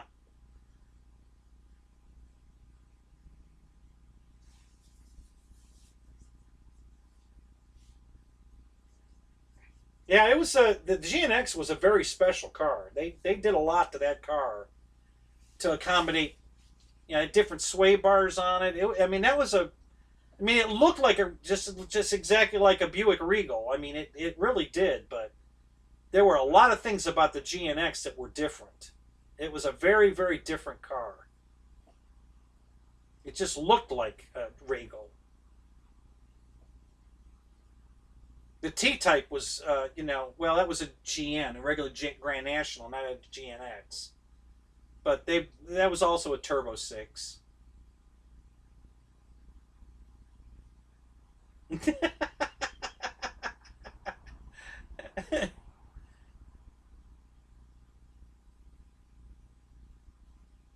You see, you went from a '98 Monte Carlo to a 1980 Pinto.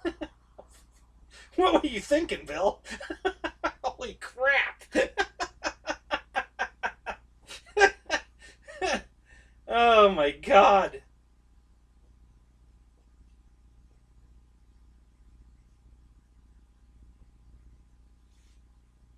Yeah, the front wheel drive Monte Carlo was a nice looking car.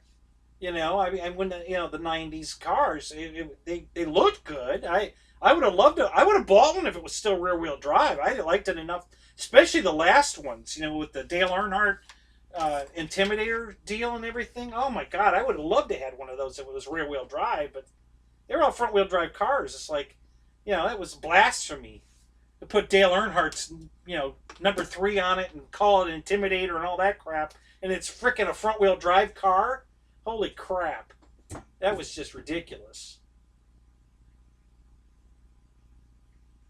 And by the way, in that at that time in 94, 5, 6, Dale Earnhardt, his wife Teresa, and Dale Jr. were all driving 94, 5, 6 Impala SS's. They love those cars. Big 4-door, rear-wheel drive, Corvette motor. Yep, they were all driving those cars for daily drivers. I bet Junior still has one. I'd bet good money that Dale Earnhardt Jr. still has an Impala SS. He collects cars. So I bet you he kept one of those. I'd bet money he collected one of those. He kept it.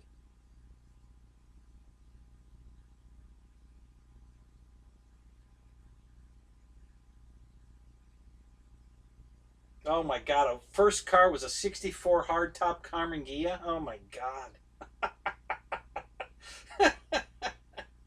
My first car was a 1970 Ford Maverick with the small 170 horsepower 6-cylinder in it. Yeah, that was a race car. And the day I bought it, I took it to the racetrack. I swear to God, I did. I took it to the. It ran a. What did it run? Like a 19. It was under 20 seconds. It was like a 1986 or something in the quarter mile. I still have the time slips. They're in a shoebox around here somewhere. Yeah, that was a. It wasn't fast, but listen, when you're um, bracket racing, it doesn't matter how fast you are. Just remember, it matters how quick your reaction time is on the light and how consistent the car runs.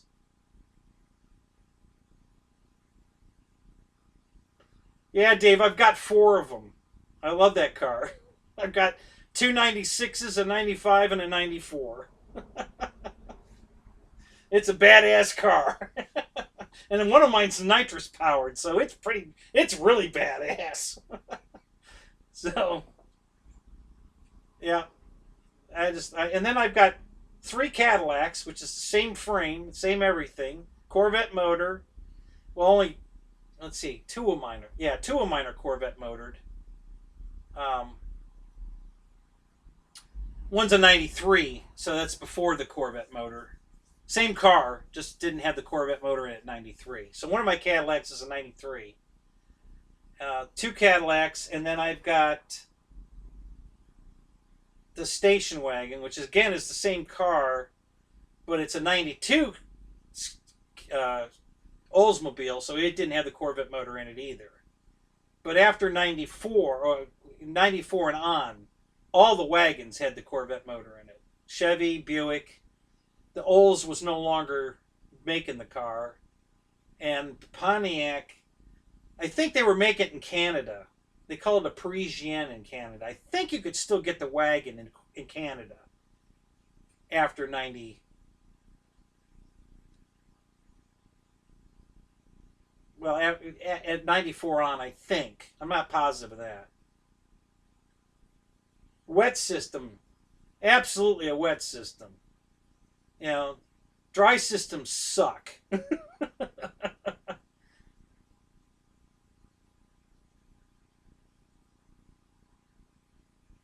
Yeah, well, not the Bonneville, because the Bonneville in here in the States was front wheel drive. Yeah, Pontiac never did the rear wheel drive, Impala, car, but they may have done it in Canada, and they call it a Parisienne up there. But the Pontiac, the Bonneville here was a front wheel drive car. Pretty big car, beautiful car. Um, nice seats. I have Bonneville seats in one of my cars, the one I autocross, because the flat leather seats that came in the Impala SS, you slide around in them too much. You're going through the cones hard on the, hard G's and your side load G's, and you're sliding all over the place. So I took the leather seats out and put cloth Bonneville seats in because they have big side bolsters, and the cloth hold you in the seat tight so you don't slide around so much. But yeah, Pontiac didn't make anything. Now the Roadmaster, the Buick Roadmaster in '94 came with the Corvette motor. Both the sedan and the wagon, the Roadmaster came with the Corvette motor in it. '94, 5, and 6. Um, all the station wagons had the Corvette motor in it from '94 on. Um, 94 and 5, the Caprice did not come with the Corvette motor unless it was a police car. In '96, it was an option. You could go to the dealership in '96 and order a Caprice with the Corvette motor in it. But before that, you could not. It has to be a police car. And then you buy them at an auction.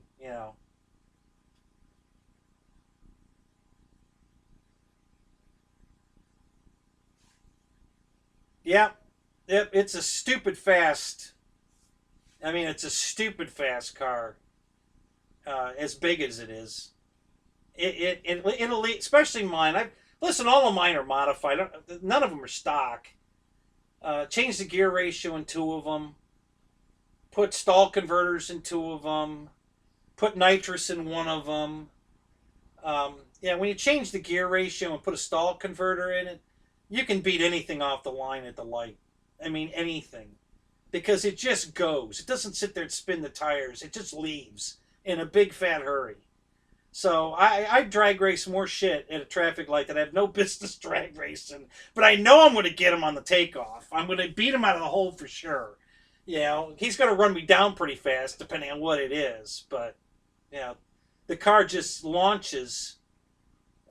And for any of you guys that know good times at a drag strip, um, my Impala on nitrous with drag slicks on it has a 158 60-foot time. That's fast, okay? I don't care what you're driving. If you can get from 60 feet in a 1.58 seconds, you are hauling ass. It actually lifts the front tire off the ground. It's only off the ground that much, but it will leave the ground. It launches so hard that the front tire leaves the ground. So, it's a badass car. That's why I have four of them. I love that car. It gets great gas mileage. It's got ice cold air conditioning, and it runs all night. It's just like the bus.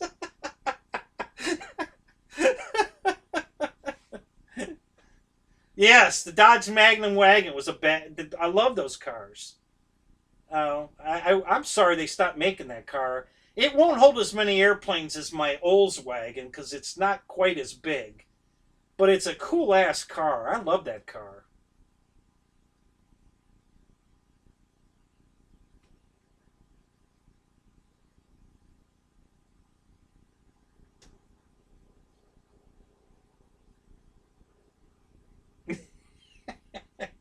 That's the biggest joke around, and everybody would rather be blown than injected.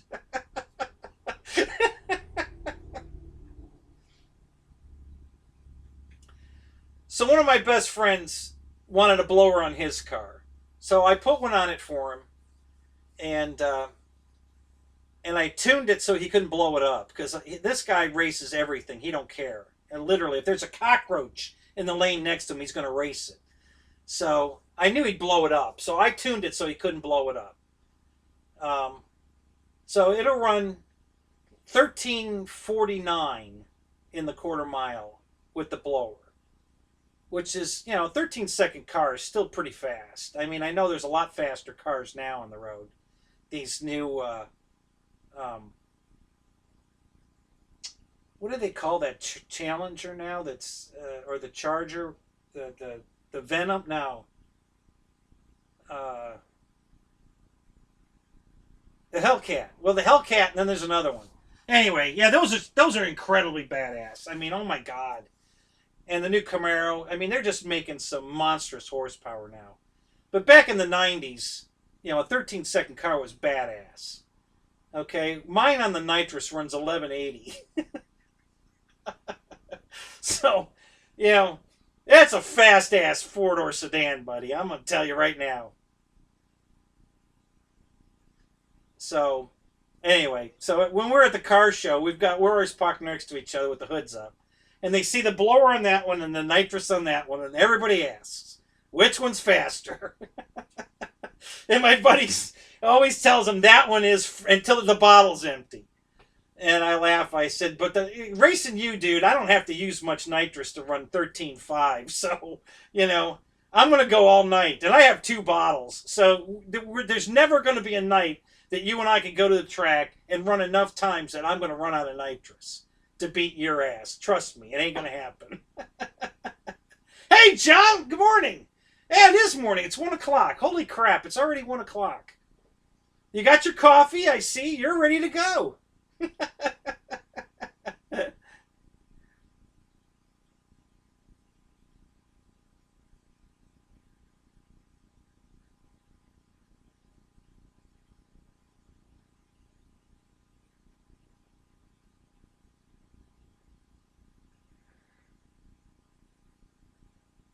Okay, Dave.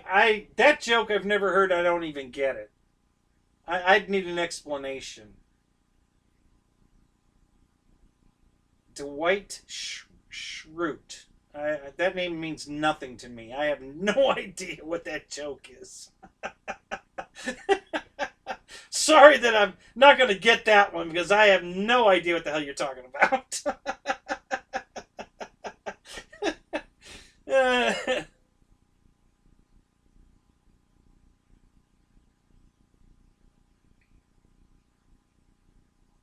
So you got my message, Dave. I'm sure. So tell me, have you watched all the videos of the submarines you were on YouTube? Because there's a shitload of them. There's a three-parter on I think it's the Honolulu. There's a three-part series on that boat. Have you watched those? Are they good? Oh yeah, I've never watched The Office. I never found that show funny. I never watched that show. So yeah, any jokes about The Office, I have no idea what you're talking about. Never watched that show.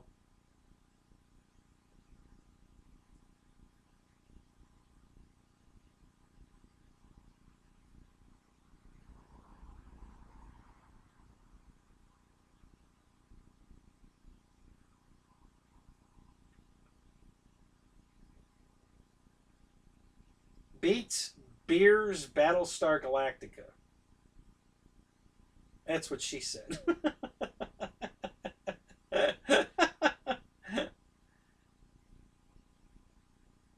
Yeah, I don't get that one either. And I used to watch Battlestar Galactica. You know, but I don't know what that one is either.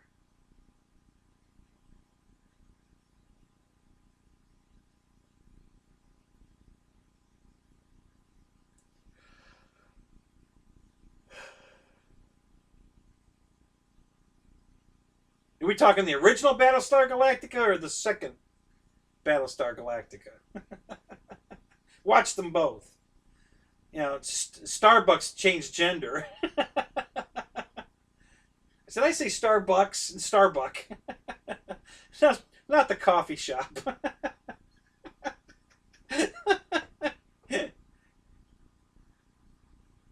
There's only one thing you need to know about The Office: Pam. Okay. Was there a girl in there named Pam, or are we talking about kitchen spray?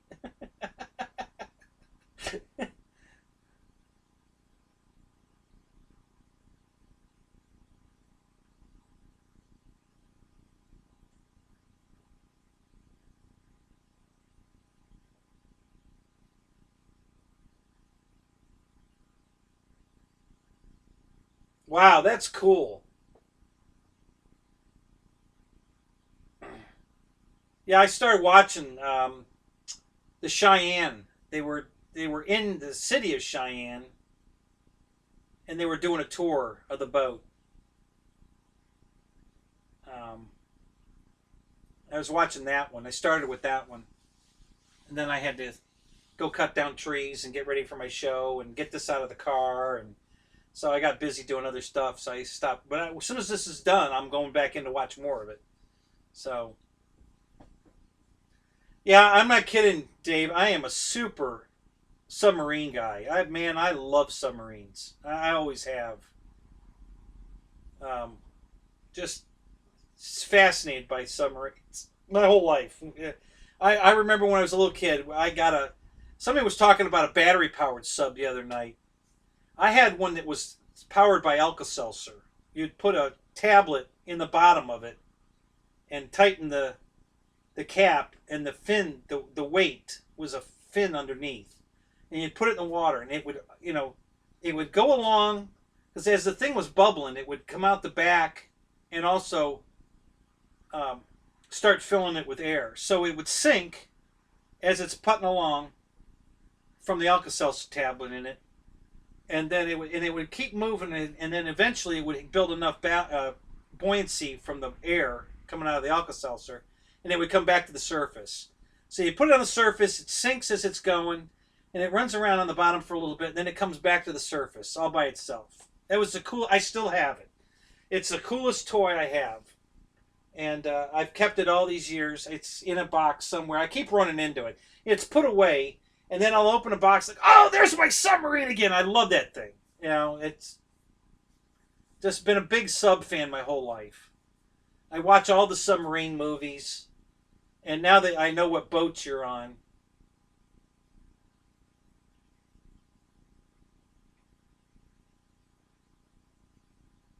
Oh, is that right? That's cool. So, so when you said you were a sub driver and everything, it just, man, I love this stuff. So now that I know what boats you're on, I'm looking. I'm gonna watch all of that shit because my friend Dave was on that boat.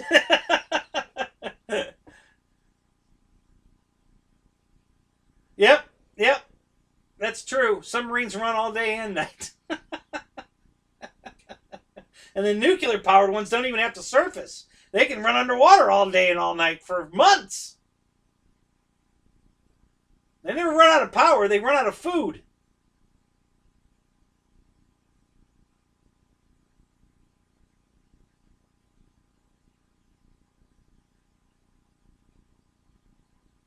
So I take it that Angela was a, a girl on The Office. I'm guessing.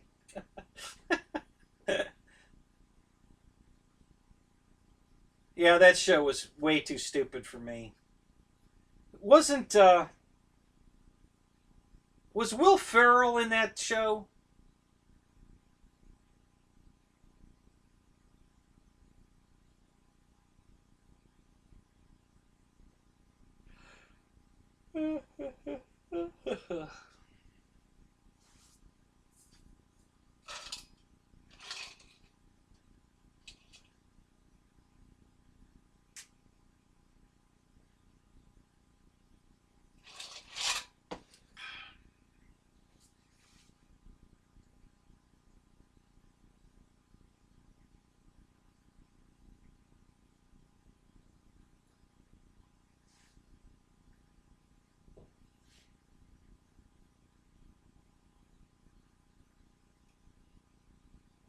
Oh, no kidding.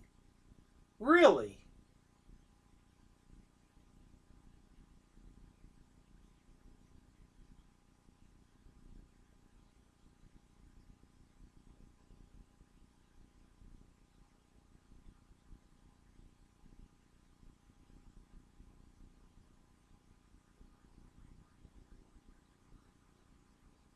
So, is your name on the series 24? Is your name on the door in the boat during that series?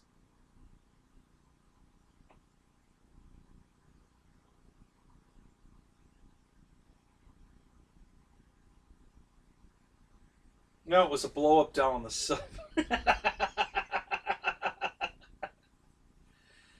Man, that is so cool, Dave. Man, how come you never said that before? This is great shit, man. Everybody wants to know this stuff. I know I'm not the only one that's sub crazy. I mean, I know the rest of us want to know about this.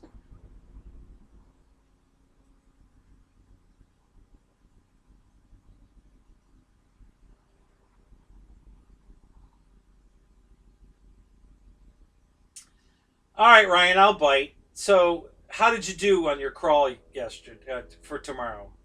Was it a good one? Did you show us some stuff, or did you keep rolling over on your roof?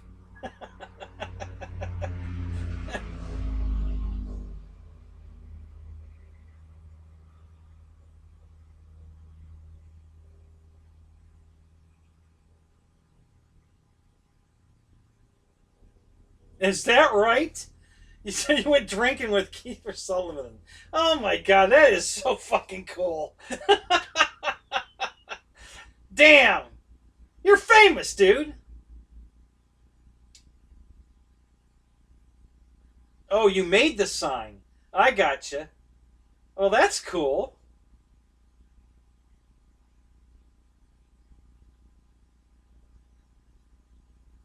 Well, it goes without saying, John, he's going to post it.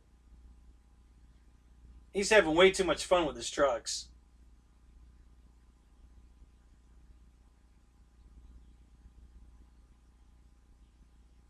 Oh, that's hilarious. It's a Topeka sign, the watermark, it's a Russian sub. Oh, that's hilarious.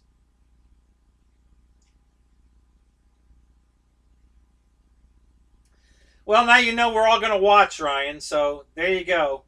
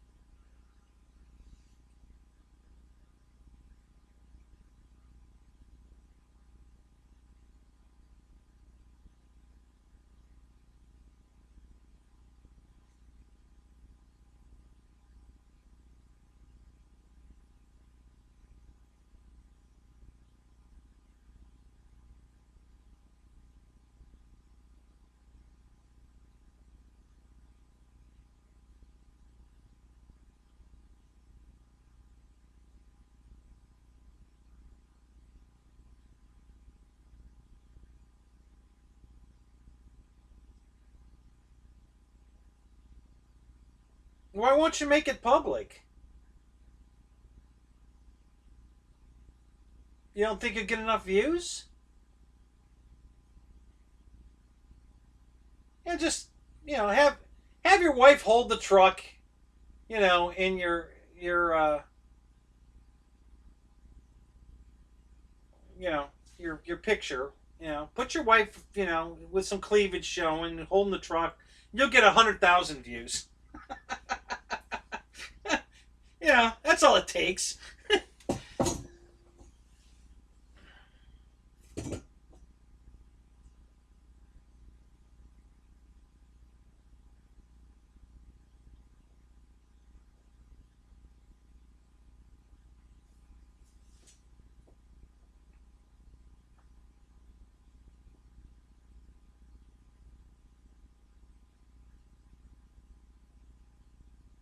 Yeah, Air Marshal, they're all over YouTube. Just type the name. I put all three of your names on the subject line. All three: USS uh, Cheyenne, the I can't remember the other one, the Honolulu, and then the other one. I forget the name of it, but I put all three names, USS, all three, and man, it just shitload of videos came up, all on that, all those three subs. I mean, all kinds of them. There's tons of them out there.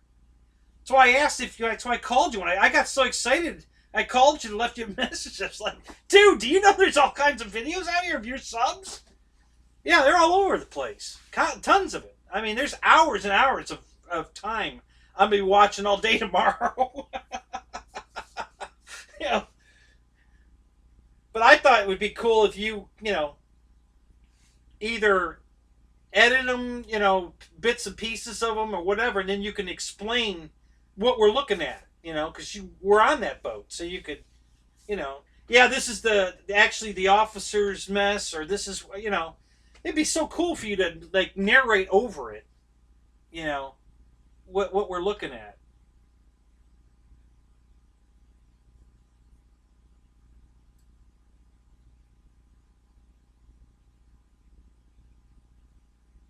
So Ryan, what truck crawler did you buy? What's the name of it? Who makes it? I saw, when you pointed at it in the video today, I saw it, but I didn't recognize it. So I don't know what the hell it is.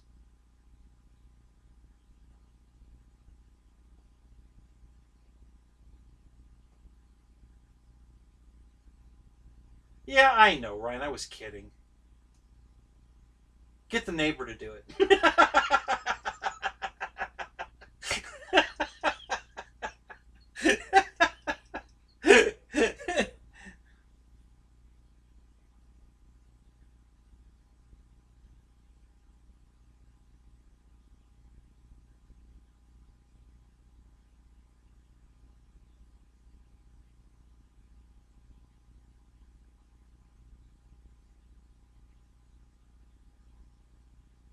Oh, there's a on the new boats, the Virginia class boats. Isn't one the Virginia? There's a long documentary on that boat.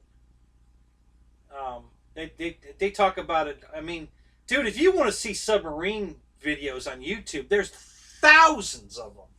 I mean, thousands, and I've watched most of them. I think on the Virginia, I think that's the one that has two water um, desalination um, generators, whatever you call them, and they're called the Hilton girls' names, Paris and whatever her sister's name is. That's what they named the two water purifiers that are on the Virginia. It's funny as hell. But yeah, they're going through the whole sub and they're explaining everything about it. I mean, it's cool as shit.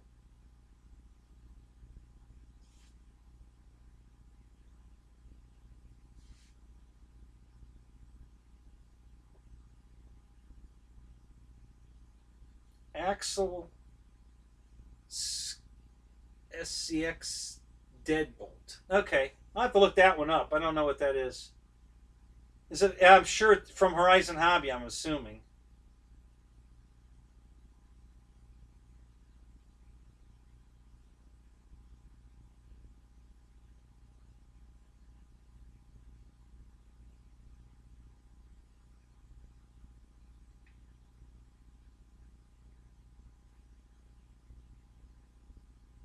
Yeah, reverse osmosis. That's it. Yeah, the Virginia. There's a couple of long videos on the Virginia. You know, and they're like an hour long. You know, yeah. There's Dave. I can't believe you haven't gone out there and looked.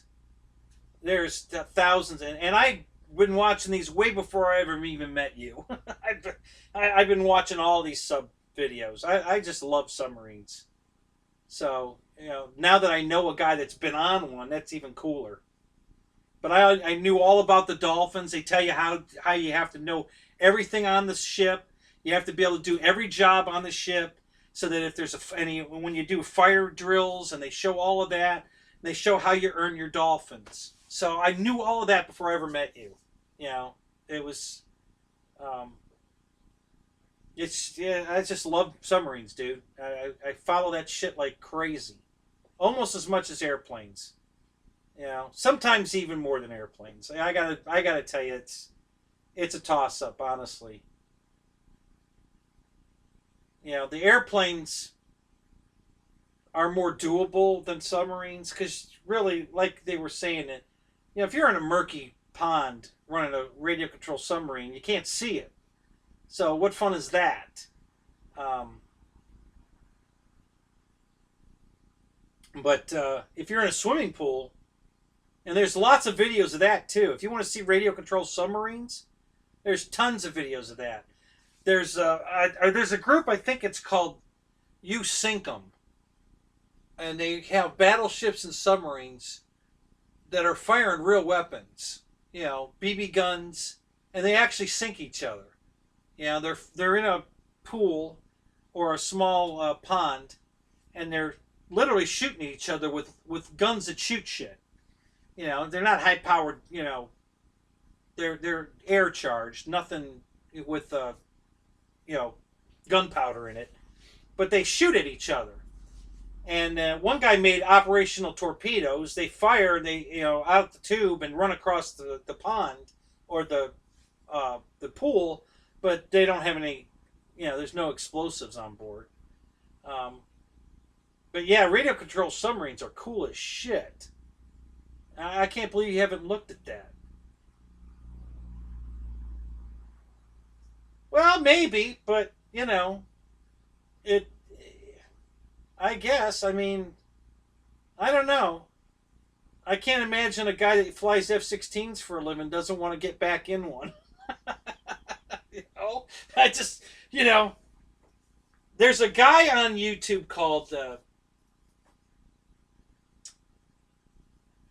C.W. Lemoy, I think, mover. Um, he was in the Air Force, flew F-16s. Then he was in the Navy, flew F-18s, and then he went back to the Air Force, I think, briefly, and now he's in the Guard, flying T-38s, I think, and he's also a police officer and an airline pilot. I forget who he flies for. He flies 737s, and he's also an author, a writer, an author, and a writer.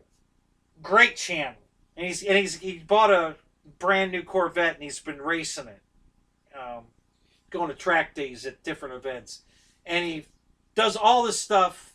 He just hit 100,000 views or 100,000 subscribers. I mean, um, and the channel's only a year old. It's very new. Very cool guy. And he does all kinds of stuff. He's been rating movies, any kind of airplane movie. He just did one today that was an older movie from South Korea. Um, something to home, return to home.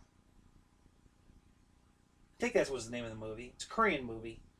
Um, so he watches it with you, parts of the movie, and then he talks about, that's CG or that would never happen or whatever, and he did that with the trailer for the new movie the new Top Gun uh, movie that's coming out. Maverick, I think it's called, the new one. Um, yeah, he reviewed that one too, and super cool guy. I really enjoy watching his stuff. So look him up. C.W. Lemoyne. I think it's how it's. I think that's what it is. Um, he's got a really cool channel. But yeah, he wants to keep flying. You know, his whole mission statement is make them tell you no, because he had trouble getting in at first because he had a problem with his eyes, and everybody thinks you have to have 20/20 vision to get in to be a pilot, and you don't. You know, 20/20 uncorrected. No, you don't. They haven't done that in years. He says he had a stigma problem and he still got in. You know, at first they told him no, but he wouldn't accept no from a recruiter. It had to be somebody of authority to actually tell him no. And they didn't tell him no, and he got in. And he's been flying for 20 years now, F-18s and F-16s. And he was accepted into an A-10 unit in a guard unit, and he was going to go there, and then something happened. I forget what happened. I think something to do with that unit or something that he couldn't go.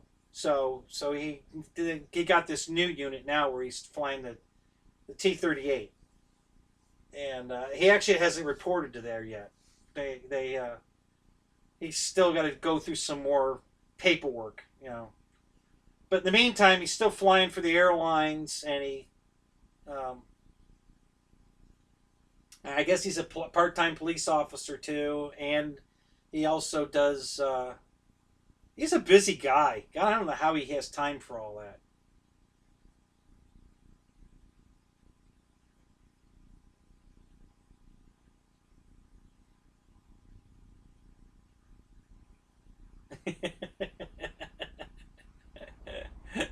Okay, that's true. Um, did you have to clean it much? I mean, I know you have to know how to do all the jobs, but literally, you don't have to do all the jobs daily, do you? I mean, you were the driver, right? You know, so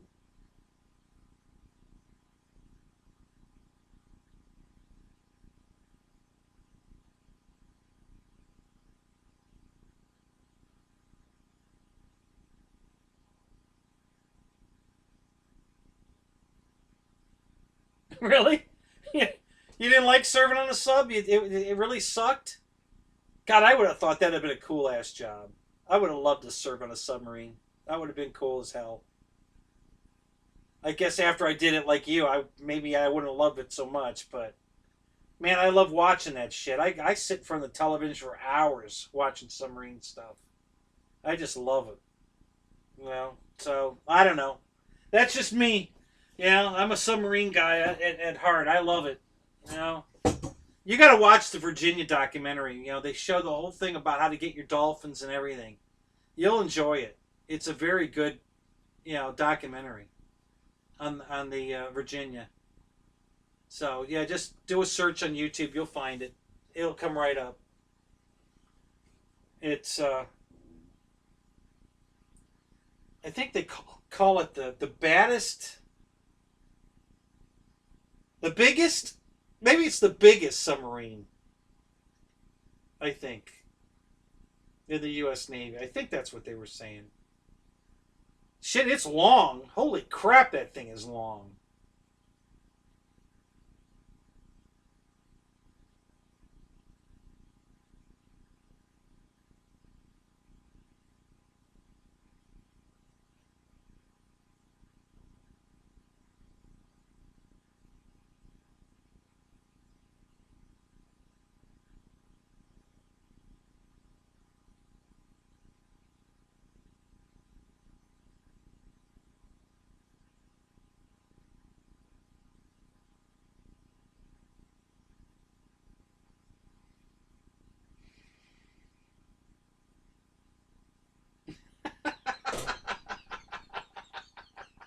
The air conditioning on the sub is too cold.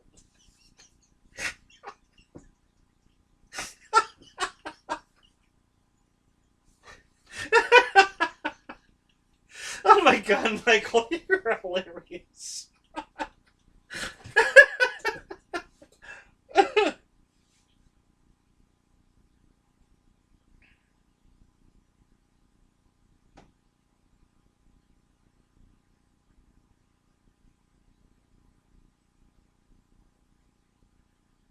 Oh, no kidding.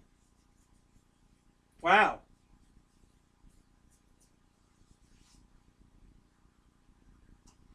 Chief of the watch and diving officer. So when the captain says dive the boat, you're the one that gets dive, dive, dive. You know, right? That was your job. Make your depth, whatever.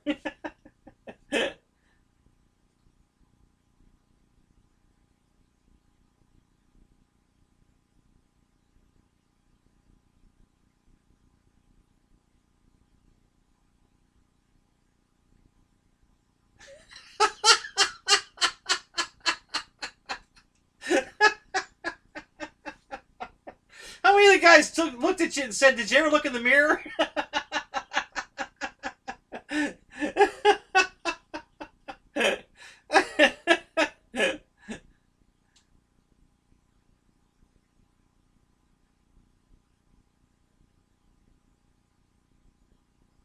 Yeah, well, the ocean's pretty cold, So yeah, I imagine that the submarine probably is pretty cold, you know, because the ocean's pretty cold, especially when you go down deeper, right? It's the deeper you go, the colder it gets.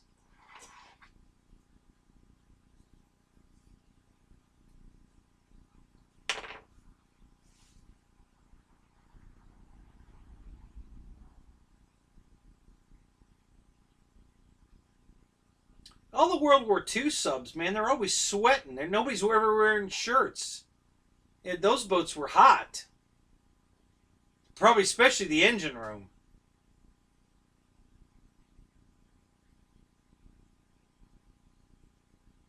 Well, that's chief of the watch, right? You said you had that position. Oh, so you're not the dive officer. You're the chief of the watch. I gotcha. So what are you? So the chief of the watch tells you to dive the boat, and then you're smacking all these guys to tell them how to dive the boat right. Is that the deal? Who says batten down the hatches? Nobody anymore.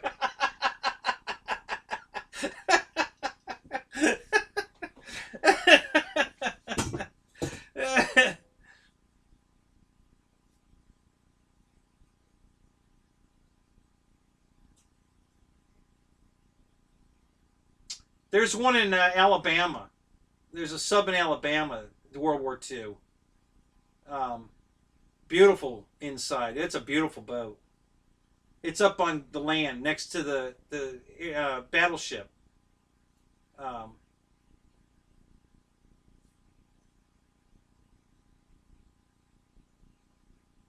Trying to think, isn't the battleship its name? I know they filmed a lot of these scenes on.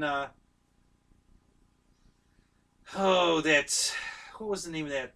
It was supposed to be the Missouri in the movie. Steven Seagal movie. What the hell was the name of that damn thing? But they filmed several of the episodes, several of the scenes from that movie on the Alabama. Isn't it the Alabama? Yeah, it's a big battleship. Been all over that. I crawled all through that thing, and the sub, both of them, a couple of times.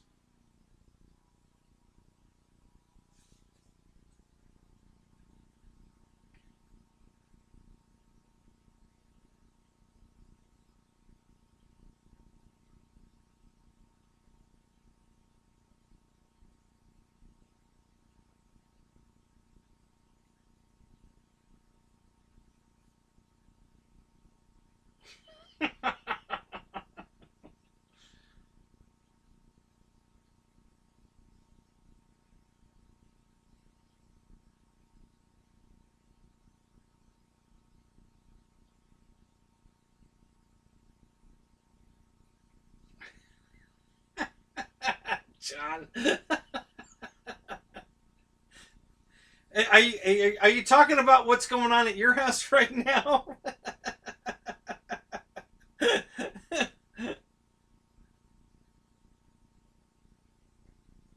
Yeah, that's it. Under siege. Thank you, Michael. Yeah, that's the movie. Yeah, the Alabama. It's there in Alabama next to the sub, or they filmed several of the scenes on that boat. So we got to look. They got the movie posters right there in the scene caption where that part of the boat was used for that scene.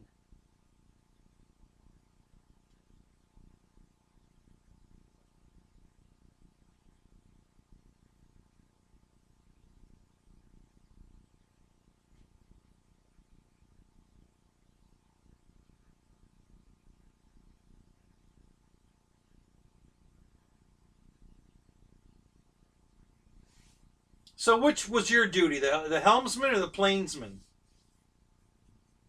Did you do both those jobs, or which one of those did you do? Because you said you drove the boat. And those are the guys driving the boat, right? The helmsman's steering and the plainsman's diving.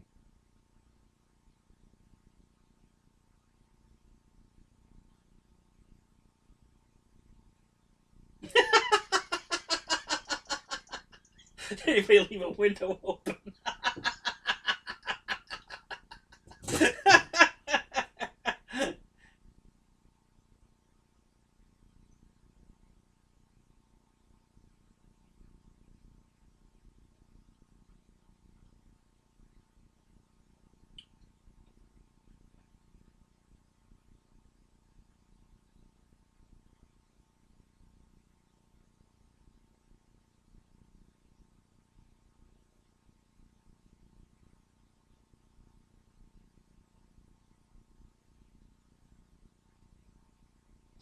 Yeah, I reckon. I imagine if you're out at sea and you're stationary and not going anywhere in a hurry, one guy could run around and open the valves and sit down and run the planes, and yeah, you could probably dive a boat by yourself, but it wouldn't be very efficient. It wouldn't be very quick. You know, if somebody's shooting at you, you're gonna die before you get the boat dove.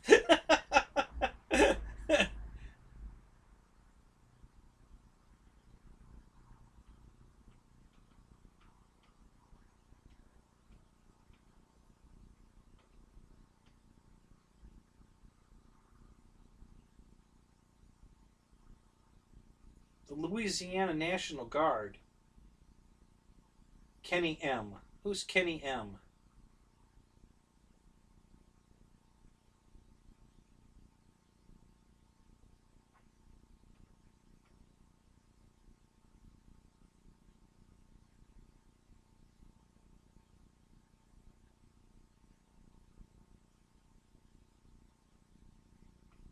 Oh, okay. See, when you said you were a driver, I thought you were either a helmsman or a plainsman. I thought that.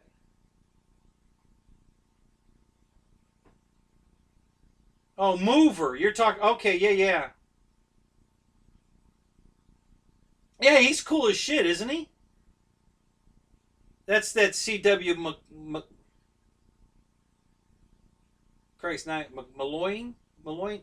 Yeah, his handle name, or his, I guess that was his tag name in the Air Force or the Navy, was Mover. You know how Maverick and Goose, and so this guy's name was Mover. And yeah, it's a cool. He's a very cool guy. He's got a great channel. If you get the chance, go watch some of his stuff. It's pretty good.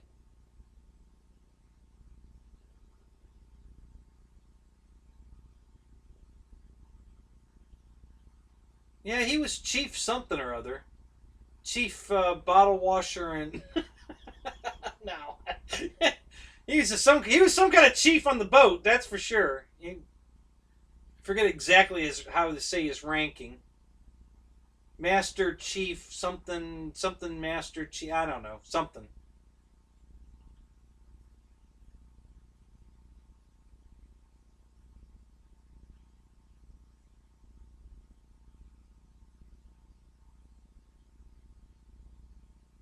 Oh sure, Dave. Yeah, if it was underway and everything. He just said, "Could you dive the boat?" Could one guy walk around, go around and open all the valves and get the boat sinking? You know, I said, yeah, it'd probably take a while, but yeah, I think one guy could probably do it, but not, you know, operate. There's a big difference between sinking the boat, on purpose, and operating the boat. One guy can't operate the boat. No.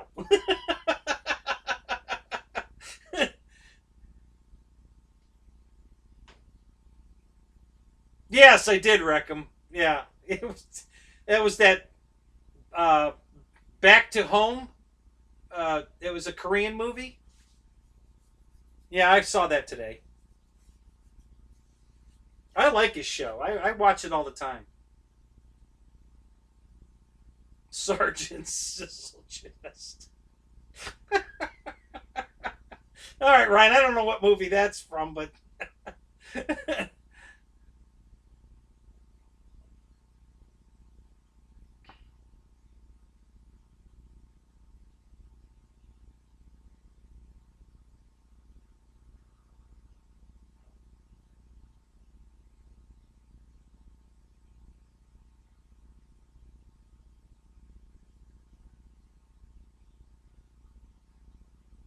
oh, Return to Base. That's what it was, right? Yeah, R2B. Yeah, Return to Base. Yeah, South Korean movie. Yeah, it was hokey as shit. I was I was laughing. There was one scene that looked like a model railroad layout that they fired a missile at it, and it was on the screen for less than 2 seconds before it blew up.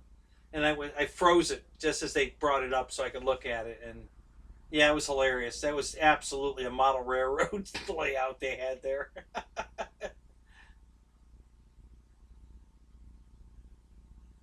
Oh, is that what it's from? From the midget movie. Oh, okay. Gosh, I forget that.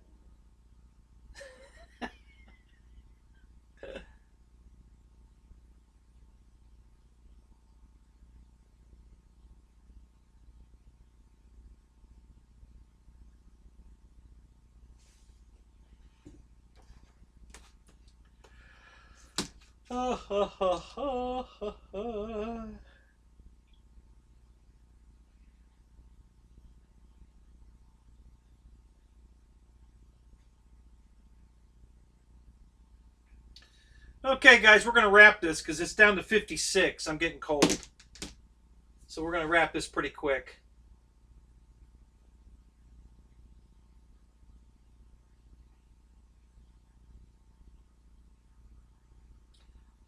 Well, there were Ronnie. They had steam powered torpedoes, electric powered torpedoes, and God,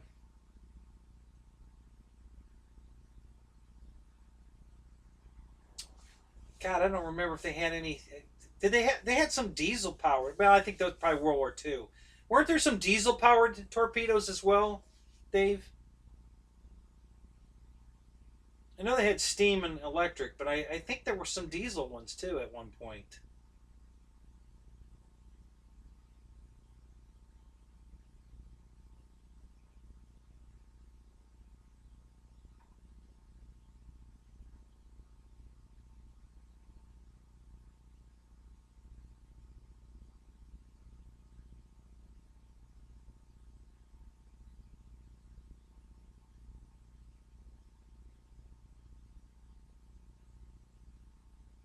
Ah, I gotcha. So no cranking valves anymore, huh? Don't none of that anymore. It's all done electronically now. You just press a button. Well, that's cool. Most of the sub movies I watched are older stuff. World War II stuff. The first, I think I told you guys this once before, but uh, for my birthday back in shit, I don't remember what year it was. Back in the early '80s, I guess. Um, maybe maybe I don't know. What year did a DVD player come out? What year did DVDs come out? 84 ish. Um,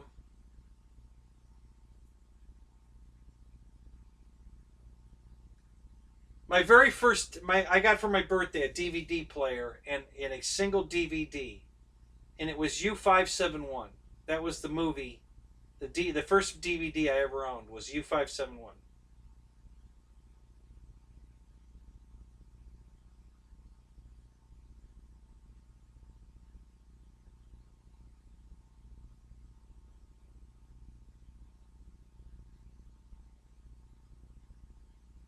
Oh, you just about finished your coffee? Oh, I guess you'll be headed back to bed then.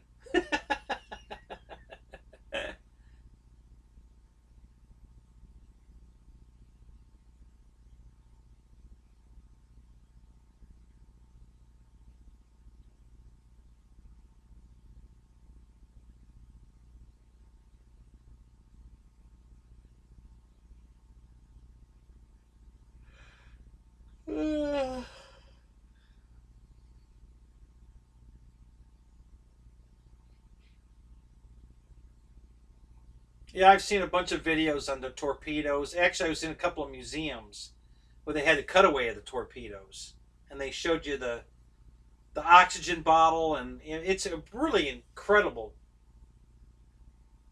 how they used to, run these torpedoes. It was amazing.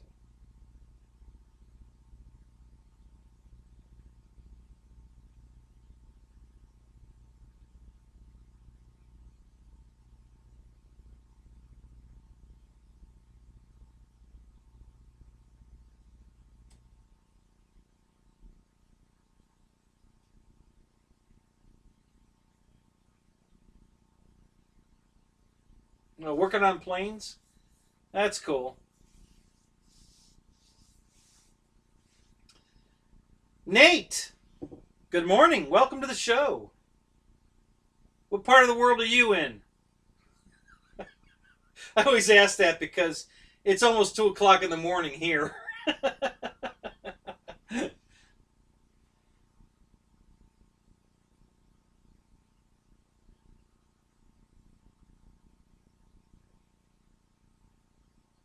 Somebody got let go? No, I don't. Did you just get here, Mike?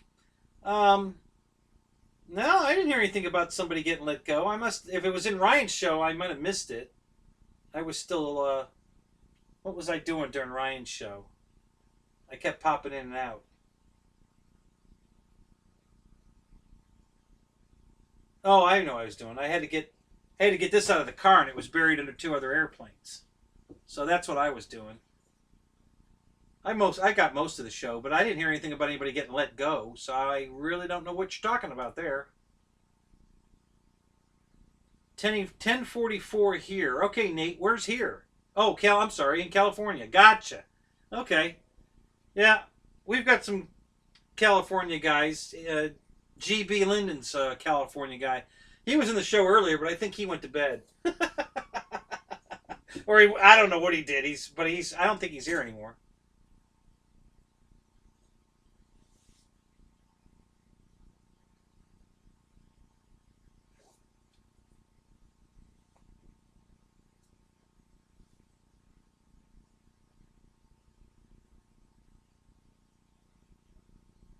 Really, Dave? Did you get let go?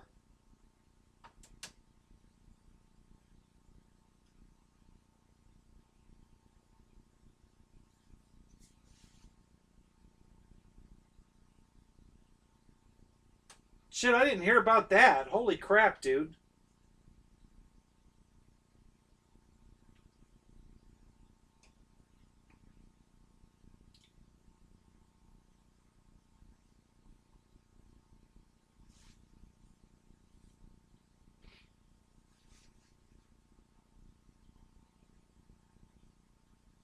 Oh, that's right.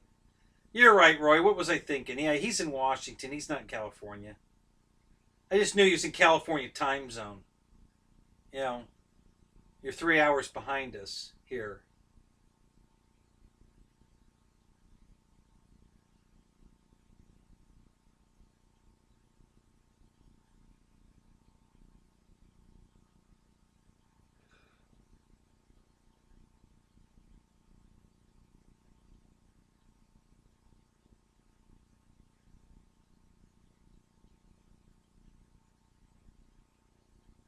Well, that's gonna suck, Dave, huh? So what are your plans? What are you going to do? You probably won't have any trouble finding another job, will you? Not with what you do.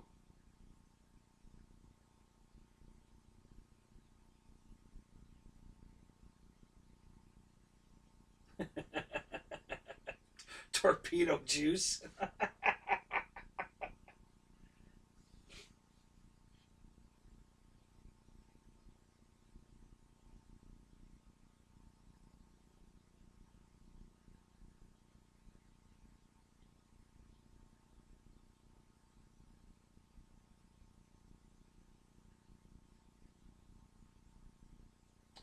Unemployment's going to kick ass or suck ass.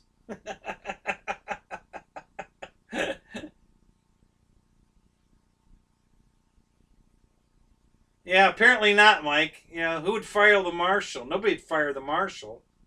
So they obviously didn't know.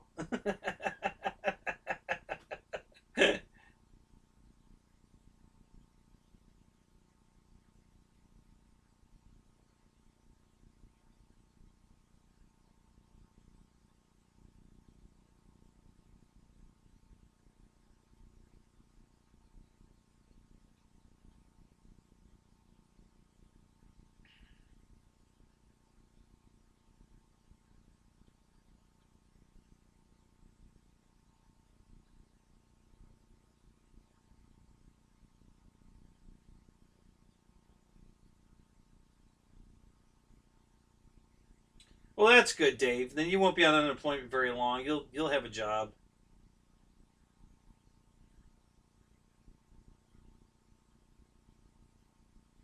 Yeah, Dave. It's too bad you're sequestered to fucking Georgia. You could come down here and fly.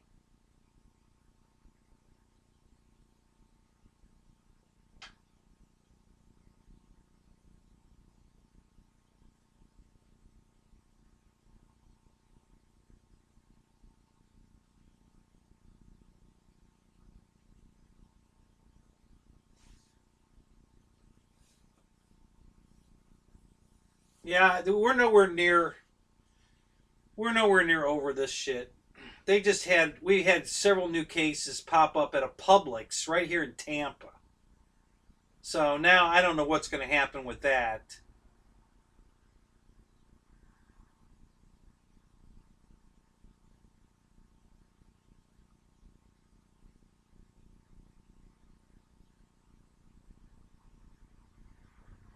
Oh, absolutely, Dave. But is that are you just getting paid that 4K or is that a loan?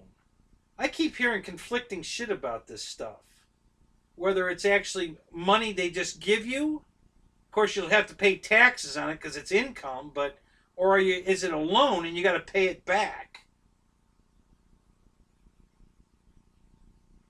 I don't know. I hear conflicting shit. So they keep telling me I'm going to get my money. I'll believe it when I see it. I doubt seriously I'm going to get any money, but I'll believe it when I see it.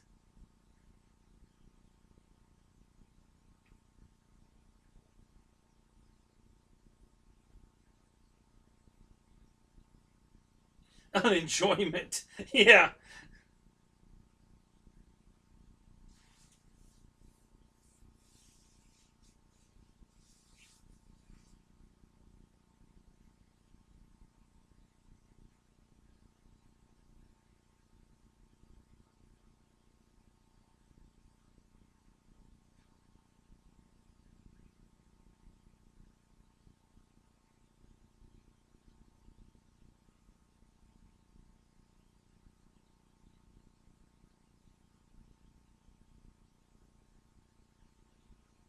Well, good for you, John.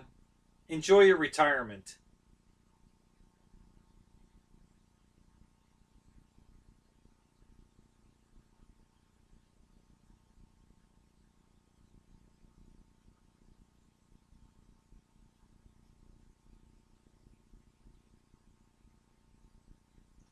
Yeah, well, with the additional, yeah, that's gonna help for sure. But I know you were making a hell of a lot more than 39.60 a month. So It's probably going to cut down on airplane buying, isn't it? Oh, the payroll protection plan. Ah, a program. I got it. Okay. Uh huh.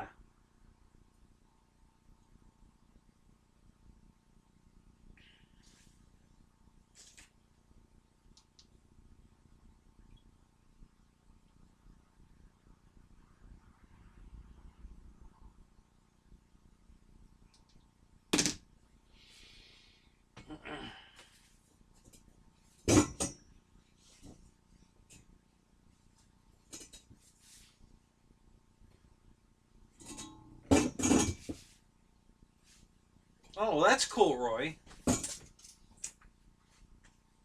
Do you have kids? Is that what you're getting extra money for?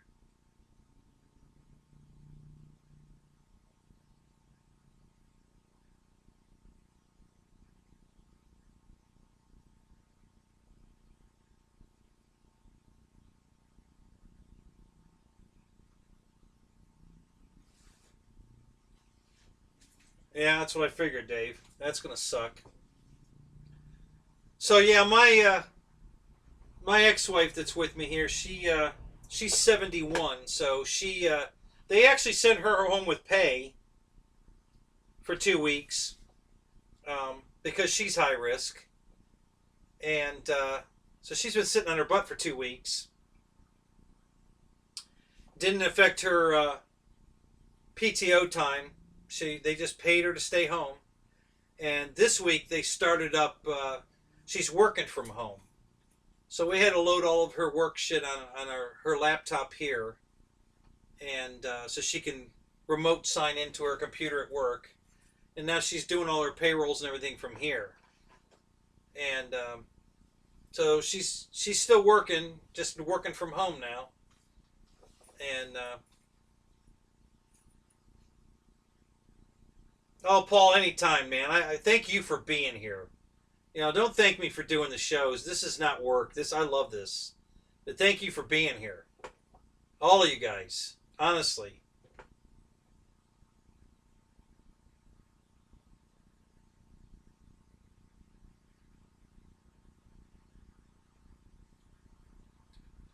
Yeah, I know, Dave. That's what figured for you. You're not gonna have any trouble finding another job. Um, IT's a lot of IT is done remotely now, and yeah. So I knew you wouldn't have any trouble finding a job, but if you're gonna sit on your butt, dude, collect your unemployment for a few months, go for it, dude. Since you can't go out and fly anyways, your flying field's closed. There's no place for you to go.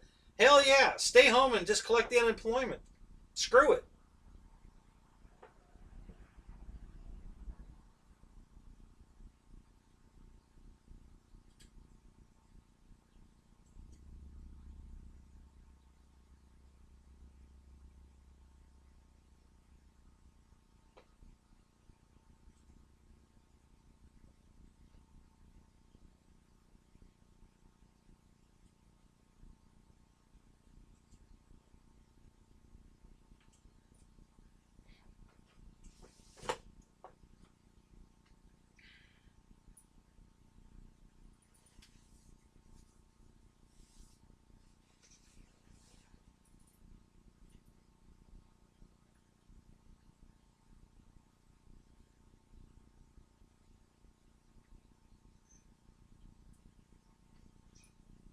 I hadn't heard. He was supposed to go flying today. He wasn't on today. I was home all day, and he didn't do a noon show today. I don't know if he did one later. I missed it if he did.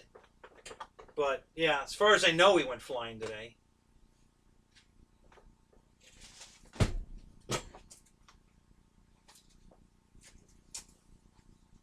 What did you taxi test today, Mike?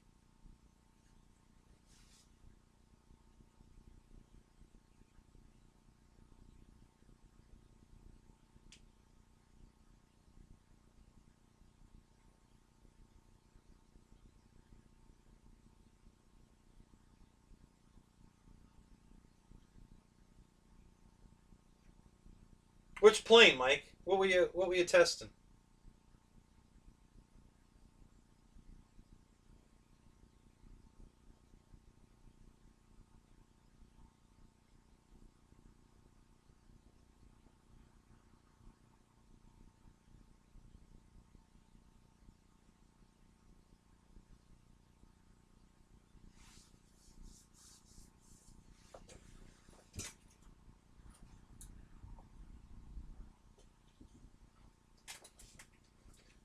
Brian, James has been doing a show every day this week.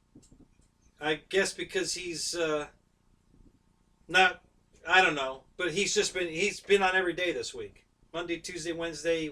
Was going to go flying today, so he was going to do his show. He was going to go flying yesterday, but the weather was going to be better today, so he decided to do a show yesterday, and then go flying today. So, but yeah, he's been on all week. 2-hour shows. He put together a. I think yesterday he put together an A10, the Freewing A10. Day before that, he put together a.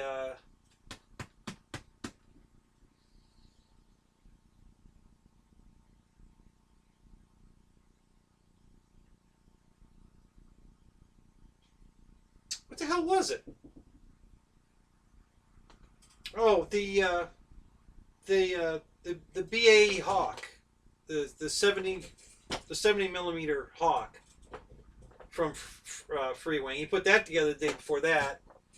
And what plane did he put together on Monday?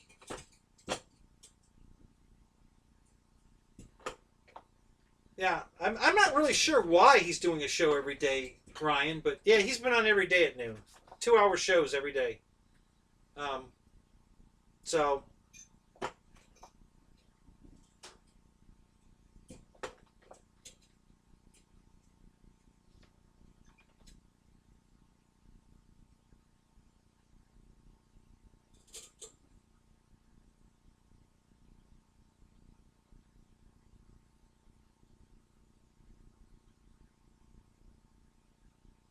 Uh-oh. Oh, so you're putting together a gas plane. Oh, jeez. Wild Bill. Oh, no. Oh, the Hawk was Monday. All right, what did he put together yesterday? Or day before, yeah, Tuesday. What did he put together Tuesday? Because yesterday was the Tiger Cat. That's right.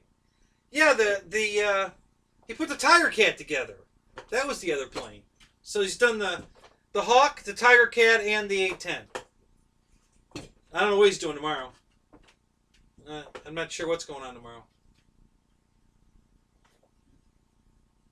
All right, well, we're closing it down right now. So everybody go watch the crawler video. Because I'm freezing. It's getting cold out here. It's time to call it a night. I'm not getting frostbite again. So I'm going to shut her down, guys. I'm shutting her down.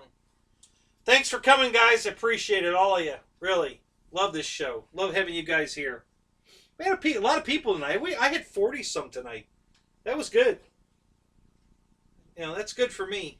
So, all right, guys. Have a good night. We'll see y'all see you at noon tomorrow, James's show. I'm sure you'll all be there, or most of you anyway.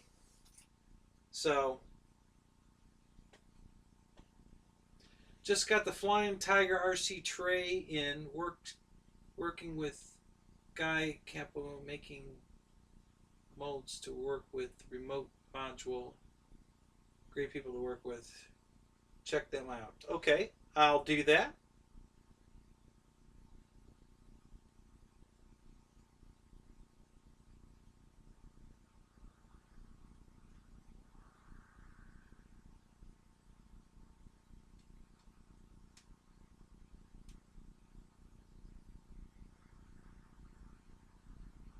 Yeah, I agree, Dave. That's, although they're telling everybody not to pay your rent either. I don't know how that's going to work. Apparently, they've put a freeze on it. You don't have to pay your rent, and they can't throw you out or turn your power off or anything. So I don't know. I own my house. It's paid for. I don't even have a mortgage. We've got a small loan now for the garage, the hangar, but I don't have a mortgage. It's paid for. So I'm in good shape. I can buy some airplanes. Bought 2 tonight. On the show, I bought 2 airplanes tonight. So you'll see them next week, guys. But I'll see y'all tomorrow in James's show, noontime. And I'm checking out because it's below 56 now and I'm cold. So I'm going in. But thanks for coming, guys. I'll talk to all of you tomorrow. Have a good night.